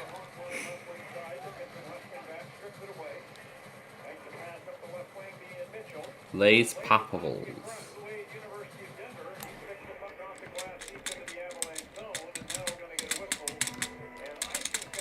No outlet. And I question this call. I think that this is not the right call. It should face it off at center ice. There are too many people that had an opportunity to play that ball. That's just me. I don't disagree with you. Tyler Johnson is right there. Hard to see without the replay again, but We bring it down to the circle to the right of Staylock. And Dickinson once again will take the draw. This time against Big Nico Branson. And the line can stand up for a moment. And now he's ready. They drop the puck. Hawks get it. Third away by Mitchell, but not out. Kept in by Gerard left point. Now here's a shot. Fair life. Hit one of the Hawks in front. Fair life. Back by Rodriguez, right wing corner. Pass it around behind the Hawks. Out to the left point to Gerard. Then Cerri down to the corner. Give it to Evan Rodriguez. Walks out in front. Couldn't get a clean shot away. Tyler Johnson got a stick in there. In front to the left wing forward. Dickinson had it. Mitchell then poke checks the puck away, but right to Rodriguez. So Ranson into the right wing corner. To Gerard left point to the high slot. Hey, he'll fire. And down with a block save is Alex Staylock. Devon Taves normally is partnered up with Cale McCarr. You haven't heard us say his name here tonight. Cale McCarr played the last 9 games. And boy, he had some amazing numbers. 3 goals and 13 assists in that time, and he's out tonight. yeah, he's been lights out. And a big part of this 5-game win streak for Colorado, but Hawks under siege a little bit in the defensive zone. I still like the way they're protecting the middle of the ice. Good stick there, as you mentioned, by Tyler Johnson and Taylor Radis getting out to the point. And once again, Alex Staylock there gives up no rebounds in front. You know, this late in the season, there's some wisdom keeping McCarr out of the lineup. But we got the playoffs 13 games from now, and you want to healthy Cale McCarr. Yeah, that seems to be Jared Bednar's response as well. Why put him in a situation like this? It's not too bad, but it's not great. So let him stay out, get healthy, and come back with a humiliation for first place in the Central. You know, Bednar now is the all-time winningest coach in Colorado Avalanche history, eclipsing Michel Bergeron. What he used to call him, I'll bring this awful. Liberty Mutual Effects.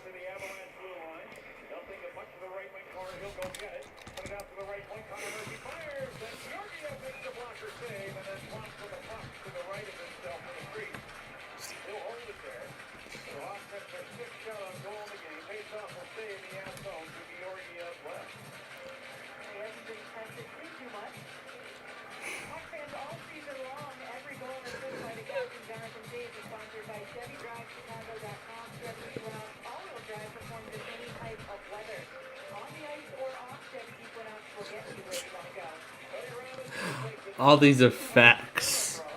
These are all really silly effects.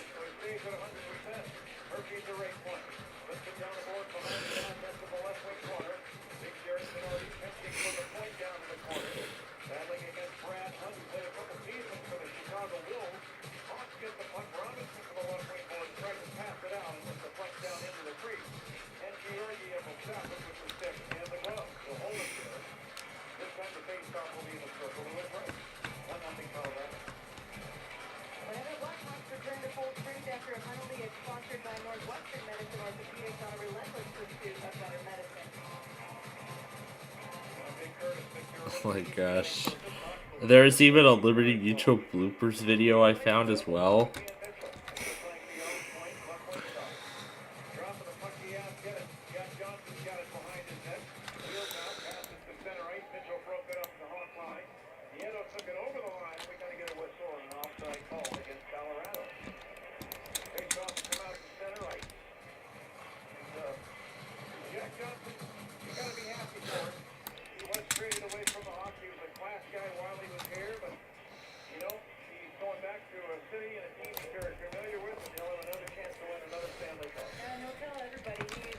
Let me pull up the scoreboard.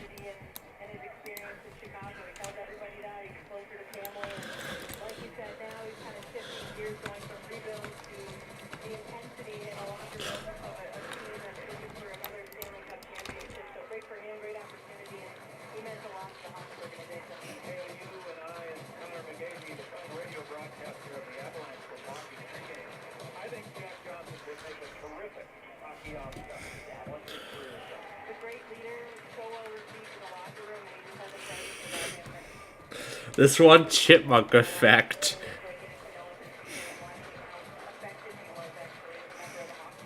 This one chipmunk effect is really funny.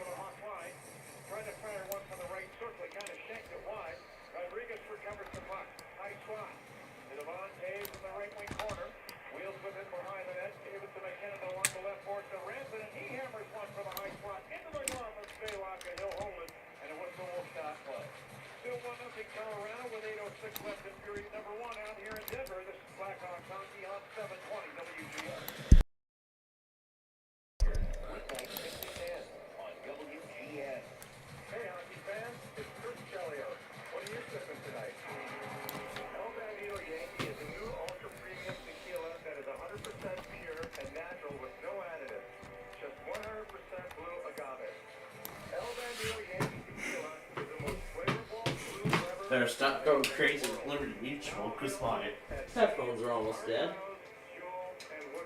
Well, we'll plug them in.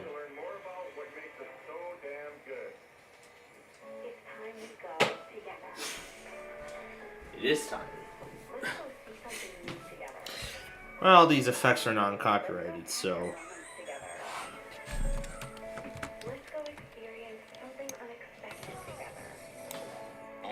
For what you need. Oh my gosh.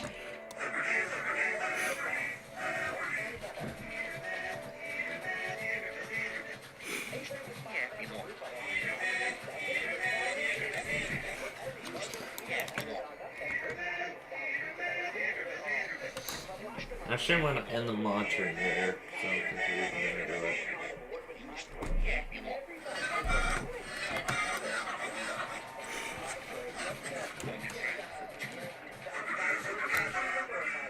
Only pay for what you need.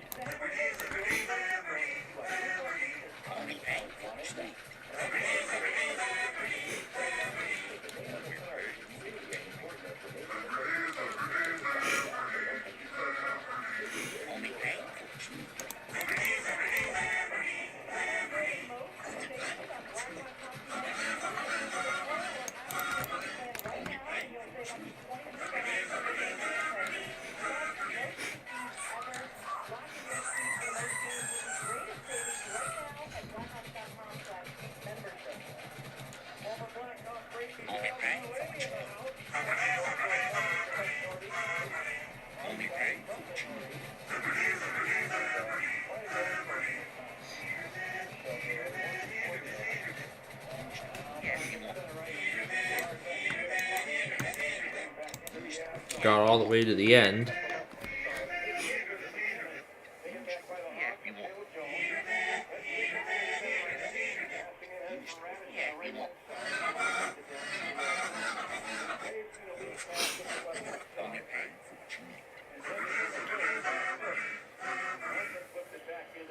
Oh my God.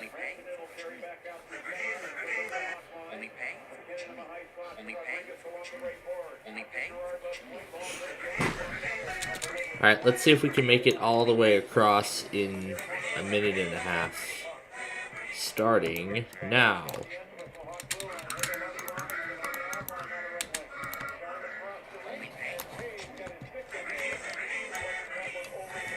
I know we've kind of already started, but we're gonna start again. Here we go.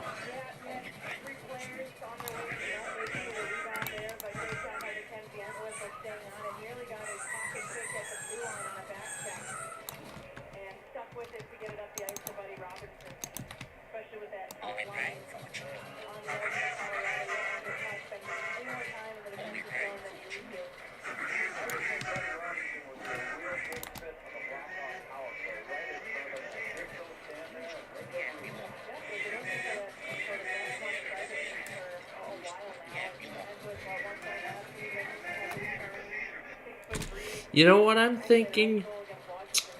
I think we may have a premonition here. I think, just like WXJB, I think KHPR could run a weekly every 8 days. I'm thinking their pattern is every 8 days. However, again, we don't know for sure if that is the case. Again, we don't know if that's the case, though. We're going to have to find out.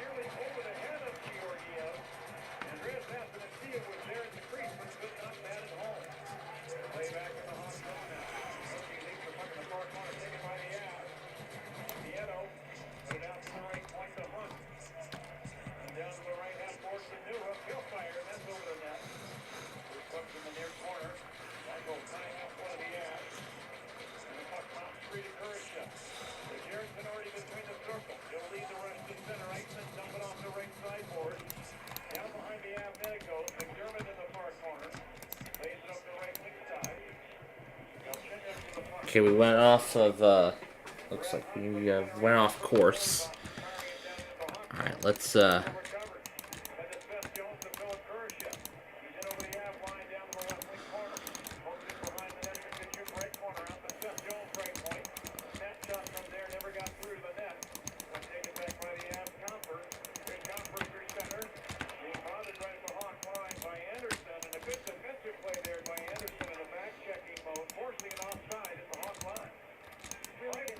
so again, it looks like the pavement might be the only thing we're going to get to this week.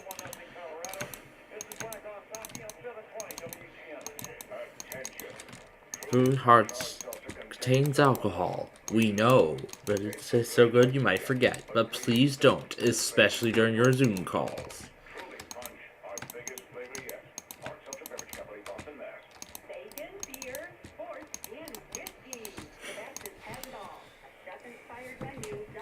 Attention. Why don't we play that ad? I know how behind their stream is, so we gotta go quickly. Here we go. GN 720 very own. Listen to the game.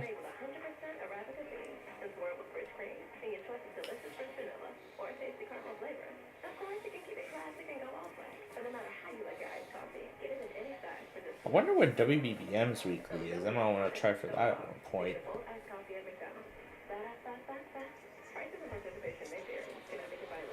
I want to try for a WBBM weekly at some point.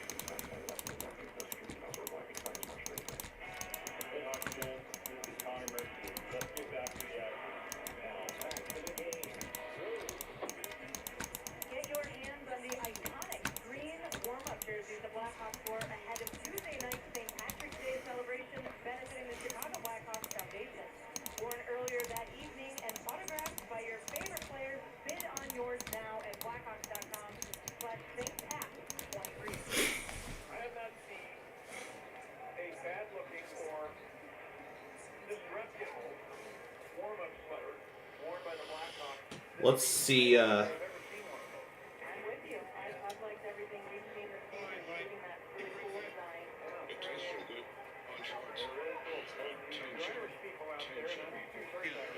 Attention. Tension. Tension. Truly contract self-contained.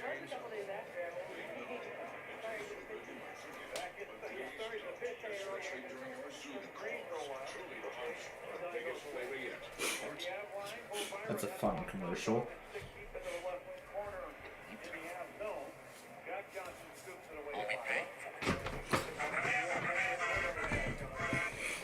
The thing's mirrored.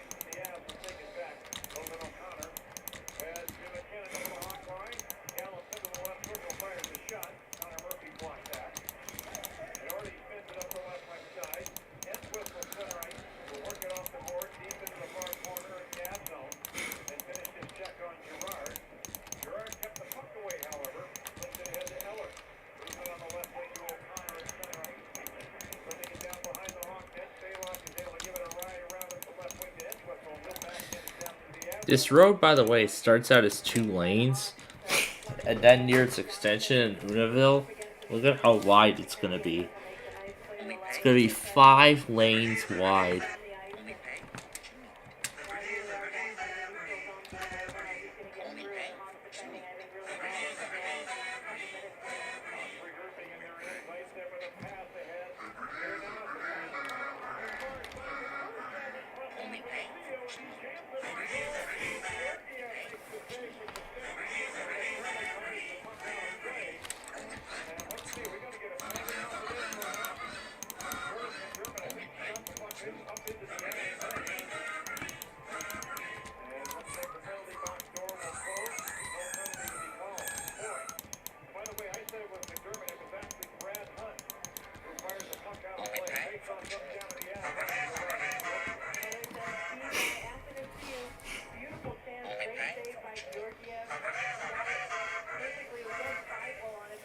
Oh yeah, Liberty Mutual bloopers. Liberty Mutual bloopers. Take 1. But I don't save with Liberty Mutual. Cut. You're not supposed to turn into a character. Take 2. The game show now.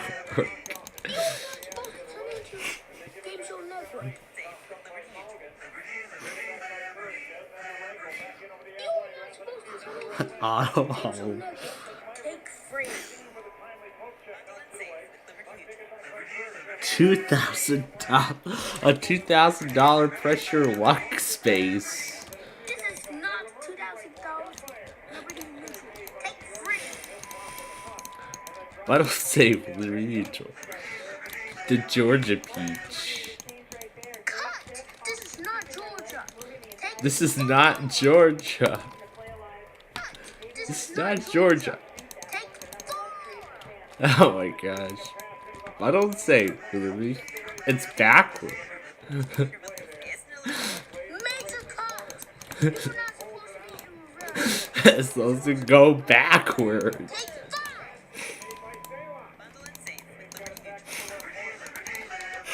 It's weird. But why are you mirrored? Mirrored. Take 6.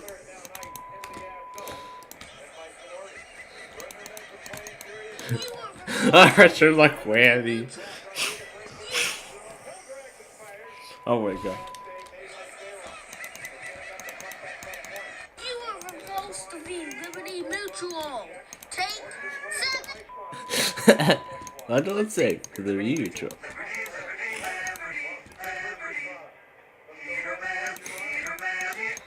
Why are you confused with? confused. You're so close to being correct. You're not supposed to be fast. You're not supposed to be fast. Take an eye. Let them say.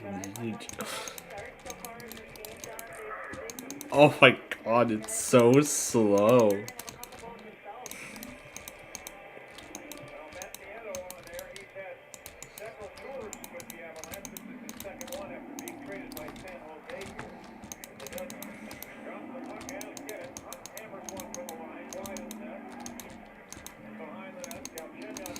I can barely tell what it's saying.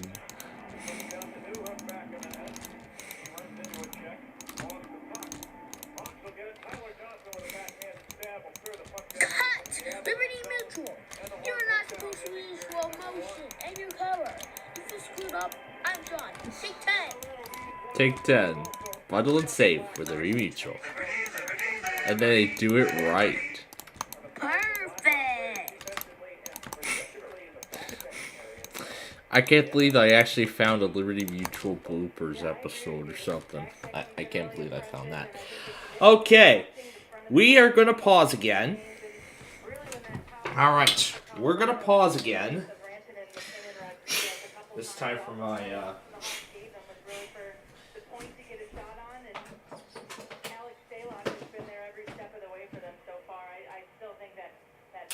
This time for my usual snack break, and then after that, we're going to come right back, get ready for the second period, and we'll continue working on the expressway. Social media platforms. But just to get you caught up, McDermott scoring his first of the season from Hunt at 241. And the Avalanche with 12 shots at Alex Stalock. He stopped 11 of the 12. Not a bad period's worth of work for Alex, and that definitely will get him into this hole. And we'll see what happens in period number 2. But right now, we're going to send it back to our good friend Joe Brand, who's standing by at Blackhawk Central. He's going to have a full intermission report for you good folks, and then we'll bring it back here to Denver, where the Blackhawks will look to even the score against the As, perhaps go ahead. All of that coming your way in a little while. One period in the books. The Avalanche won, the Hawks no score out here in Denver. This is Blackhawks hockey on 720 WGS. Introducing new Bud Light Seltzer Hard Soda. Classic Cola, Cherry Cola, Citrus Soda, and Orange Soda. You hear that? It's seltzer with the pop of soda. All with zero sugar. Bud Light Seltzer Hard Soda, the loudest flavors ever. Pour responsibly. Anheuser-Busch Bud Light Seltzer Hard Soda. Iron abused, they live in hurry. No sweat first bet on FanDuel, America's #1 sportsbook. New customers get up to $1,000 back in free bets if your first bet doesn't win. Play your way with everything from the money lines to point spreads to player props. Make every moment more with FanDuel, an official partner of the Chicago Blackhawks. 21 and over, present in Illinois. First online real money wager only. Refund issued with non-withdrawal with free bet back. Expire in 14 days. Restrictions apply. See terms at sportsbook.fanduel.com. Gambling problem? Call 1-800-GAMBLER. St. Xavier University is for students who want more. More out of themselves and more out of their future. Students who transfer to FXU are guided by a transfer counselor to help them navigate the admission process, including credit evaluations, transfer scholarships, and semester schedules to support a successful transition from their prior institution. Speak with a transfer counselor today. Visit sxu.edu, keyword transfer, to discover the way to a brighter future of the best in you. St. Xavier University, the best in you. Hey, it's Lisa Den. I'm here with my friend Sarah Leonard of the Sarah Leonard team. If I ever needed to sell my home, Sarah is the only person I would trust with that task. We're back to bidding wars? We are. So we have really seen the market transition since fall of last year. We just don't have the inventory to keep up with the demand. Buyers are wanting to capitalize on these interest rates, and so these homes that are getting listed, we're seeing 3 days on the market, 30 or 40 showings with 10, 15 offers again. So it's almost like we're reliving the past.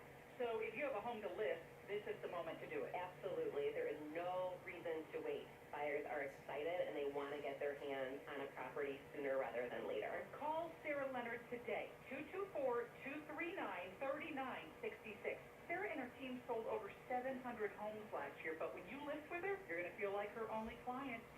224-239-3966 or visit SarahLeonardSells.com. Lindemann Cheney Heating and Cooling represents the safest, best trained staff in the industry. For 50 years, they've been making beautiful homes like yours safe and sound. Book at cleanfireplace.com. It's time for an intermission update. Sponsored by Truly Hard Seltzer. Do it for the flavor. Here's Joe Brad. Hawks trailing Colorado 1-0, but quite a good 20 minutes played against the reigning Stanley Cup champions. They're outshot right now 12-10. A fantastic save by Alex Stalock. So 40 minutes left over at the Ball Arena. Let's take a look around the NHL. 5 games total on the landscape tonight. One game going on right now. The San Jose Sharks and the Edmonton Oilers are scoreless. 14-10 left in the first period of that one. San Jose beginning a 3-game road trip as Edmonton starts a 3-game homestand and trying to stretch out their winning streak to 4 straight wins. Edmonton with the best record since January 11th. They're 18-5-5. Later on tonight, the Calgary Flames open up a 2-game road trip in LA. They take on the Kings, who are quite favorable in their last 10 home games. They're 8-0-2, coming off a victory over Vancouver, allowing the Canucks to just 17 shots on goal. A couple of finals for you. The Ottawa Senators with a 2-1 winner over the Pittsburgh Penguins, handing Pittsburgh its first loss in the last 12 matchups against Ottawa. EPG Paints Arena. Also in that game, I take that back. That's the next highlight coming up. The Florida Panthers with a 5-2 victory over the Detroit Red Wings. Alexander Barkov now the all-time franchise leader in terms of points. He passes Jonathan Huberdeau. Like a 5-2 victory in Florida today. Panthers are now on a 7-game point streak.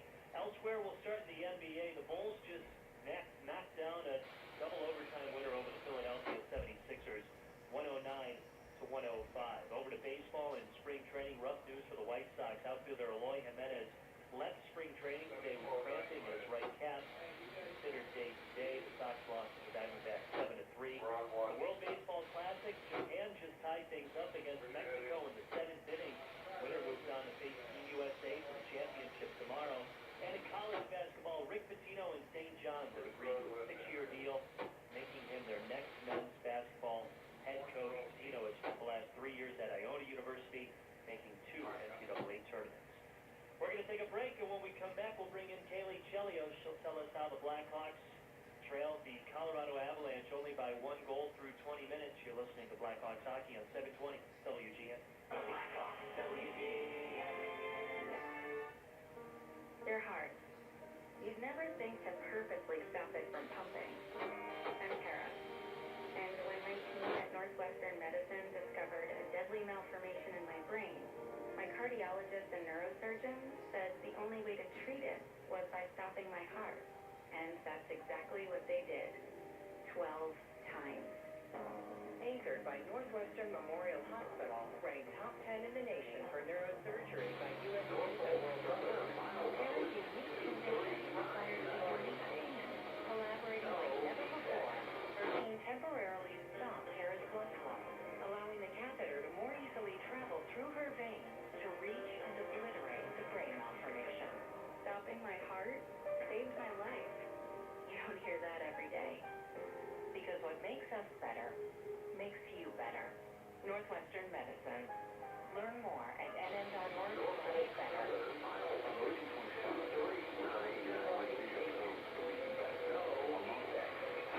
the tradition of tireless effort, a rich Pilsner-style lager for those who wear their heart and heritage in their rolled up sleeves. In our first batch to every bottle rated today, we've proved that it doesn't matter where you come from. It matters what you're made of. Modelo Especial is for those with fighting spirit. Drink responsibly. Beer reported by Crown Imports in Chicago, Illinois. To learn how your business can save with the free faculty assessment from ComEd, download the Google Assistant app on your smartphone and say, "Hey Google, talk to ComEd Savings."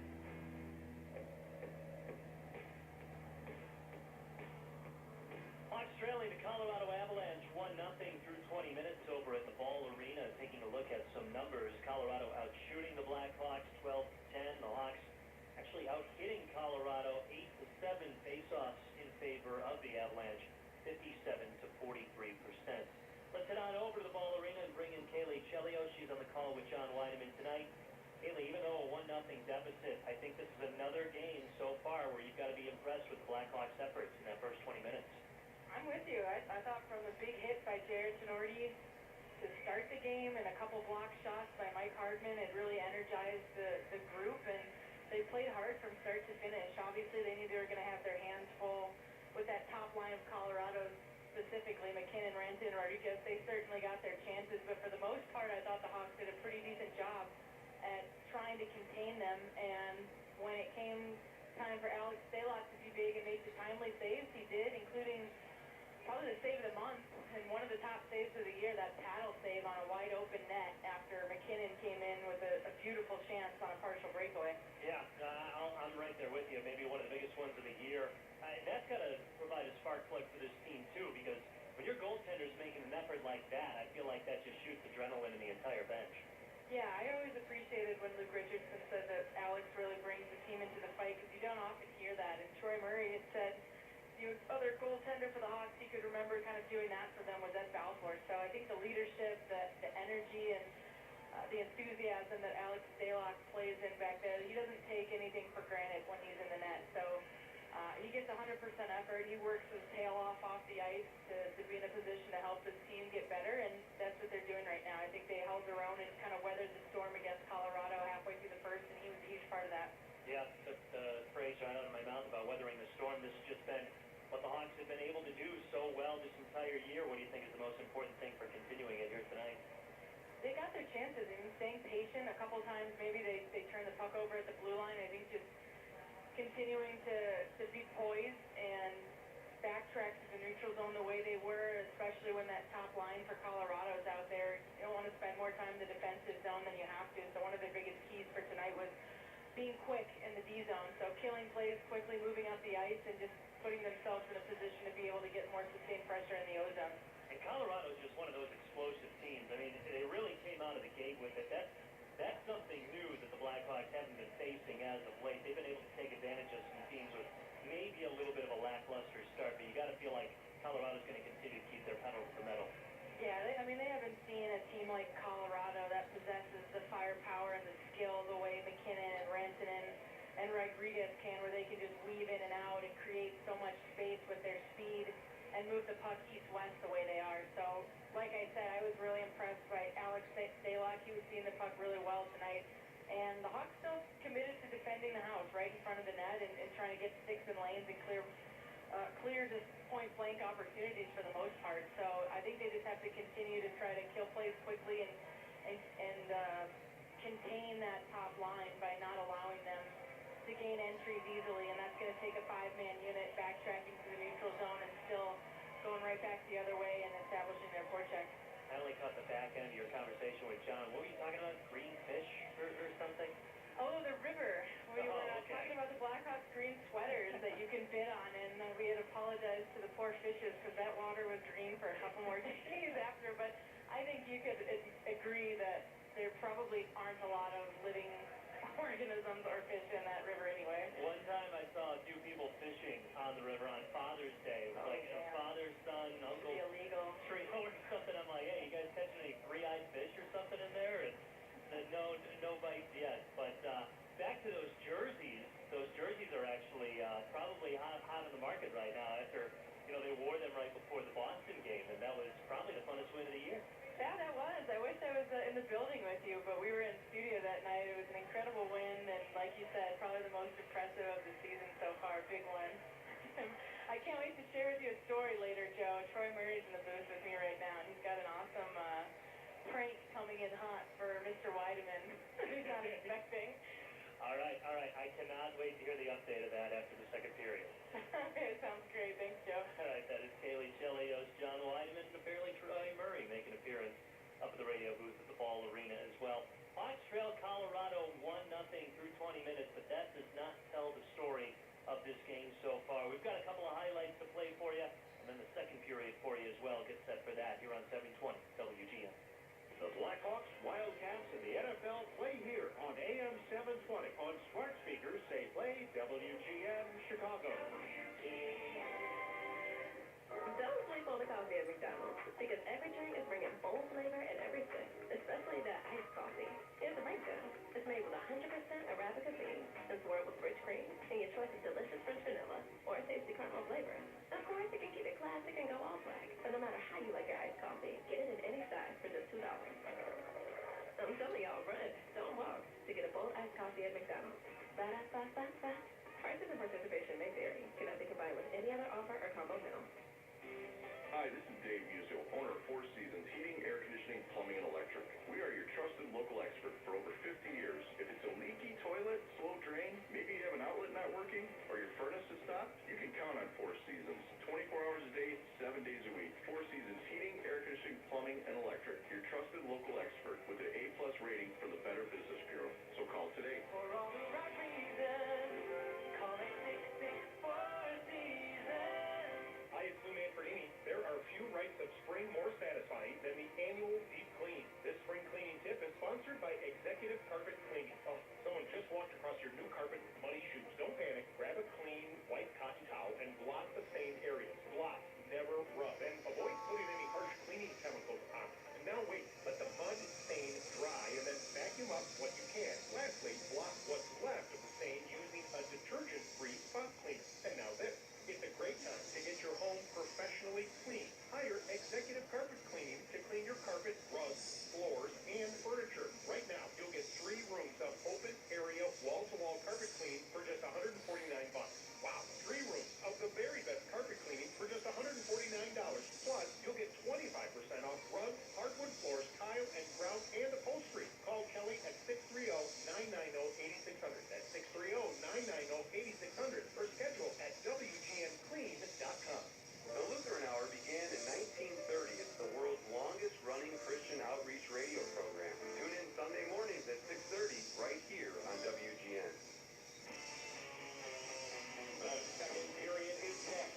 Here for a recap with Joe Brad. A 1-0 lead for the Colorado Avalanche out in Denver as the Hawks, despite trailing 1-0, have done a good job of keeping up the energy against the reigning Stanley Cup champs, as Kaylee Chelios had mentioned. A big hit by Jerry Tenorti kind of started off the tempo of this game, even though Colorado had most of the momentum to begin heading in the Hawks zone, and eventually lucky bounce put the Avalanche on top. And the yellow behind the Hawk net.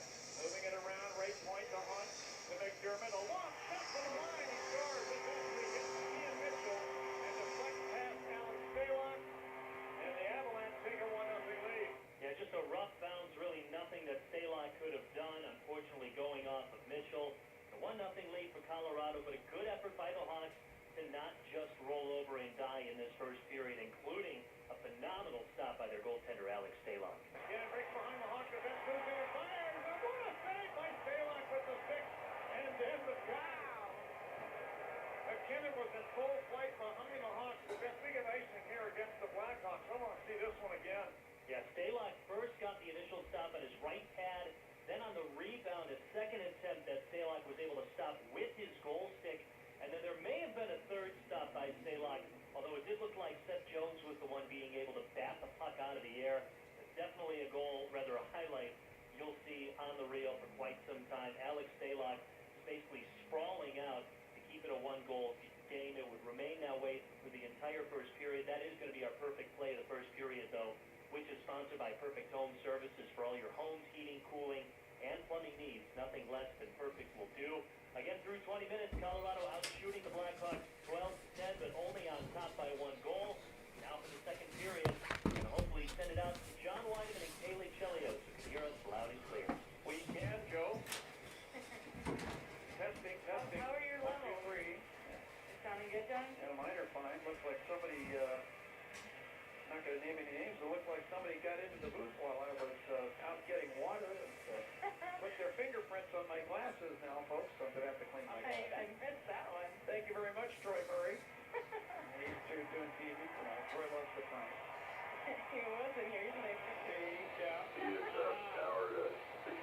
just showed me a picture of his phone of Troy leaning on my broadcast position and laughing. That's the kind of stuff that goes on the road, folks. We have a lot of fun. So you guys like to live in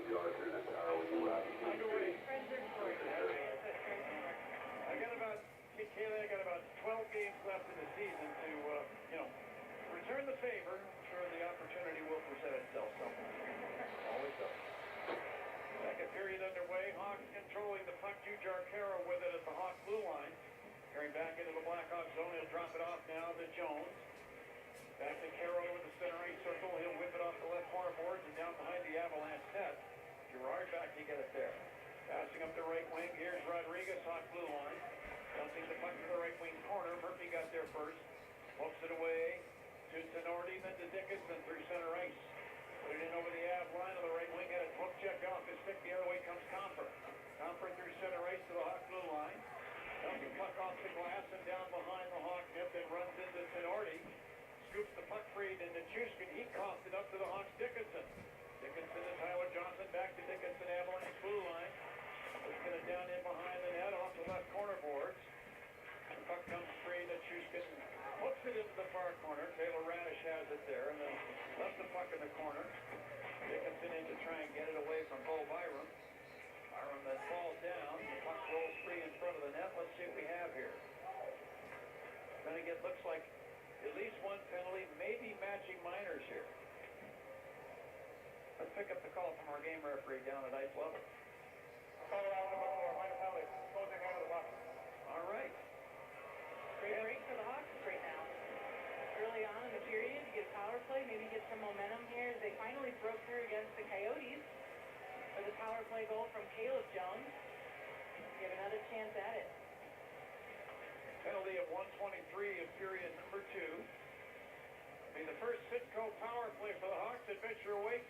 You'll up first with Sitco. And we have not a really great look at this, but the official down there was able to see it nice and close. I could not tell from up here what the call was, but great chance for the Hawks on the power play against the 18th ranked PK up in Colorado. They allowed 2 power play goals against Ottawa a couple games back. So maybe the Hawks can be opportunistic here and have to be careful, obviously, of how lethal they can be. Even with the man advantage, Colorado has the ability to score goals shorthanded. They've got 6 shorthanded goals on the year. They get the puck. Here's O'Connor at center ice, deflecting it down the boards behind the Hawk net. They gives it over to Caleb Jones. Passing on the left wing at center ice to Reichel. He'll race into the Av zone and drop the puck off. After the speed, got it right circle. Now to the line. All right. We are back. Yeah, I just noticed I missed 3. Yes, I did. Yes, I did, while we were waiting for the rice and steel test. Well, on it was 40 and 1... Was it 40 and 1? Yeah, I think it was 40 and 150. And nothing too exciting on it. Okay. Alright, so now... Yeah, of course I had a good bag of microwave popcorn, as always. I just went ahead and brushed up for the night. So that way we're ready to go in about a couple hours. So now we're going to continue working on the expressway that we were doing just a moment ago. The second period is well underway, so...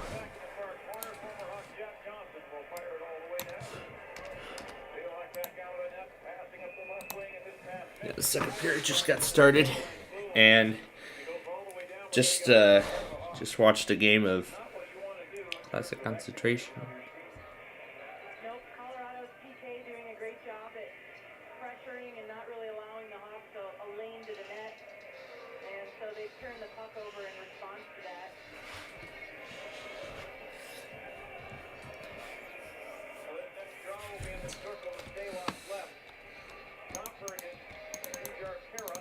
Cerri wins the faceoff. Back to Seth Jones. Plays to his brother, actually now Tenorti behind the net. Seth Jones on the right wing of center ice. Fire it down the board into the Avalanche zone. Goes behind the net up the near side to Tenorti left point. Moves it back down the board behind the net. Goes out to the right point to Murphy. He sent it over to the right wing board. And a sharp angle snap shot from Anderson turned out of there by PittsburghEAS.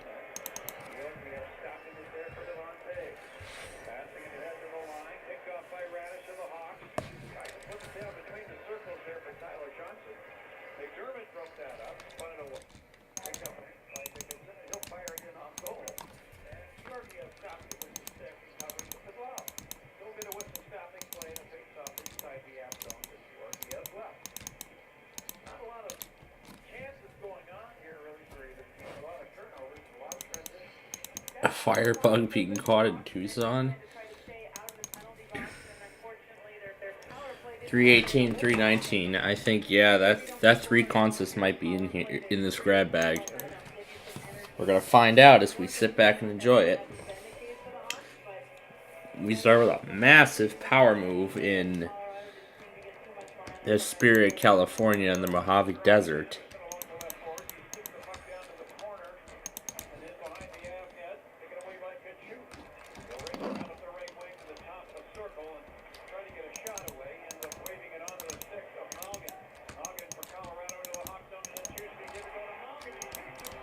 And now it's 2-0 Colorado.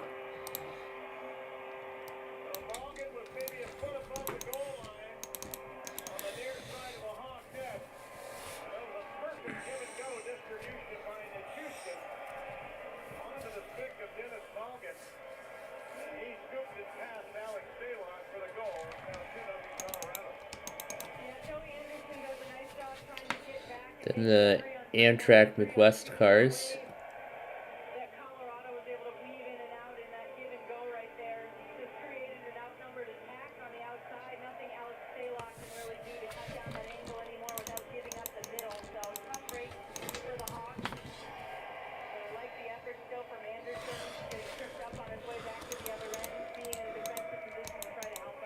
.317 was the day before we came to Chehalis.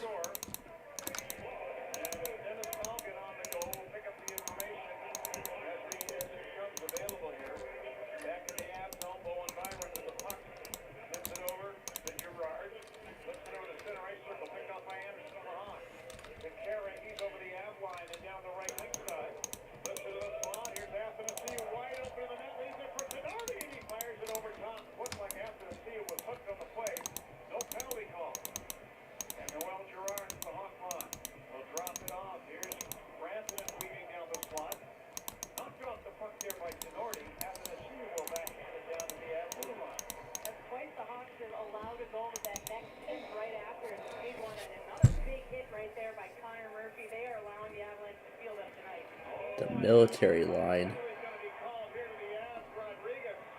317 missed it. Was a race between a grain train and Amtrak 4.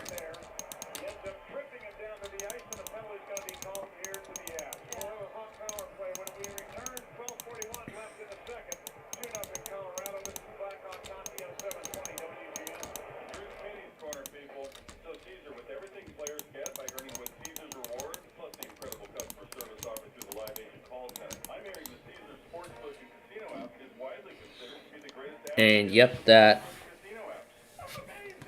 this one consist that we saw in Flagstaff, I was there on the same day. On the same day we saw this one. I wonder what makes this one special for the grab bag. It's the Warbone and the Norfolk Southern that makes the entry.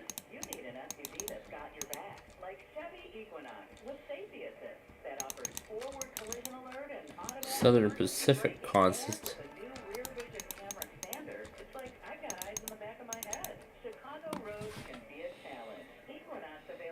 And then a meet, which again we were there when we saw that one. And there was yet another meet with Purple Haze.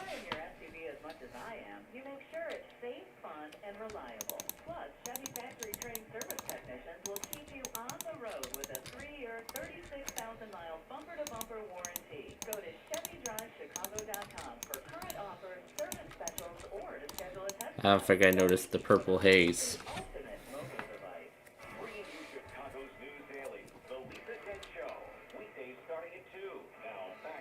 A conductor waving from the locomotive.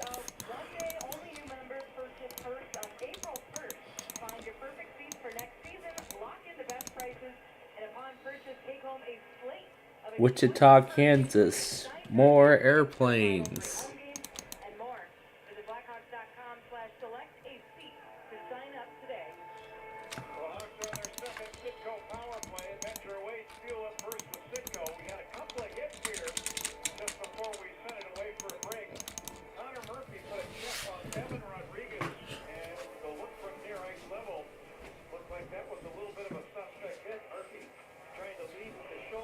Looks like we may not get through all of the pavement today, but let's just see how far we get this week.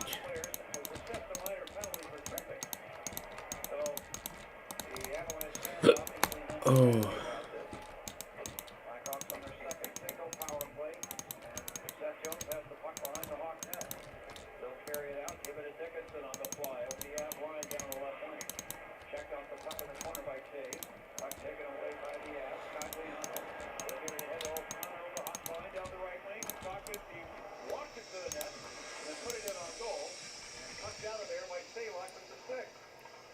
Scott's Trackside Pizza.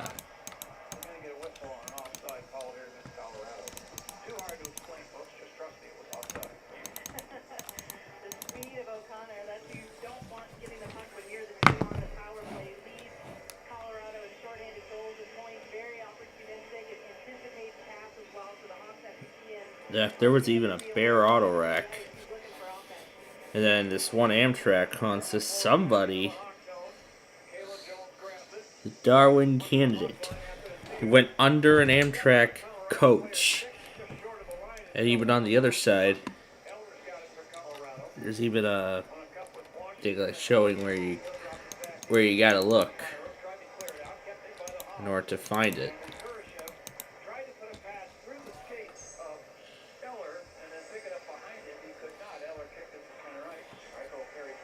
Wow, people trying to cross the tracks.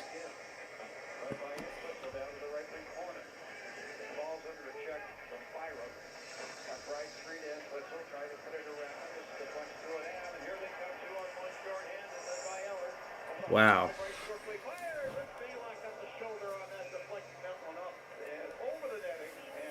They had to stop.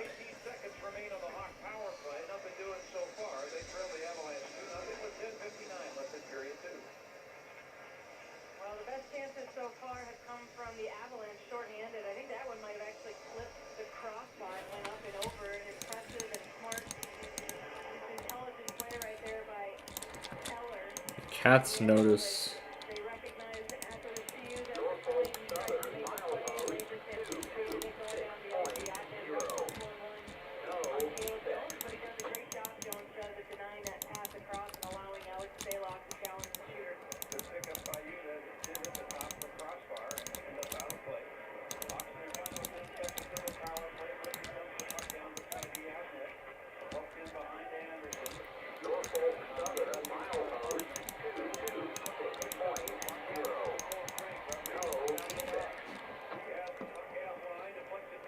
Is that what the Colorado Avalanche do for full strength power play? Wow. There are like so many Super Mario references throughout different sports. You know, there's Cleveland's Progressive Field that does, well, yeah, the Cleveland Guardians Progressive Field that does a Super Mario sound when a player is safe at home plate. And now there's this other one when a team goes into full strength here in Colorado. So there are like so many Super Mario references throughout these sports.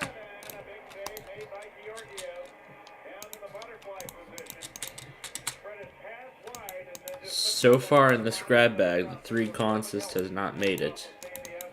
So far, the 3 consist has not showed up.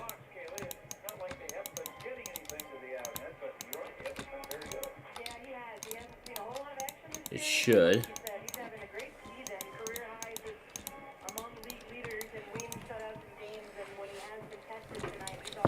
Now, I don't think we're gonna finish the pavement this week, but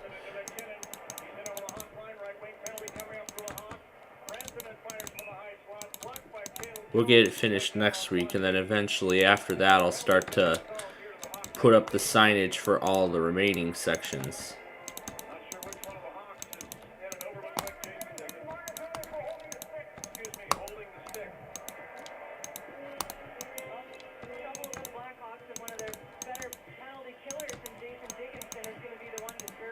That's for a penalty, huh? So that means power play again.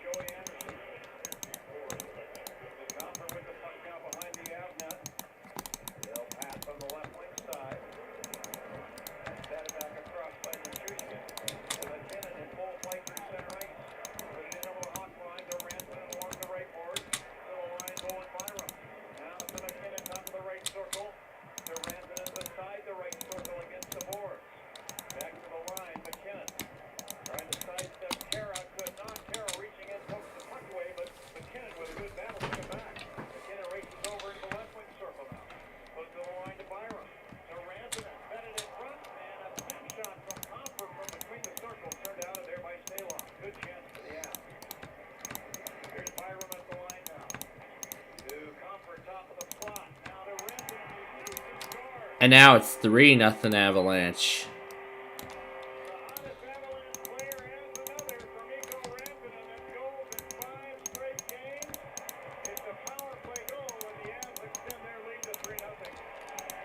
Power play goal by the Avalanche. It's now 3-0.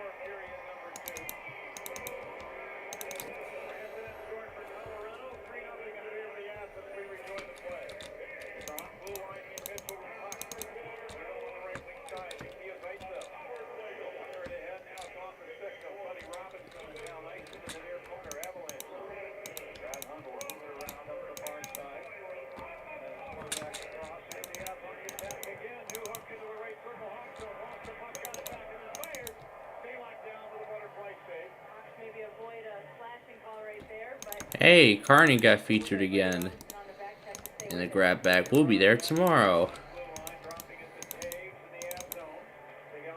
The Rock.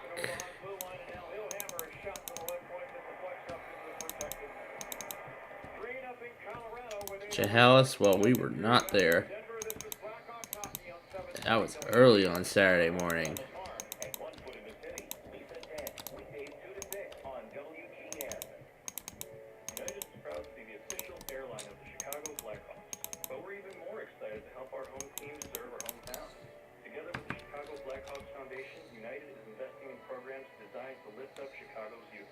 Nonprofits like a house in Austin, which provides support for young families on Chicago's west side so that all children have opportunities for high-quality early childhood learning and parent education. This is the story of an airline and a community when good leads the way. Clogged toilets, broken pipes, flooded basements? Don't let your plumbing problems take you off your game. When you need a plumber fast, call Plumbers 911 at 1-833-PLUM-911, where they promise to connect you to a plumber in 5 minutes or less. Their phones are open 24/7 at 833-PLUM-911, and their highly trained plumbing professionals are ready to answer your call. Get your plumbing job done right the first time with Plumbers 911 Chicago, your plumbing connection. Oh, turn it up. Here we go. Up here with the crew when it's awesome too. Everything you love, that's right in front of you. Got the icon pad, power flashing. Because destination Speaking of, did you get your icon pass yet, John? I'm on iconpass.com dropping in right now. Wow, from just $2.59 adult, everyone knows you get the best price in the spring. Yeah, that's the good stuff. Okay, done. But that's the good stuff. Yeah, it's the good stuff. Hey, Chris Chelios here. It's time to break out the Bandito. El Bandito Yankee Tequila. So smooth, it's criminal. Break out the Bandito, baby. Oh, gosh.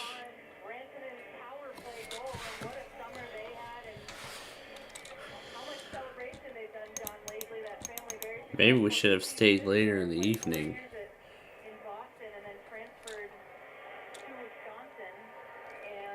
Yeah, maybe we should have stayed later in the evening for Rochelle.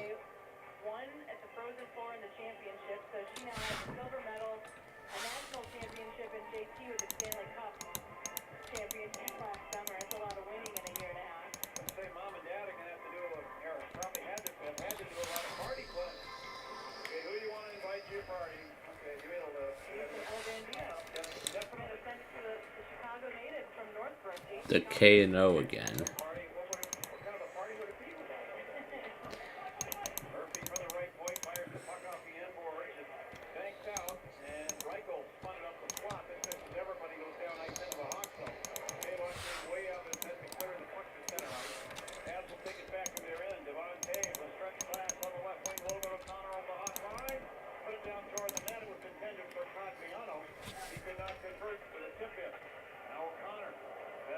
The window of opportunity. Oh yeah, we saw this. Oh yeah, we saw this meet. Oh yeah, we saw this meet.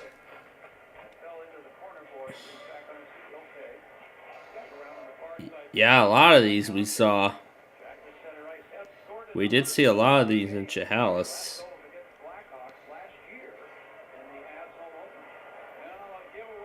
Not this one, La Plata. And then there's a bunch of smoking locomotives. Again in Wichita.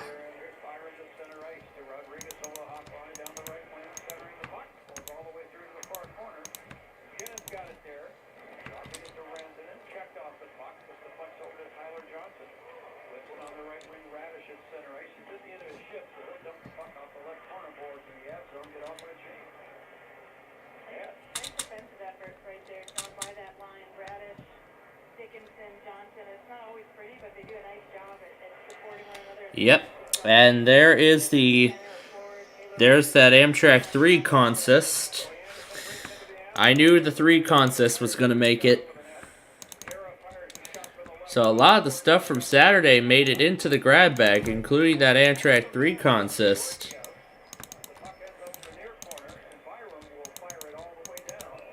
That was interesting. Hey, it looks like Fort Madison was featured. That was on a deer at a bank.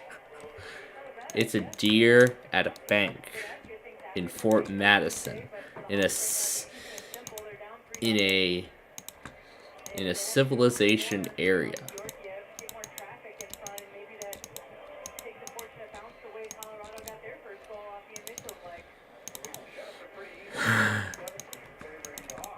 So yeah, I expected. Yeah, again, as I said, I did expect Amtrak 3 to make it into the grab bag. The Amtrak from Saturday.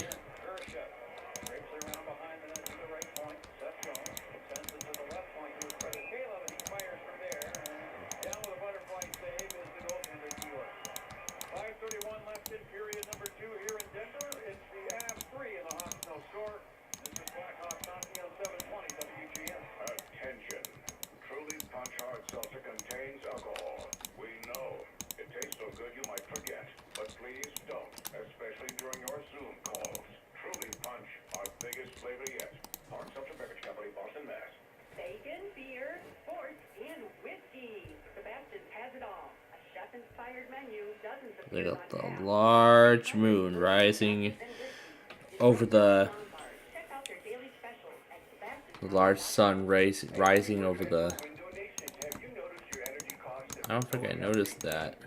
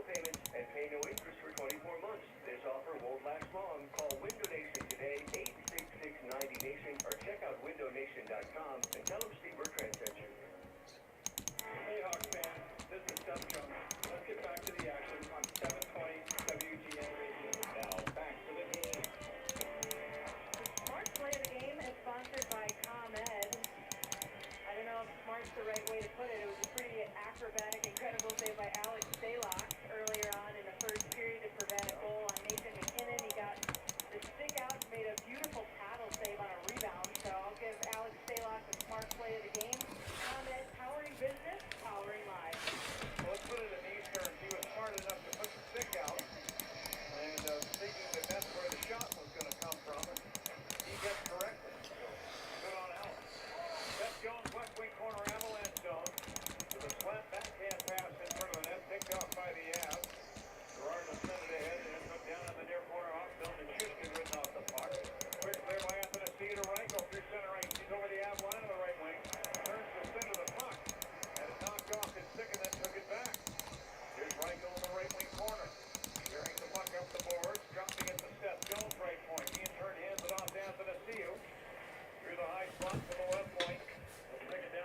The doors are open.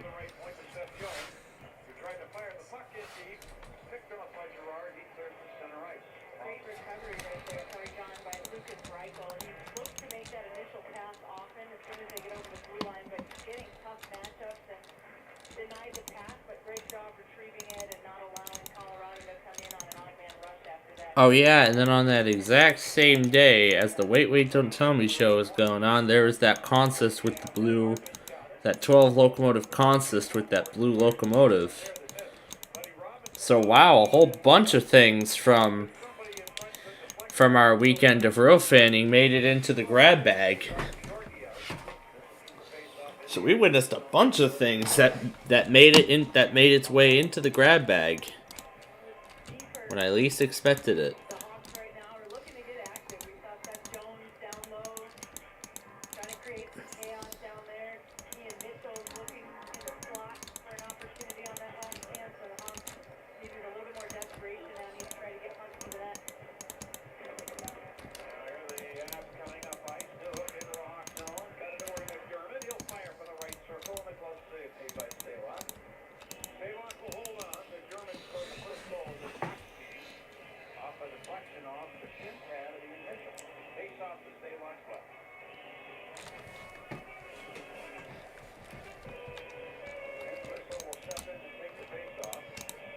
I see yesterday's 4 made it into the grab bag as well. Probably for scaring the birds away.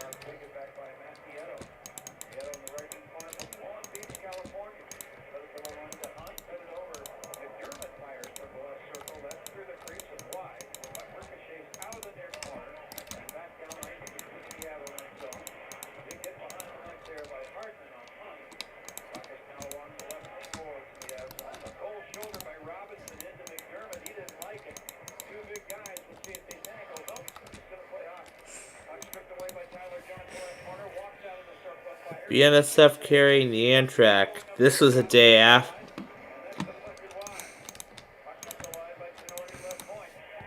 This was the day after one of the locomotives broke down, so a BNSF one had to take over.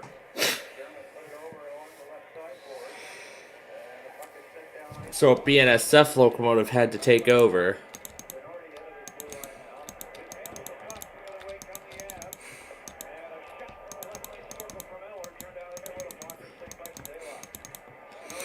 To safely get the late Amtrak to its destination.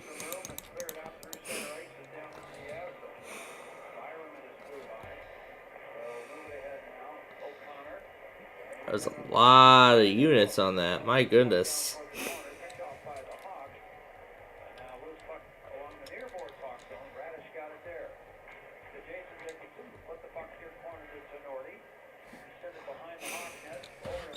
My goodness, there were a whole ton.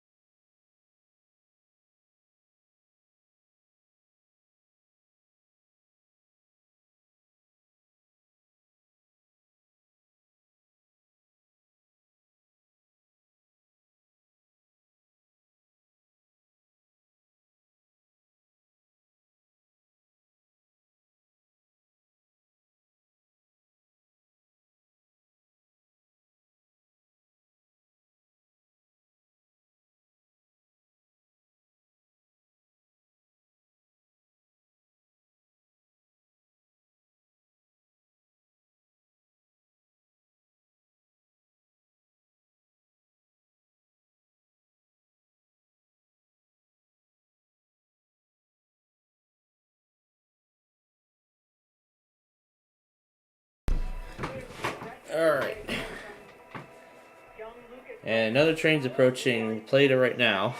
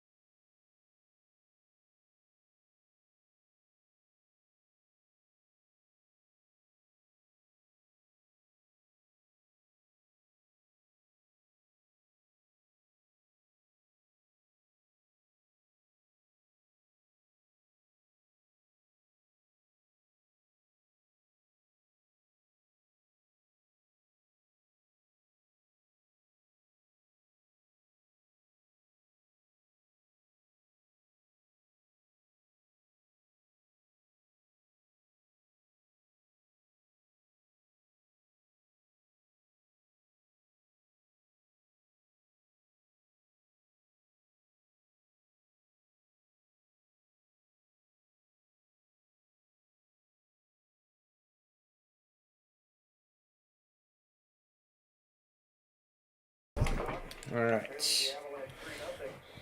2 periods of play, we're in the foothills of the Rockies. For those of you that may not know your geography, which is there is, I can't think of anybody that lives there.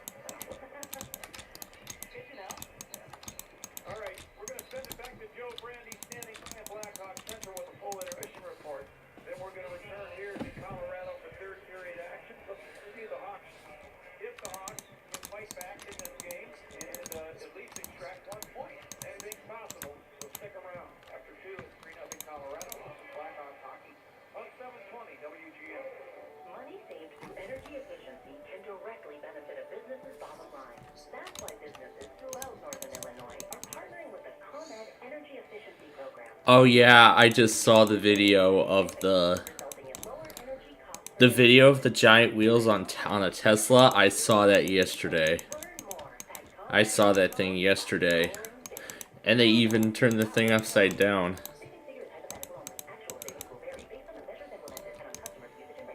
Hearing I had cancer was devastating. Learning vital organs would be temporarily removed to reach it had me speechless. I'm Jessica. When I found out I had a tumor stretching from my heart to my hip, the first thing I thought of was my family. Then my cancer, cardiology, and transplant team at Northwestern Medicine came up with a plan to save my life. Anchored by the #1 hospital and top cancer program in Illinois by U.S. News and World Report, Northwestern Memorial Hospital was one of the only hospitals in the nation with the collective expertise to perform Jessica's 10-hour surgery. After temporarily removing her liver and kidney to reach the tumor, they replaced the damaged vein and removed the additional cancer that had grown into her heart. My team stopped at nothing so that I'm able to be here with my family. Because what makes us better makes you better. Northwestern Medicine. Learn more at nm.org/better. Grandview buys homes. Hi, I'm Tom Delich. Recently, I received a solicitation to list my home in St. Charles with one of the national real estate companies.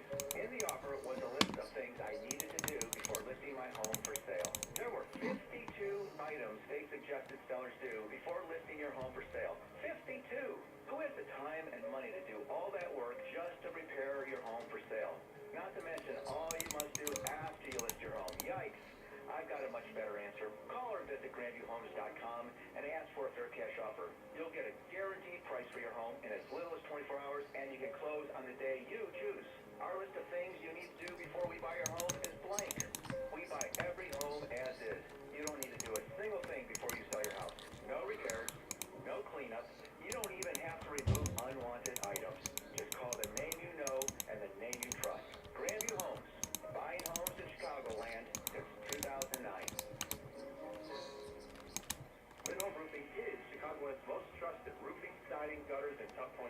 For a free inspection, call 888-4-ROOFER or visit us at linholmroofing.com.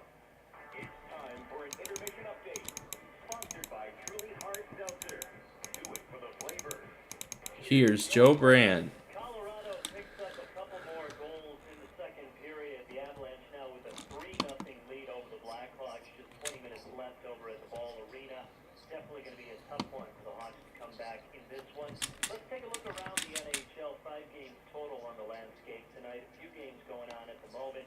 The Edmonton Oilers are trying to stretch it out to a 4-game winning streak. They've got a 2-1 lead over the San Jose Sharks with 16:05 left in the second period. Sharks beginning a 3-game road trip. Edmonton is the best team in the NHL. It's January 11th. They're 18-5-5.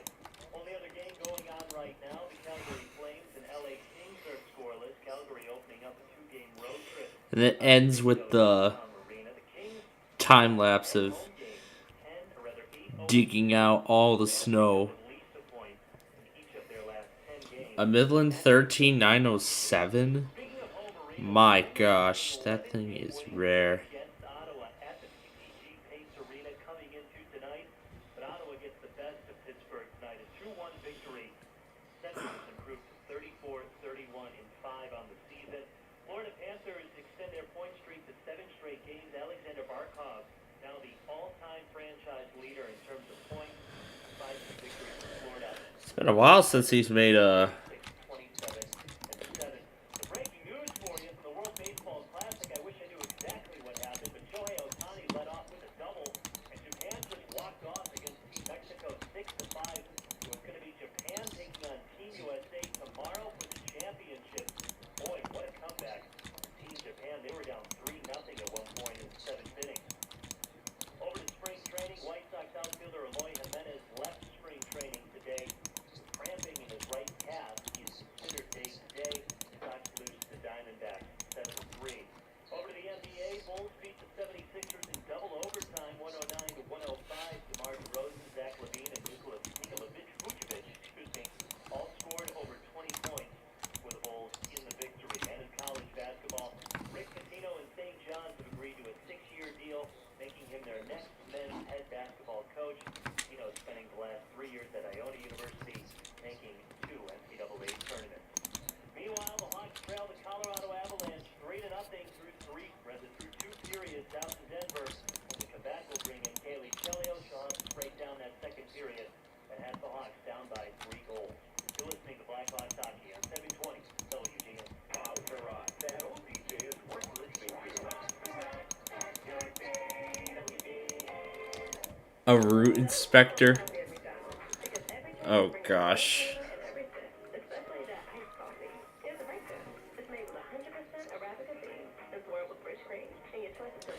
And it's also been a long time since, oh yeah, and on Jackson Ross's latest destruction video, it's actually been a long time since he last filmed one in the dark. It's been a long time since he last filmed a destruction video in the dark. I mean, let me tell you, the last destruction video he did in the dark was that Touch and Teach Turtle by VTech, which he, in fact, that one was very great to see. He throws the, it was doing the alphabet. He throws the thing off the balcony at the front. It hits the pavement really hard. The switch broke, so you couldn't even, it was pretty much unusable. You couldn't even turn it back on. It wouldn't even power on again. So pretty much it would just have to be used exactly as a,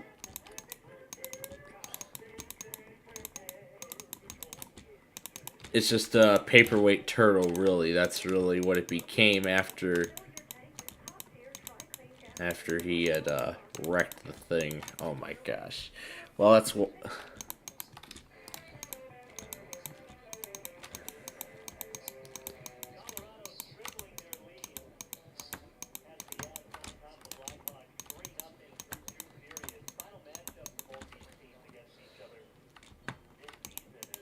Yeah, because at the time, California was being hit hard by that rain.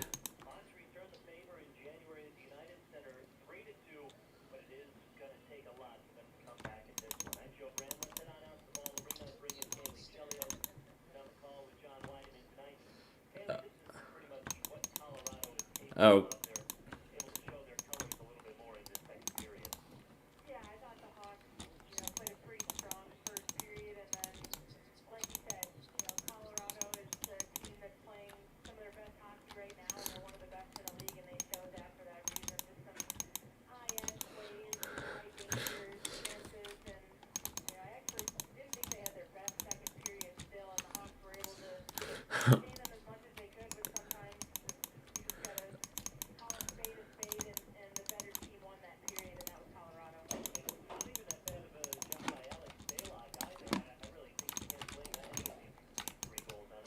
Pouring sparkling. I really hope not. But my gosh, this destruction video has been really good. You know what? We'll actually stay on for the rest of the game. We'll keep the show going up until this point, and then we're gonna, and then effectively afterward, we're gonna finish the iPods compilation, get that taken care of, and then we'll be done for the night. I mean, we're running out of time quickly on our Minecraft show, so we're gonna have to finish this fast. I mean, we're effectively running out of time on our Minecraft show, so we need to get through this quickly. So we'll probably have to do the other direction next time. Yeah, we will probably have to do the other direction next time.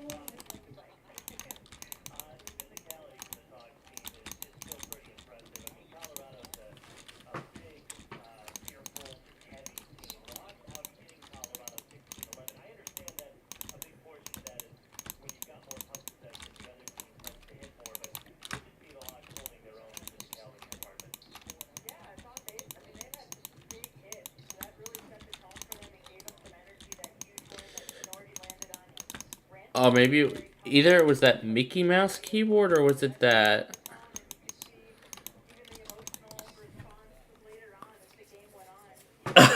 a Cocomelon keyboard? Oh gosh. He's wrecking a Cocomelon keyboard.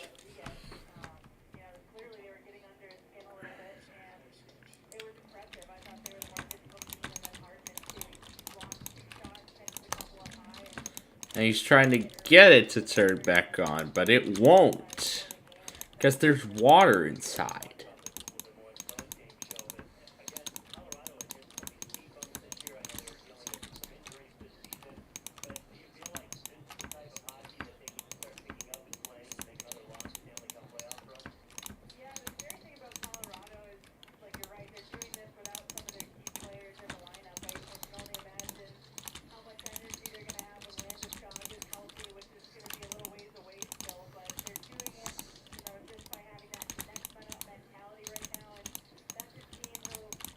You know, personally, if we had kept the 2-lane configuration, then this wouldn't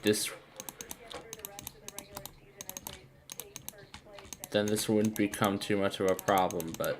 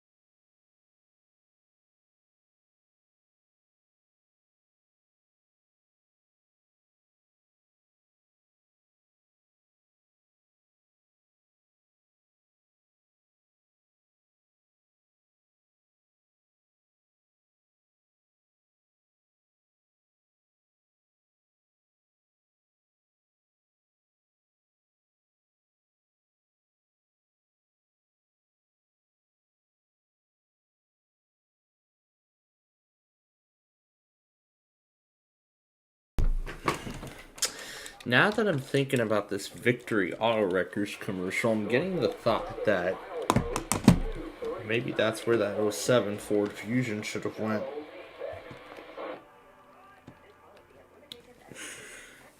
When we were getting rid of that '07 Ford Fusion, I was thinking that's probably where it should have went. It should have went to Victory Auto Wreckers. But that could be a good final resting spot, but I don't know.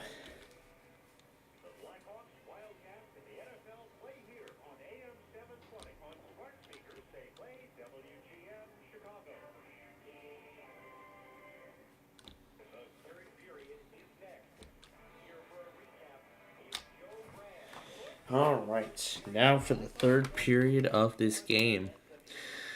The Avalanche are giving us quite a beating tonight.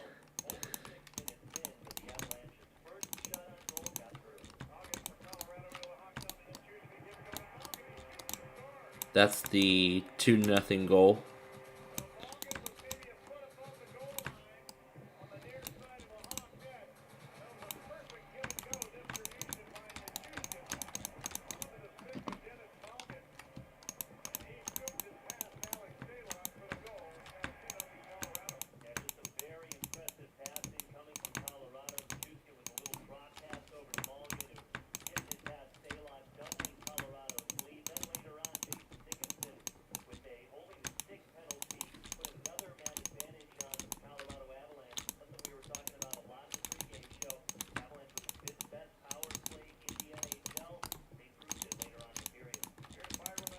Yep, this is the 3-0 goal.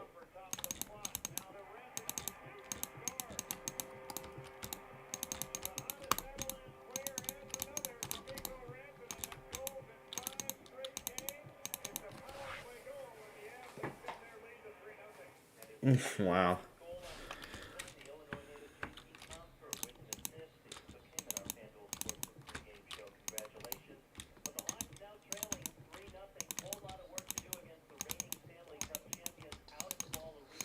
He says,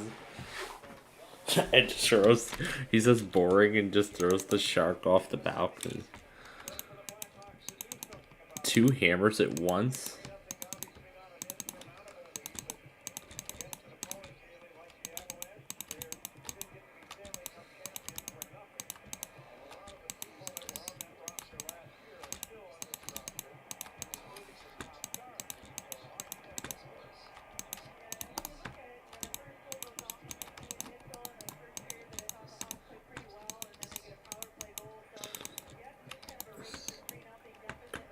Caution children.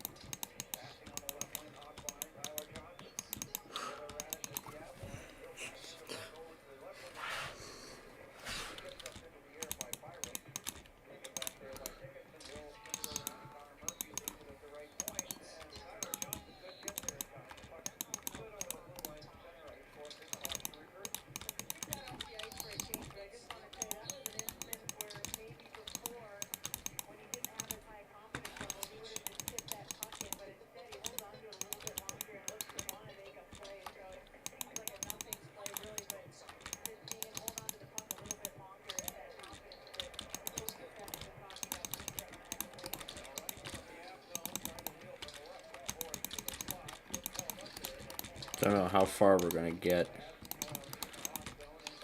with this last section here. Oh, I must be using the wrong block now. There we go. Oh my gosh.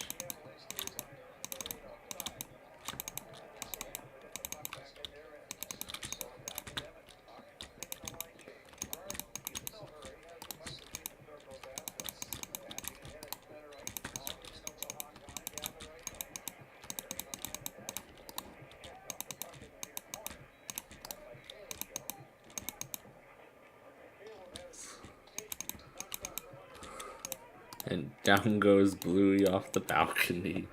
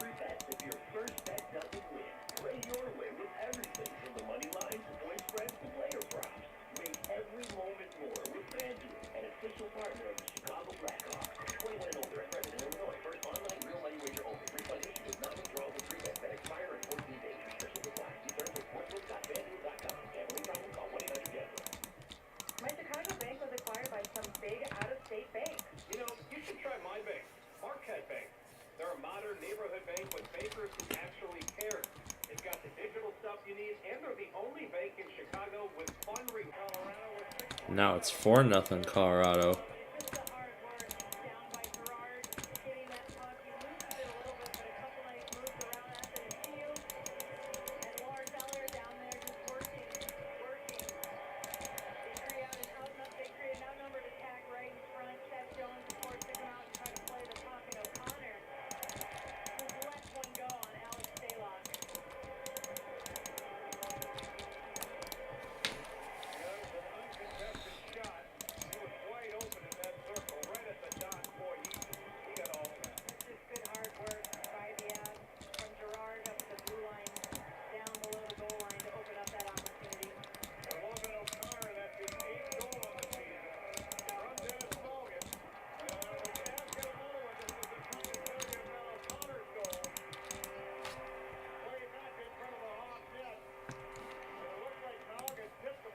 Wow.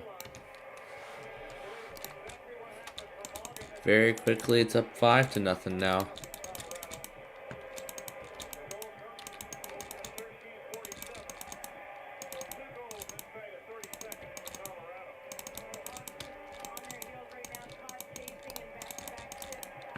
Now it's 5-0 Colorado. 2 goals in 30 seconds. That's impressive.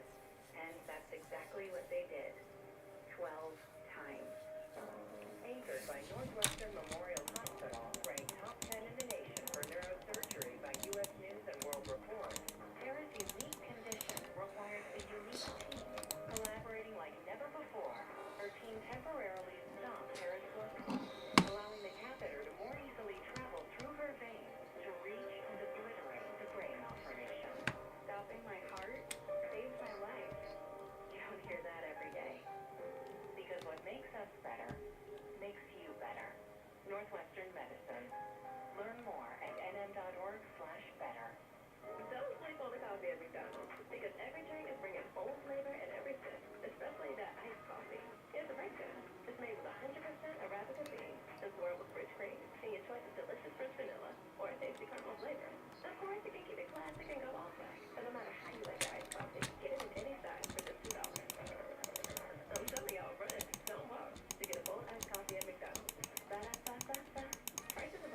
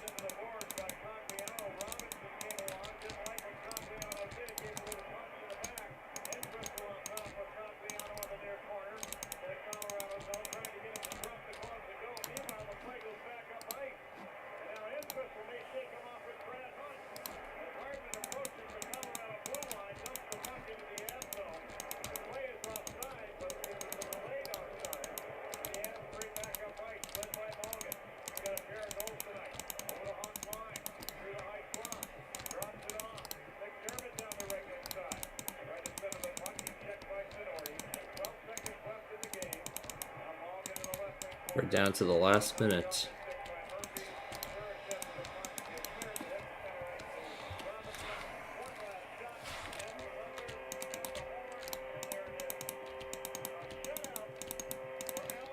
And the Avalanche have beat the Blackhawks this evening.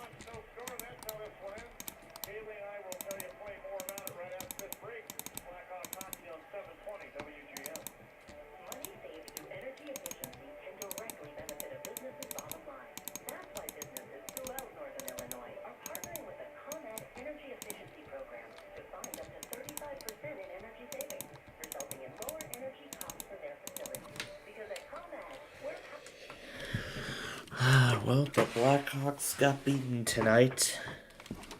The Blackhawks got beaten by the best in the NHL this evening by nothing but the good old Avalanche. So, again, the final score for tonight's game, Avalanche 5, Blackhawks 3. As for our Minecraft show, this is most likely as far as we are going to go for tonight. So after we do this, then we will be done.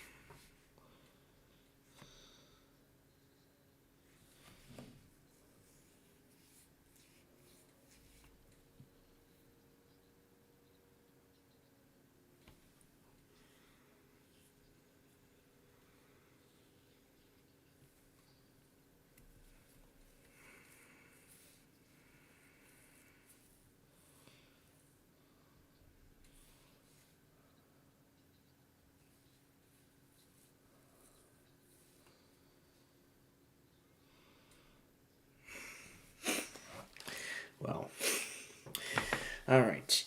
And so, with that being said, folks, that is where we are going to stop on our Minecraft show for this week. We got a lot of the paving of the I-21 extension completed, so let's see, we've completed a lot of the paving of the incredible I-21 extension. It's going to be 5 lanes wide, the widest that I think, the longest, widest route that I think we've ever made. Like, this section of road has never been 5 lanes wide before. I mean, it wasn't part of the original plan. It wasn't part of the original plan when it was first thought of. That now it's actually 5 lanes wide. It's unbelievable.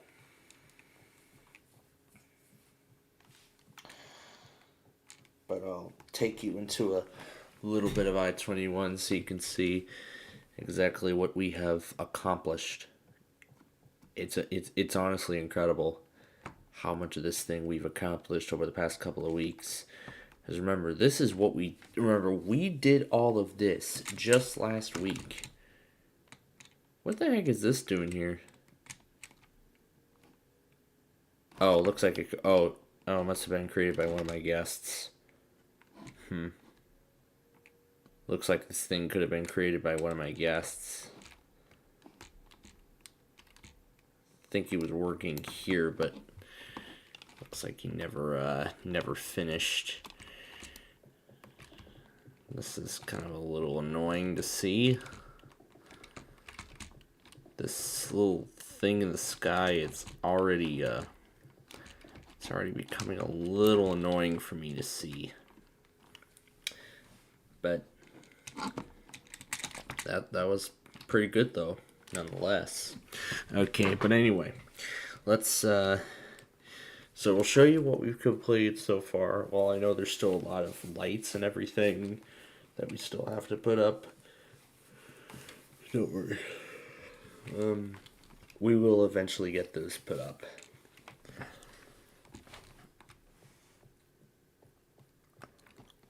Look at this section now. It's honestly incredible how much we have changed of this thing. As you can see, a lot of these old towers still remain. Now, yeah, we're going to go ahead and take these down. The last part of the old power station, yeah, the last portion of the old power station that used to carry these. They used to carry those towers. Just like these, those are going to remain for preservation. So those towers over there are going to stay for preservation. I mean, even though there's already newer ones like further upstream. With that being considered the case, I think it's important that we actually keep these towers. And it keeps getting overloaded. The Blackhawks beat the Avalanche 5-0 today. We did not get a... It looks like we did not get a Rice and Steel evening test at all. And look who apparently ran a random test. WCPR. I didn't know he was monitoring WCPR. Oh, could this be for the upcoming risk? Looks like he might already be beginning to monitor a lot of this stuff for the upcoming day 5. So I see he's already preparing a lot of the stations. I see he's already preparing to monitor. He's already starting to monitor a lot of the stations, like WCPR. And I'm assuming they are random, but I'm gonna take a look.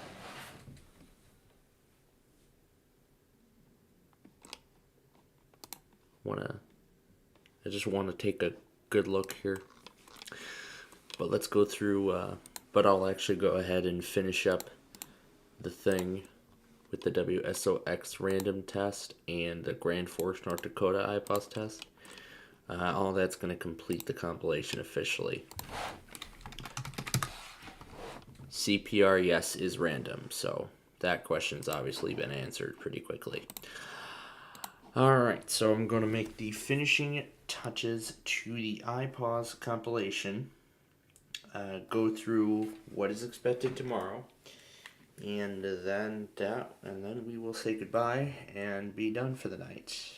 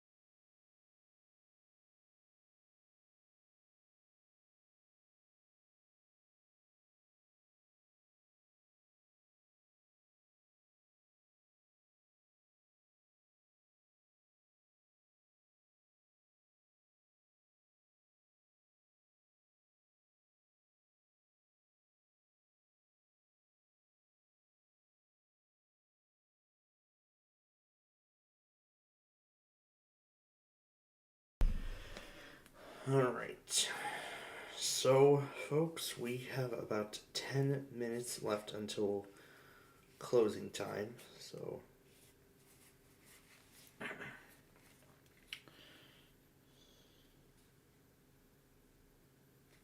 yeah, that's severe thunderstorm warning. It was a previous thing. Alright, so now I'm officially finishing off the video. Although, unfortunately, I could not include WCPR, but that's okay, because we know their test is random, so that already answers our question. Well, this is going to be a pretty short iPods compilation, as usual. Alright, I should be able to get through that pretty quickly. Anyway, the final duration on that is 14 minutes. I want to make the one quick adjustment to the automation. I'm going to disable the 5 a.m. one because, well, that already happened. So I'm going to disable it and leave it alone.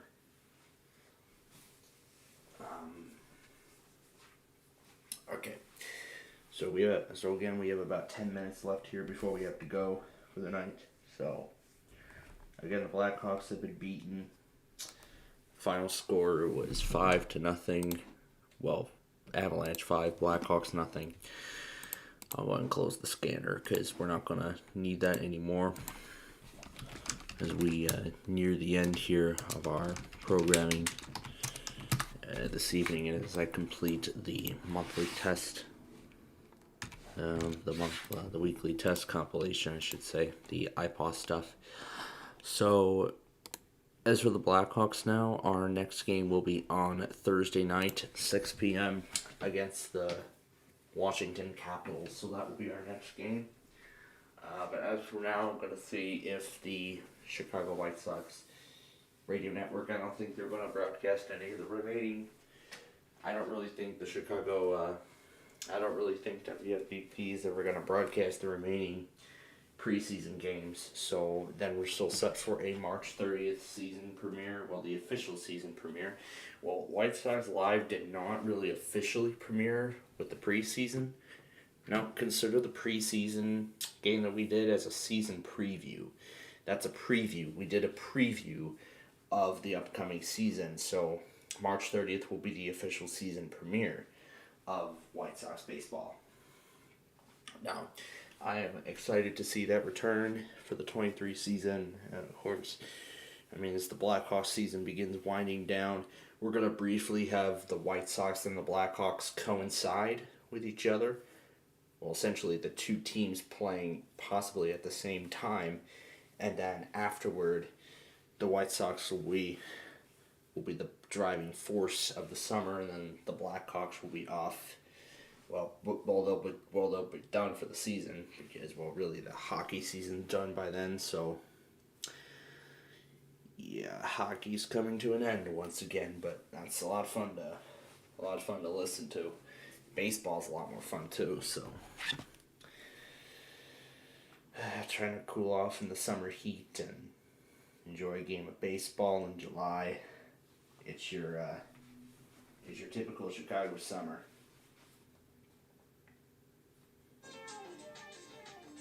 Just want to make sure that I applied everything correctly. I'm going to call it under the usual iPod's name.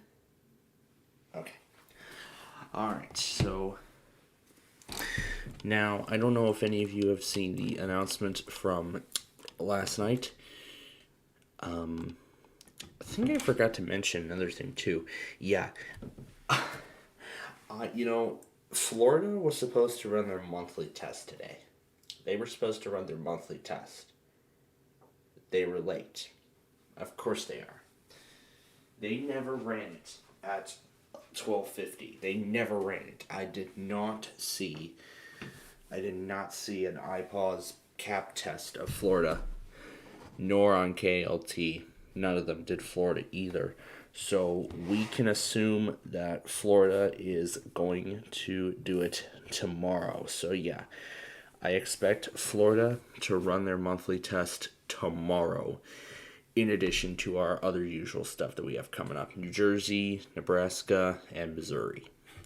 All of which are going to be 3 hours apart. Now keep in mind, this is also going to coincide with all those automated tests as well. I think I forgot to mark down SOX. Let me do that on my group.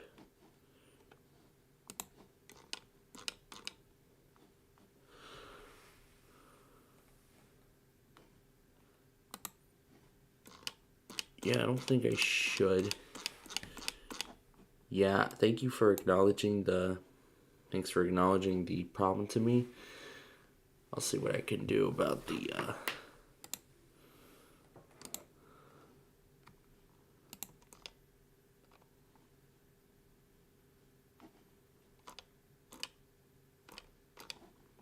well, I'll see if I can add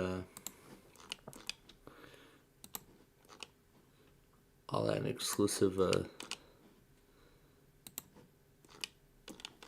thing here, but yeah, so far my server is running as intended.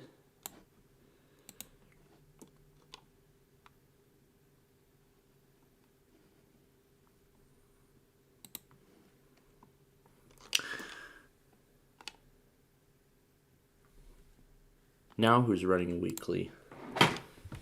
Oh, these people again?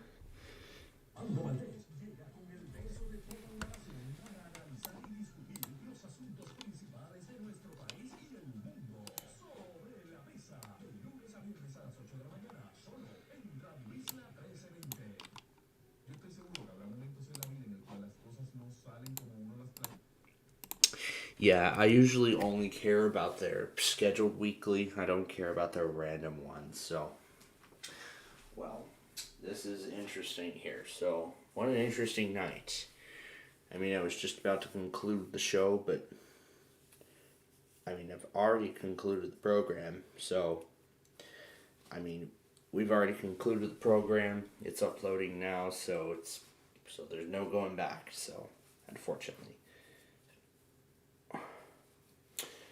You know what? Sure. I mean, I just noticed it now, so let's go ahead and end this. So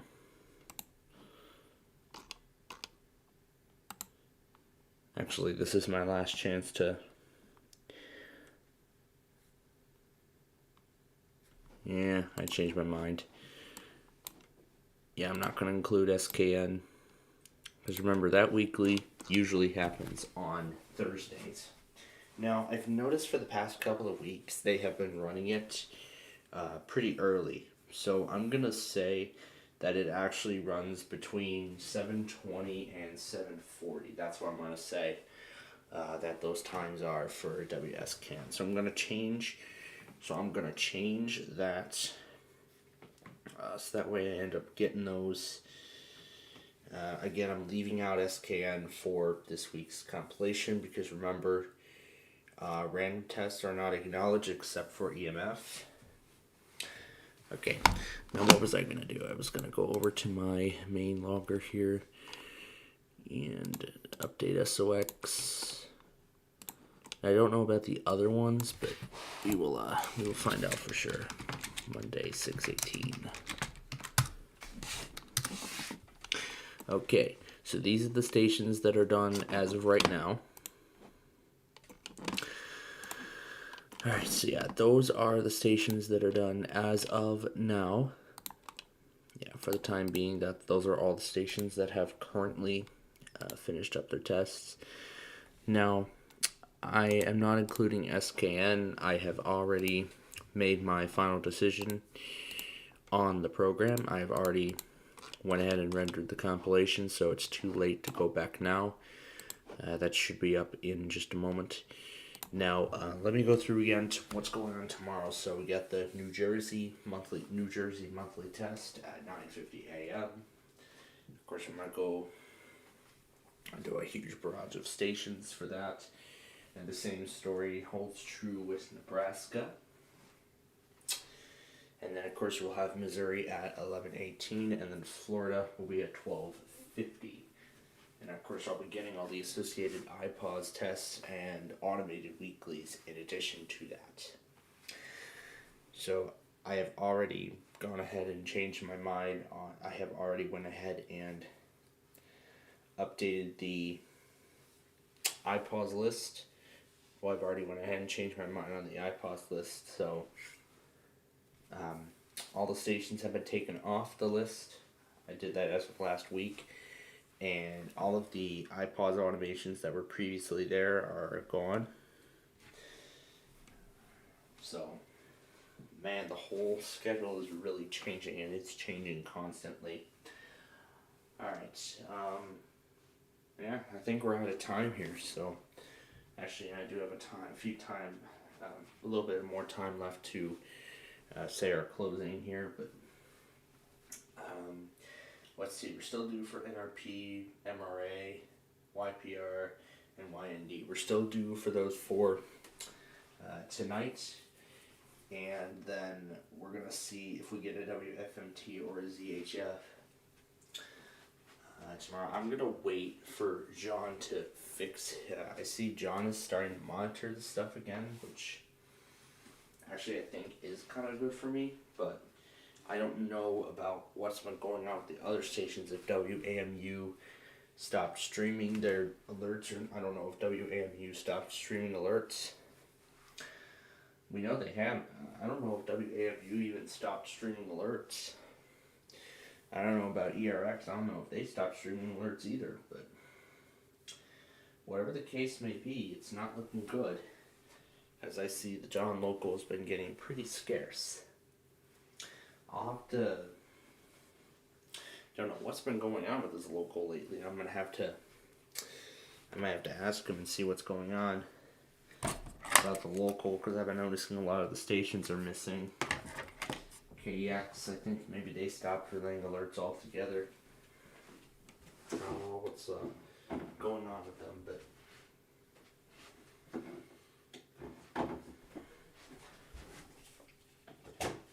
I don't really know what's going on with WKEX, but I am assuming that is probably what may have happened, is that they may have stopped relaying alerts over their live stream. Yeah, I'm not going to let that thing sit and suffer even longer. I'm just going to go ahead and finish the thing off right now. Oh wait, there's that one classic concentration video I want to keep. The Puerto Rican beaches, yep, that one's going to stay. The others are going to go. So I can free up a little more storage on the phone. Plus, I do want to try for WGC. However, I'm not going to be. I don't want to take the risk, so. Because I want to see if WQBE runs their weekly tonight. If they do, then I will try for GCU tomorrow if they, unless they test tonight. You know what, I'll probably move them over to another source, like my iPad, because it's going to be pretty bare for a while, so maybe I'll give it a try, see what they do. And then my cue won't turn off. My cue is refusing to turn off. Alright, well, I keep trying to do so. The IPAWS test app just went up, and the surprise marine warning from earlier this evening, right before Mark Levin, is also included in this as well. So of course the IPAWS compilation includes all the auto tests. Ah, there we go, I finally got it off. Alright, so anyway, the IPAWS compilation includes all of the IPAWS tests between 7 a.m. and 7 p.m. And then this also includes the AM/FM weekly tests, a few of which were automated. Yeah, of course, it includes all those. And it also includes the marine warning that scared the heck out of me at the beginning of our Minecraft program, right before we had to take our first break. Yeah, right before we had to take our first break. And I think what might be going on with ETS here is that they may have changed. What I think is that their test may have went into the next day as well. So let's see if that's the case. Because if you all remember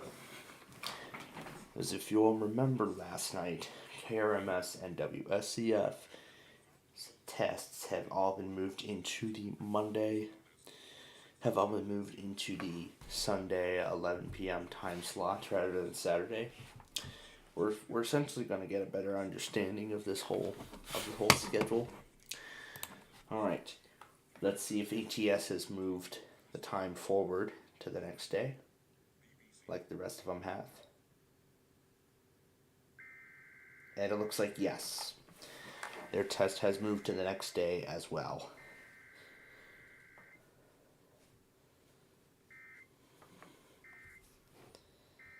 Okay, that question has been answered. Okay, so ETS's test has moved to the next day. So now we know that for a fact. Alright, that answers that question. I don't know about KZRG if their test moved to the next day as well. I'm going to have to, you know what, I'll check them again tomorrow and we'll see. Maybe their test is moved to the next day also, but we're gonna tune in on them and we're gonna find out. I have already made the respective changes, so okay. So now those questions have been answered, and again I'll keep updating the weekly test list as I see these new changes come. But anyway, with that being said, that is going to do it for our broadcast here today. And of course, before we go, of course, I must tell you that Plainfield TV is owned and operated by the SPCPlainfield Media Corporation, and that any and all videos heard or presented during the broadcast day today, some of which are not owned by me, but credit for those said videos go to their respective uploaders or creators who have accepted airtime for their content on our station. I'm gonna eventually recover the White Sands of Barbados video and get that project working again, but as for everything else, that's gonna go. But anyway, let me continue with the sign-off script. Oh yeah, there's still a lot of stuff to clear. Anyway, and then any and all alerts heard during the broadcast today can be redistributed for archival purposes only. However, in order to do so, you must grant permission from me. If you plan to use my content for anything other than archival, you must grant additional permission from me before doing so. If you do any of that without my permission, then the video would be given a copyright takedown, and that is something I do not personally want to do. But if I have to do it, I will, and it's that easy and it's that simple.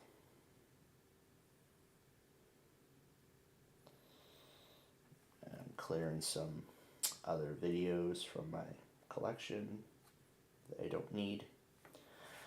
Alright, so I'll probably leave GCU on in case they run a test tonight, because I don't think they had ran their weekly yet. We're going to see what ends up happening with them tonight. Maybe if we'll find out eventually when they do theirs, but we'll keep a good eye on them in that case. So at least we figured out what's been going on, the questions has been answered, and then I will start making the maneuvers as we go along. So anyway, with that being said, that is going to do it for us here tonight. So now for the staff and management of SPCPlainfield TV, we'd like to thank you very much for joining us here today. And we hope you'll join us again tomorrow as we bring you our weekly Roblox show. course, we're going to have a lot of fun there. Of course, we're going to have fun at Cornerstone. We're going to have a lot of fun at Arcade Island. And then we're going to have a lot of fun with the Crashtown Game Thing Grand Finale. And then ending it with only like an hour left to spare before we have to, then I have to brace myself once again for the Flutter Realm, which will activate which will get me hyped for all this weekly test chaos, and it's actually going to be more chaotic than ever, so definitely you don't want to miss the weekly test stream. It's going to be crazy. That's personally what I'm going to say myself. And I'm going to need even more time to prepare all those stations, because my gosh, I just hope we don't end up in a very similar... I'm probably going to have to end up preparing all the Michigan stations like way even before the Michigan Monthly even happens. And the same goes for all those stations in, Wisconsin and everything. I'm going to have to prepare all those like in advance. Oh my gosh. I don't know what I'll do, but then I'll think about it tomorrow as we get closer to that moment. Anyway, now for the staff and management of SPC Plainfield TV, again, thank you very much for watching, and again, we hope you'll join us again tomorrow for our weekly Roblox program. And so, until then, have a great rest of your evening.